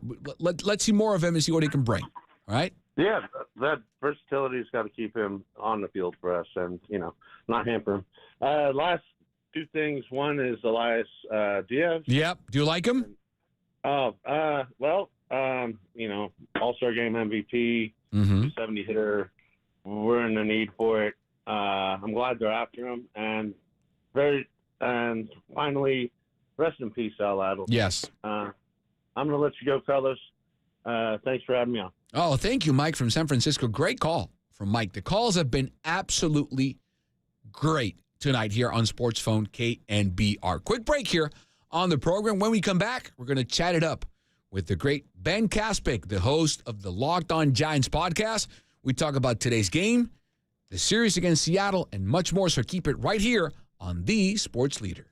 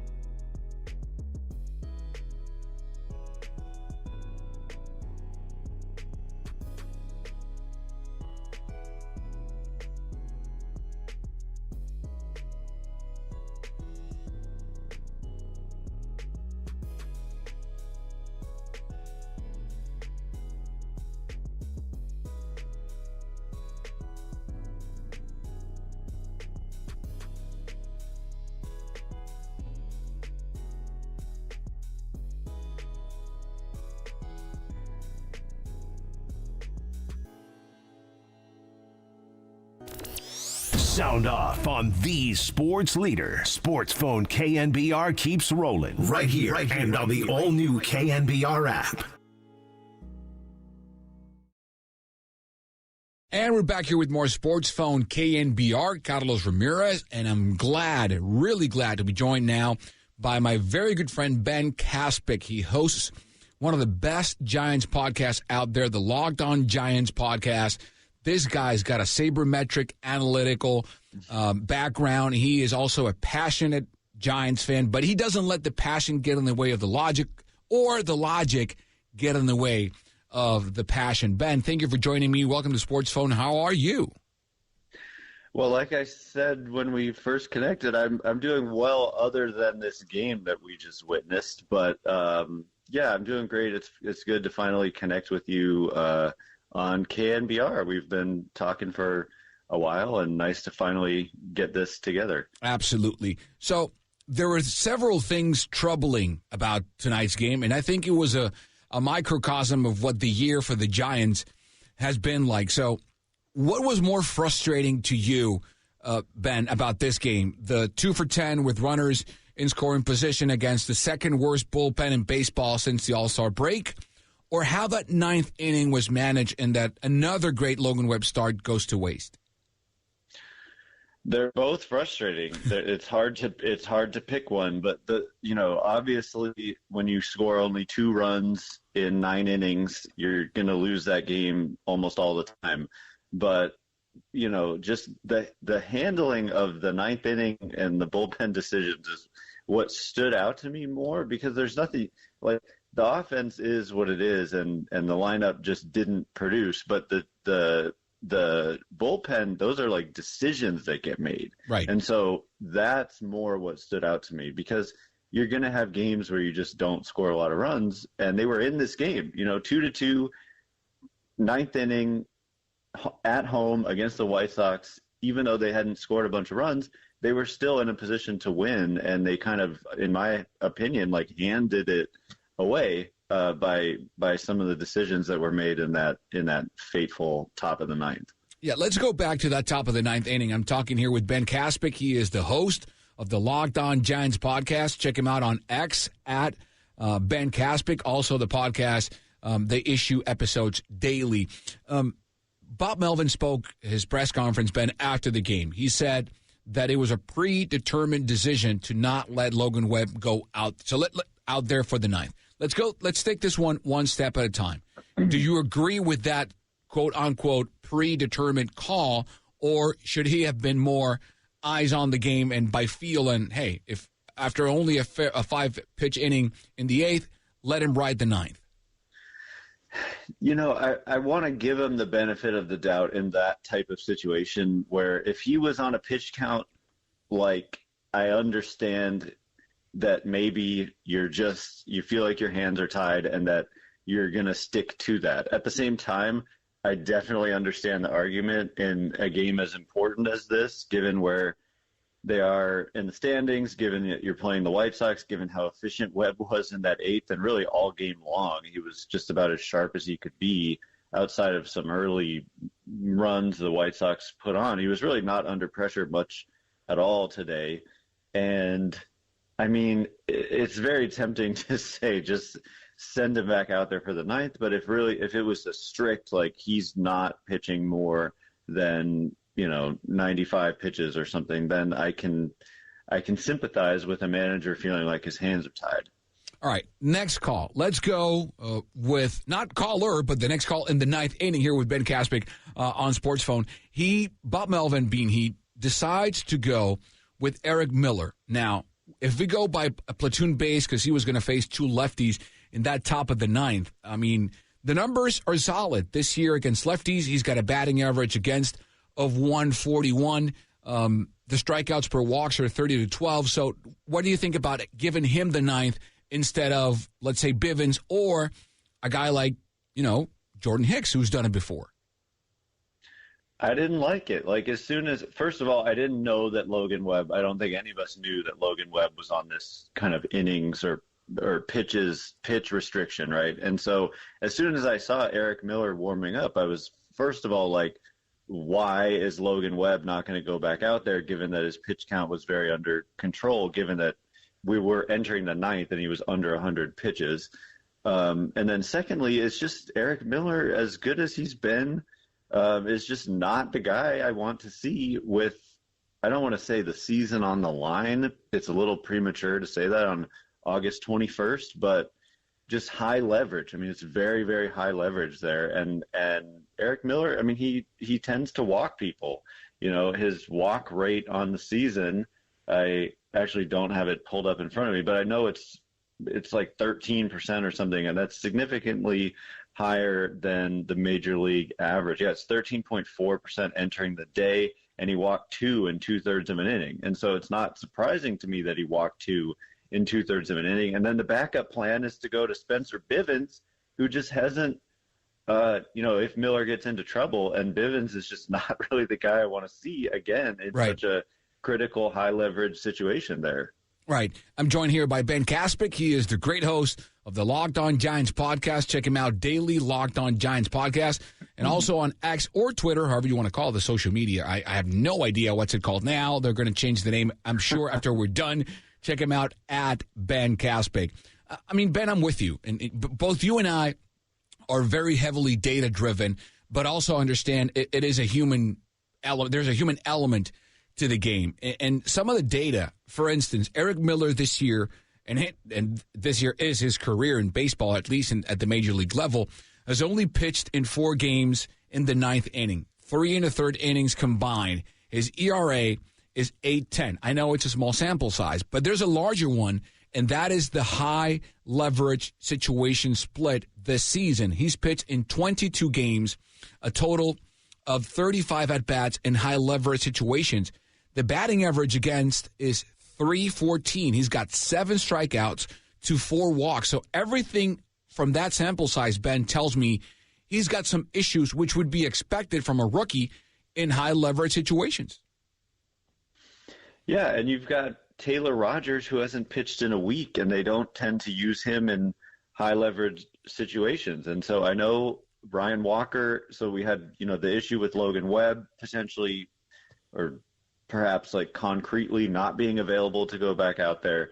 And if Bob Melvin has like a no-go on Ryan Walker and Tyler Rogers, then what are your options, right? And I just feel like with the two lefties, like you said, coming up, but the thing is also Luis Robert, the most dangerous hitter in that lineup by far, right? I would say in the middle of those two lefties, I'm not sure you need to go to a lefty there. So you could just go with Jordan Hicks to start the inning. I don't know if Hicks was available or not. He was. I heard he was. you. Yeah, I heard you and Sean on the postgame show talking about this. And so, yeah, like I don't care that it's a lefty. Nicky Lopez is not really a threat. Luis Robert is way more of a threat. And so that was the guy I was more not thrilled to see Miller facing. Yeah, he's not Shohei.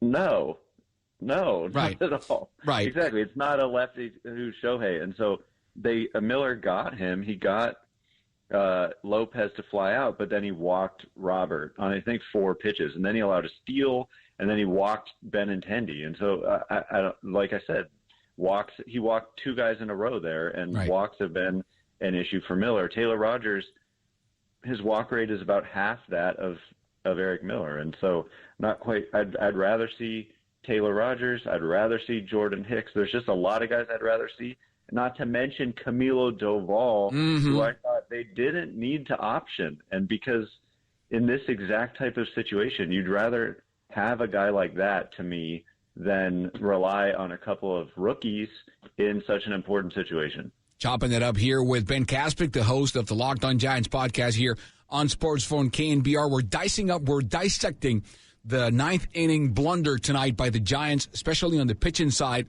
and debating whether Bob Melvin should have done something different to perhaps facilitate the win. A pivotal key win like every win at this point of the season is pivotal for the Giants, who are chasing the Mets, who also won today, and the Braves, who are ahead of them. And then you touched upon Jordan Hicks, and I want your take on this, Ben, because I did have an issue with the way Bob Melvin described the plan going forward. He said on postgame live on the press conference that the plan was, if there was a 10th inning, to not use Jordan Hicks after Eric Miller because they wanted to give him a clean inning. But when you go to the 10th, you have the ghost runner on second. So to me, that's not a clean inning. Maybe they consider it because that's not his runner, but still, you have a guy on second in scoring position. So to me, that's not a clean inning. What do you make of the explanation that Melvin gave about how to use, or in this case, not use, Jordan Hicks? Well, my take is actually that, like, I wouldn't really want to go to Jordan Hicks either in a bases-loaded situation, because he, too, struggles with throwing strikes at times. And so, give him the clean inning in the 9th is my opinion. That is a clean, like a purely clean inning where there is no ghost runner, and deal with the 10th if it comes, and then for me, depending on who's up, you could use Taylor Rogers or Eric Miller or Sean Jelly. Like, there's just a lot of guys I would have preferred to see before I saw, no offense to these guys, like Sean said it well, like, Bivens has been a really good story, and Eric Miller has done a nice job, but these guys just have not been there, done that in those types of situations. So the clean inning to give Hicks, to me, is the 9th. If you, I think that would have been a better plan than Miller. I think that idea was you got 2 lefties out of the 3 due up there in the 9th, but I kind of don't care about the platoon advantage when you're talking about a punchless player like Nicky Lopez leading off the inning, and then you're dealing with Luis Robert, who's way more dangerous, hitting second. And then even Benintendi, like, he's just had a horrible season. So I'm kind of not playing platoon matchups in this situation. Like, in many, if it is Shohei and Freddie Freeman do up first and third, it's a different situation. Yeah. But if it's Nicky Lopez and Andrew Benintendi, I'm not worried about the platoon advantage so much. I'm more worried about Luis Robert and just using my guys who have been there and done that. Right. That's a great point. Ben, 2 quick ones before we let you go, and thank you again for joining us tonight here on Sports Phone. What does the data suggest or say about Elias Diaz and the possibility of the Giants chasing him? We know some numbers might be inflated, by playing and hitting the majority of the games last couple of years in Denver. But what does your research say about how he would fit with the Giants? Yeah, so I did quickly look him up as I read the report that you read as well here, that the Giants seemingly have interest. Have they signed him? I haven't. At this point, they haven't. Okay. What I see is that he seems to have made improvements with his defense this season. You look at some of the framing numbers, and he's actually been quite good, whereas in the past he wasn't so good. And I've been on record a million times. People talk about, Patrick Bailey is not the best ball blocker, but pitch framing is the most valuable quantifiable skill that a catcher brings to the table. And Diaz has done well in that role. He hasn't, if you look at the numbers are definitely inflated by Coors Field, as they always are. To me, it's kind of maybe spells trouble for the status of Patrick Bailey. And he's not a guy who would necessarily stick around if Patrick Bailey, when Patrick Bailey comes back. And so it's kind of maybe just because of the importance of every single game, maybe he gives him a better chance for the next 10 days than Jackson Reitz, and you can't have Casale catching every day. So I don't know. Elias Diaz, I've kind of always considered him a little bit of a overrated player. But at the same time, Jackson Reitz is completely unproven, and Casale can't catch every game. So right. I don't know about Blake Sable. I think defensively with Sable, there's definitely questions at the catcher position, but he is more of an intriguing hitter, in my opinion, than Casale or Elias Diaz. Yeah, 270 hitter this year, and we know those are inflated by what happens in Denver, but still a guy who just a year ago was in the All-Star game for the Rockies. Ben Kaspick here, the host of the Locked On podcast, joining me tonight here in Sports Phone. Final one for you, Ben, and thank you for joining us again tonight. It's been a pleasure, and big fan of your work and what you do with the podcast. Is really, really good.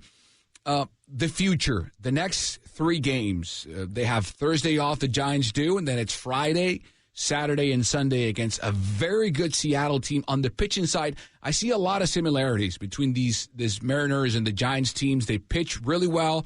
They can't hit that well. J-Rod has had a down year. So how do you see this playing off if indeed it's Birdsong against Castillo, and then it would be Snell facing George Kirby, and finally Sunday, Kyle Harrison against Brian Will? I think that you probably give the Mariners the edge, given that they're the home team in the series. The Snell start, I feel like right now, the way Snell is pitching, anytime he's on the mound, you give the Giants the edge in that game.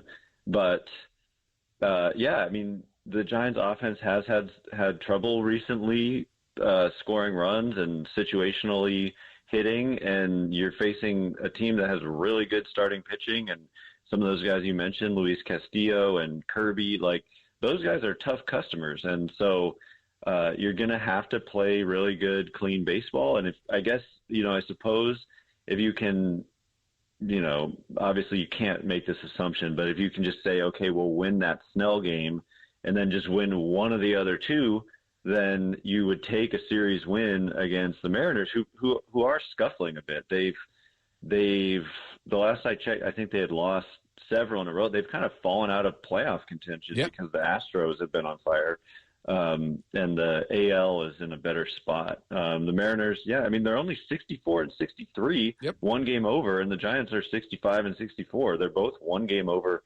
500, but the Giants have played really poorly on the road, and the Mariners have played really well at home. So I'd give the Mariners the edge, but you never know when you got Snell in the mix in one of those games. That's the voice of Ben Kaspick. He is the host of the Locked On Giants podcast. Check him out also on X at Ben Kaspick. Ben, thank you for joining us. You are perhaps the only other guy in the Bay Area media landscape that understands my disdain for the win and loss pitching stat. Okay. Yeah, it's great to connect with you finally, because, we do view the game pretty similarly in a lot of ways, so it's really nice to talk to you. Ben Kaspick. Ben, thank you so much. We'll be right back with more Sports Phone KNBR after this.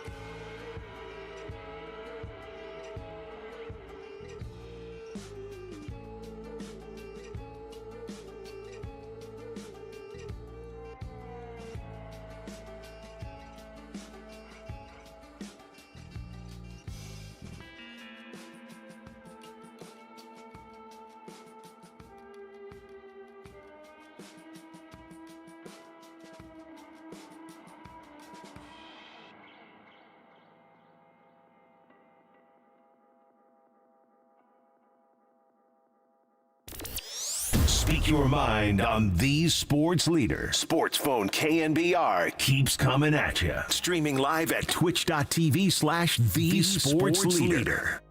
Well, that's what we got everyone competing for right now. We have Juwan, who's done a lot of good stuff for us here over the years. He's kind of, when guys are healthy, he's always majored as our slot receiver. But we've used him outside too. He's always been capable of being outside, and he's a guy that we'd like to, he's probably the first we would look to because, he has been our number 3 receiver since we've been here. And at times in some big moments, we've used him like a number 1 guy. Juwan's had, he's battling some, hip soreness and some ankle soreness right now, so he wasn't able to go last week. Chris Conley's had a hell of a camp. He came on strong for us last year, did a hell of a job for last year, and made a number of plays going into the playoffs, and in the Super Bowl. And he's been on a lot of teams too where he's done it for a while. And then we got these rookies who are all pushing that I know will be there eventually, but they're a little behind the 8 ball with their injuries, but they're guys we believe in, guys who are made of the right stuff. And then we got a lot of depth here with just guys we brought in from other teams who have made other teams before.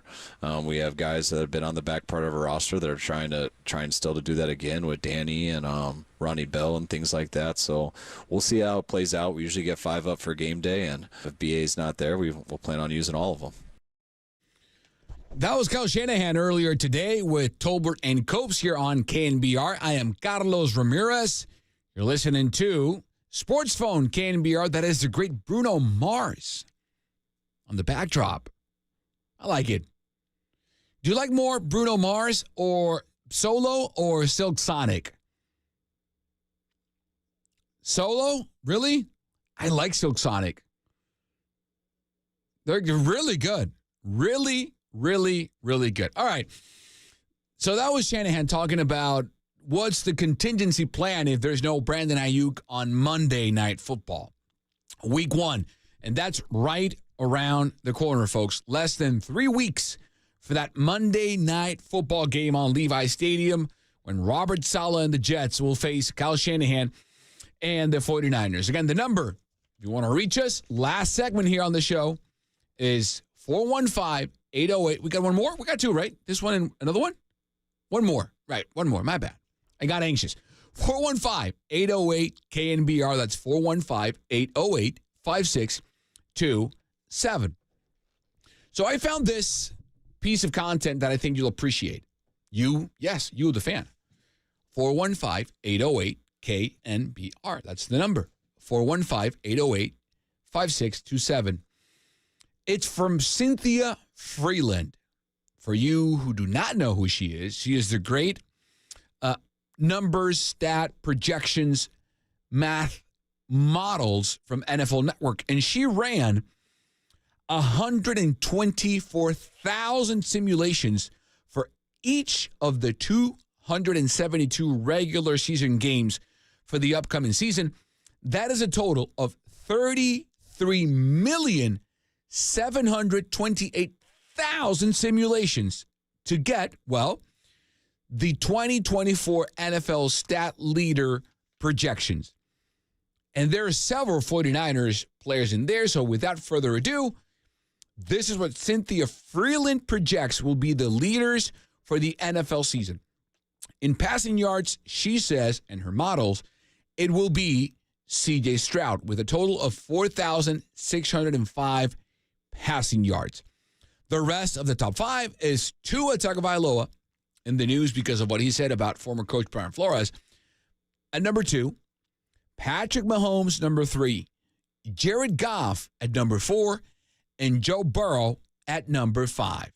No Josh Allen, no Matthew Stafford, and yes, no Brock Purdy. Again, this is according to Cynthia Freeland and her projections and models. Passing touchdowns, that goes to Patrick Mahomes. 34 projected touchdown passes for the season. The next 4 guys to complete the top 5, Joe Burrow, Dak Prescott, Josh Allen, and Jordan Love. Again, no Brock Purdy in the top 5. Let's go to rushing yards. And yes, you guessed it.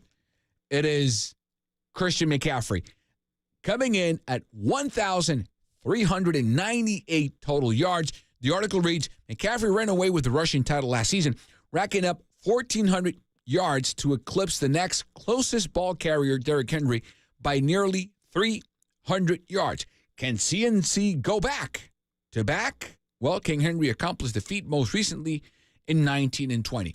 Behind McCaffrey is Jonathan Taylor, Breece Hall from the Jets, Bijan Robinson from the Falcons, and the King, Derrick Henry, from the Ravens.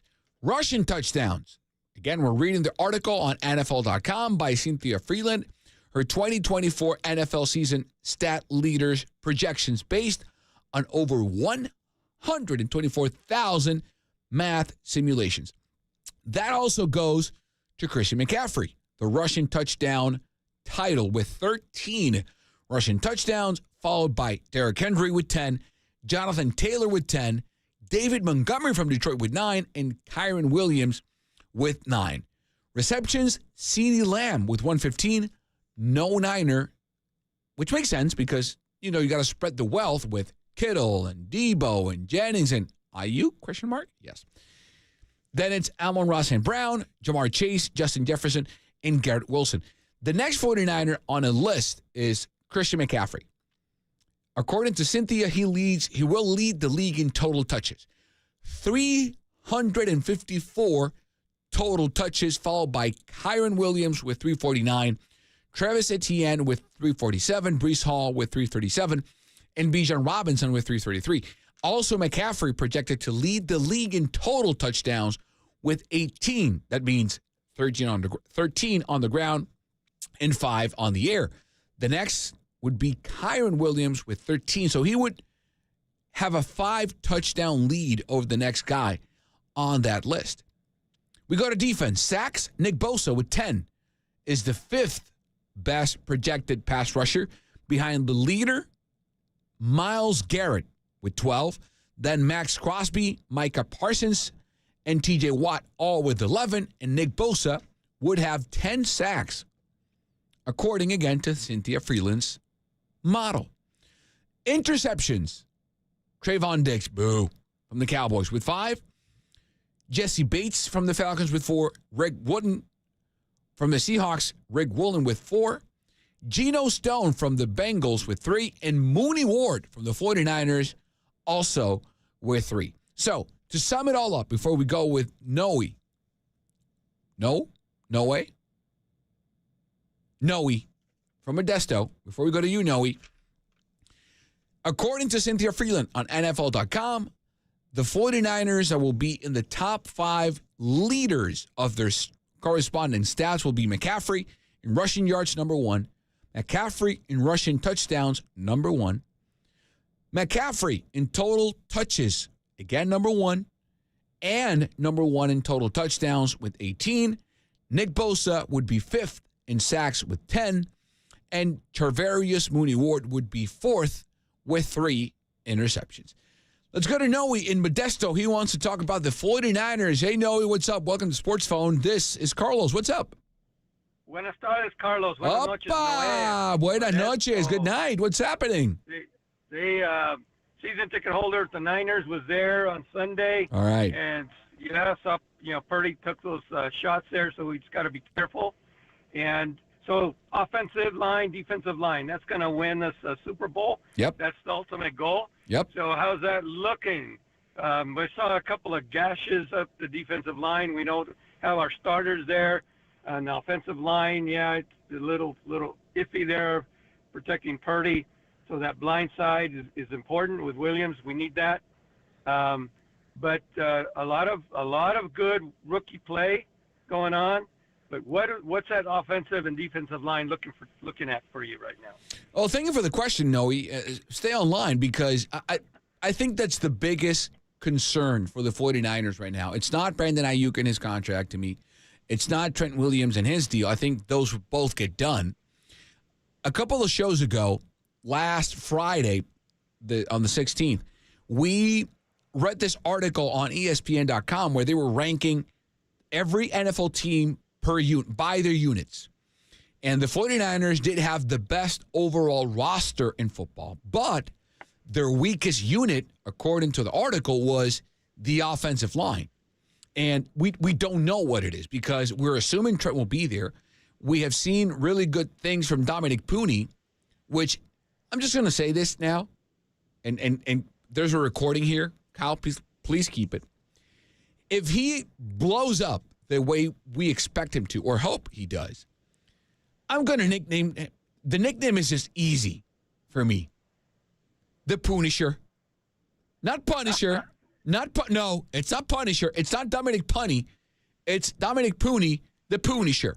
So if the Punisher becomes what he is, and Trent there, that number 21 ranking for the offensive line, I think will go up.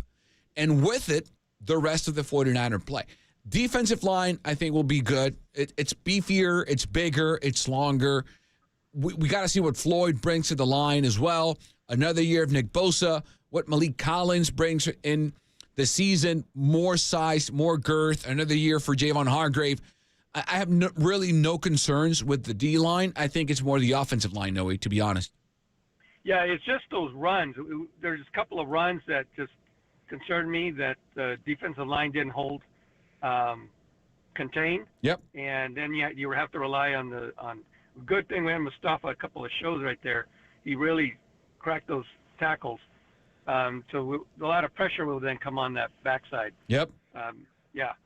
So All right. We've got to make sure that we stop that run. We don't want repeats like we saw in the playoffs. We do not. Absolutely not. Noe, thank you for the call, brother. Appreciate it. Thank you, Carlos. Muchas gracias. Gracias. Thank you so much, and have a great night. Quick break. Last one here on the show. When we come back, there's another article that says, the title reads, check this out, one potential first-time Pro Bowler from each team. I'm going to tell you what this article says, who they think will be a first-time Pro Bowler for the 49ers. That's on the other side. This is Sports Phone KNBR on the Sports Leader.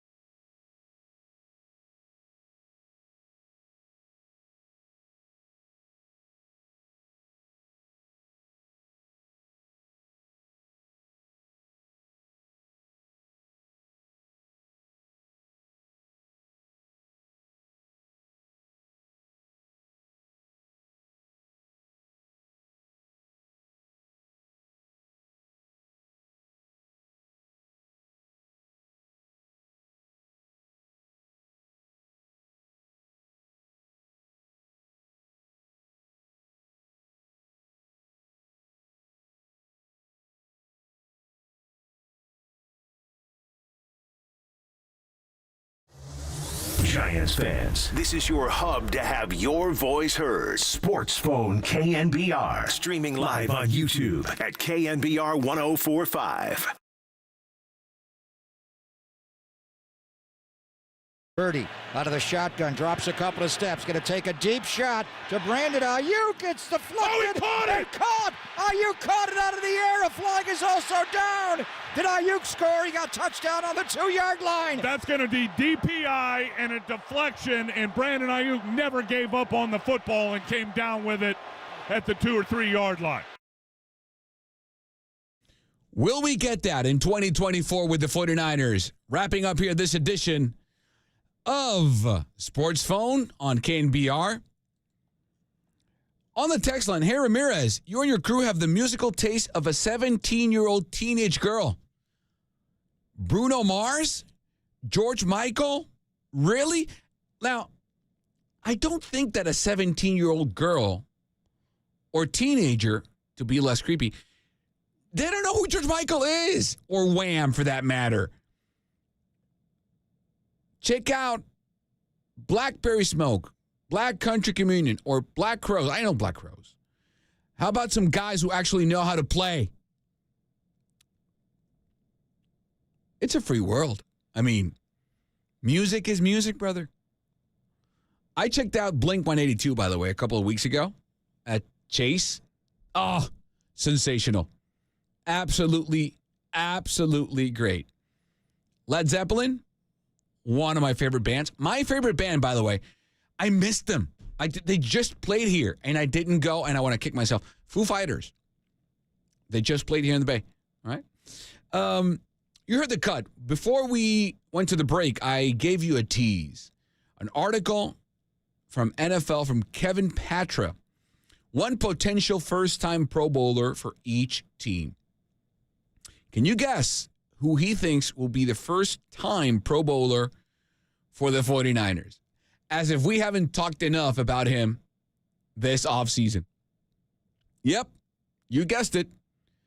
Number 11, Brandon Ayuk. So the article reads, as of now, Ayuk remains a Niner. As long as that's true, he's the most obvious candidate for this spot. The wideout is the field-stretching weapon Kyle Shanahan's offense needs to function at its highest level. Ayuk spreads the defense, allowing Deebo Samuel and Christian McCaffrey to win underneath. Ayuk on the outside helps keep the middle open for George Kittle. It's not that Shanahan's offense would sputter completely without Ayuk. It's that the wideout's presence and talent combined with the rest are a perfect fit. That's why it's a struggle to think of San Francisco and Ayuk potentially parting ways. Ayuk might not have the counting stats of other Pro Bowlers at the position. However, he can certainly match them in efficiency and in terms of importance to his Super Bowl caliber club. So there you have it. We got one more before we go. Yes? No? Tell me. No? We're done? We're closing shop. All right. I tried. I really tried. Thanks for everyone who made this show possible. To our guest, Sean Estes, the left. I hope he's in Tahoe by now. He might have stopped for an adult beverage on the way. He doesn't drink and drive. He doesn't do that.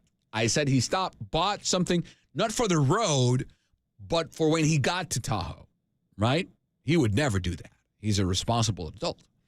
Also, thanks to my brother from another mother, Rod Brooks, and the great host of the Locked On Giants podcast, Ben Kaspick. Everyone who called and texted, thank you for making this show possible. This is Sports Phone KNBR. This is the show for the fans. For Kyle Haar and Jacob Violante, today's producers extraordinaire for the show, I am Carlos Ramirez. Thank you for joining us. Keep it right here on the home of the Giants and your San Francisco 49ers. This is KNBR, the sports leader. Until next time.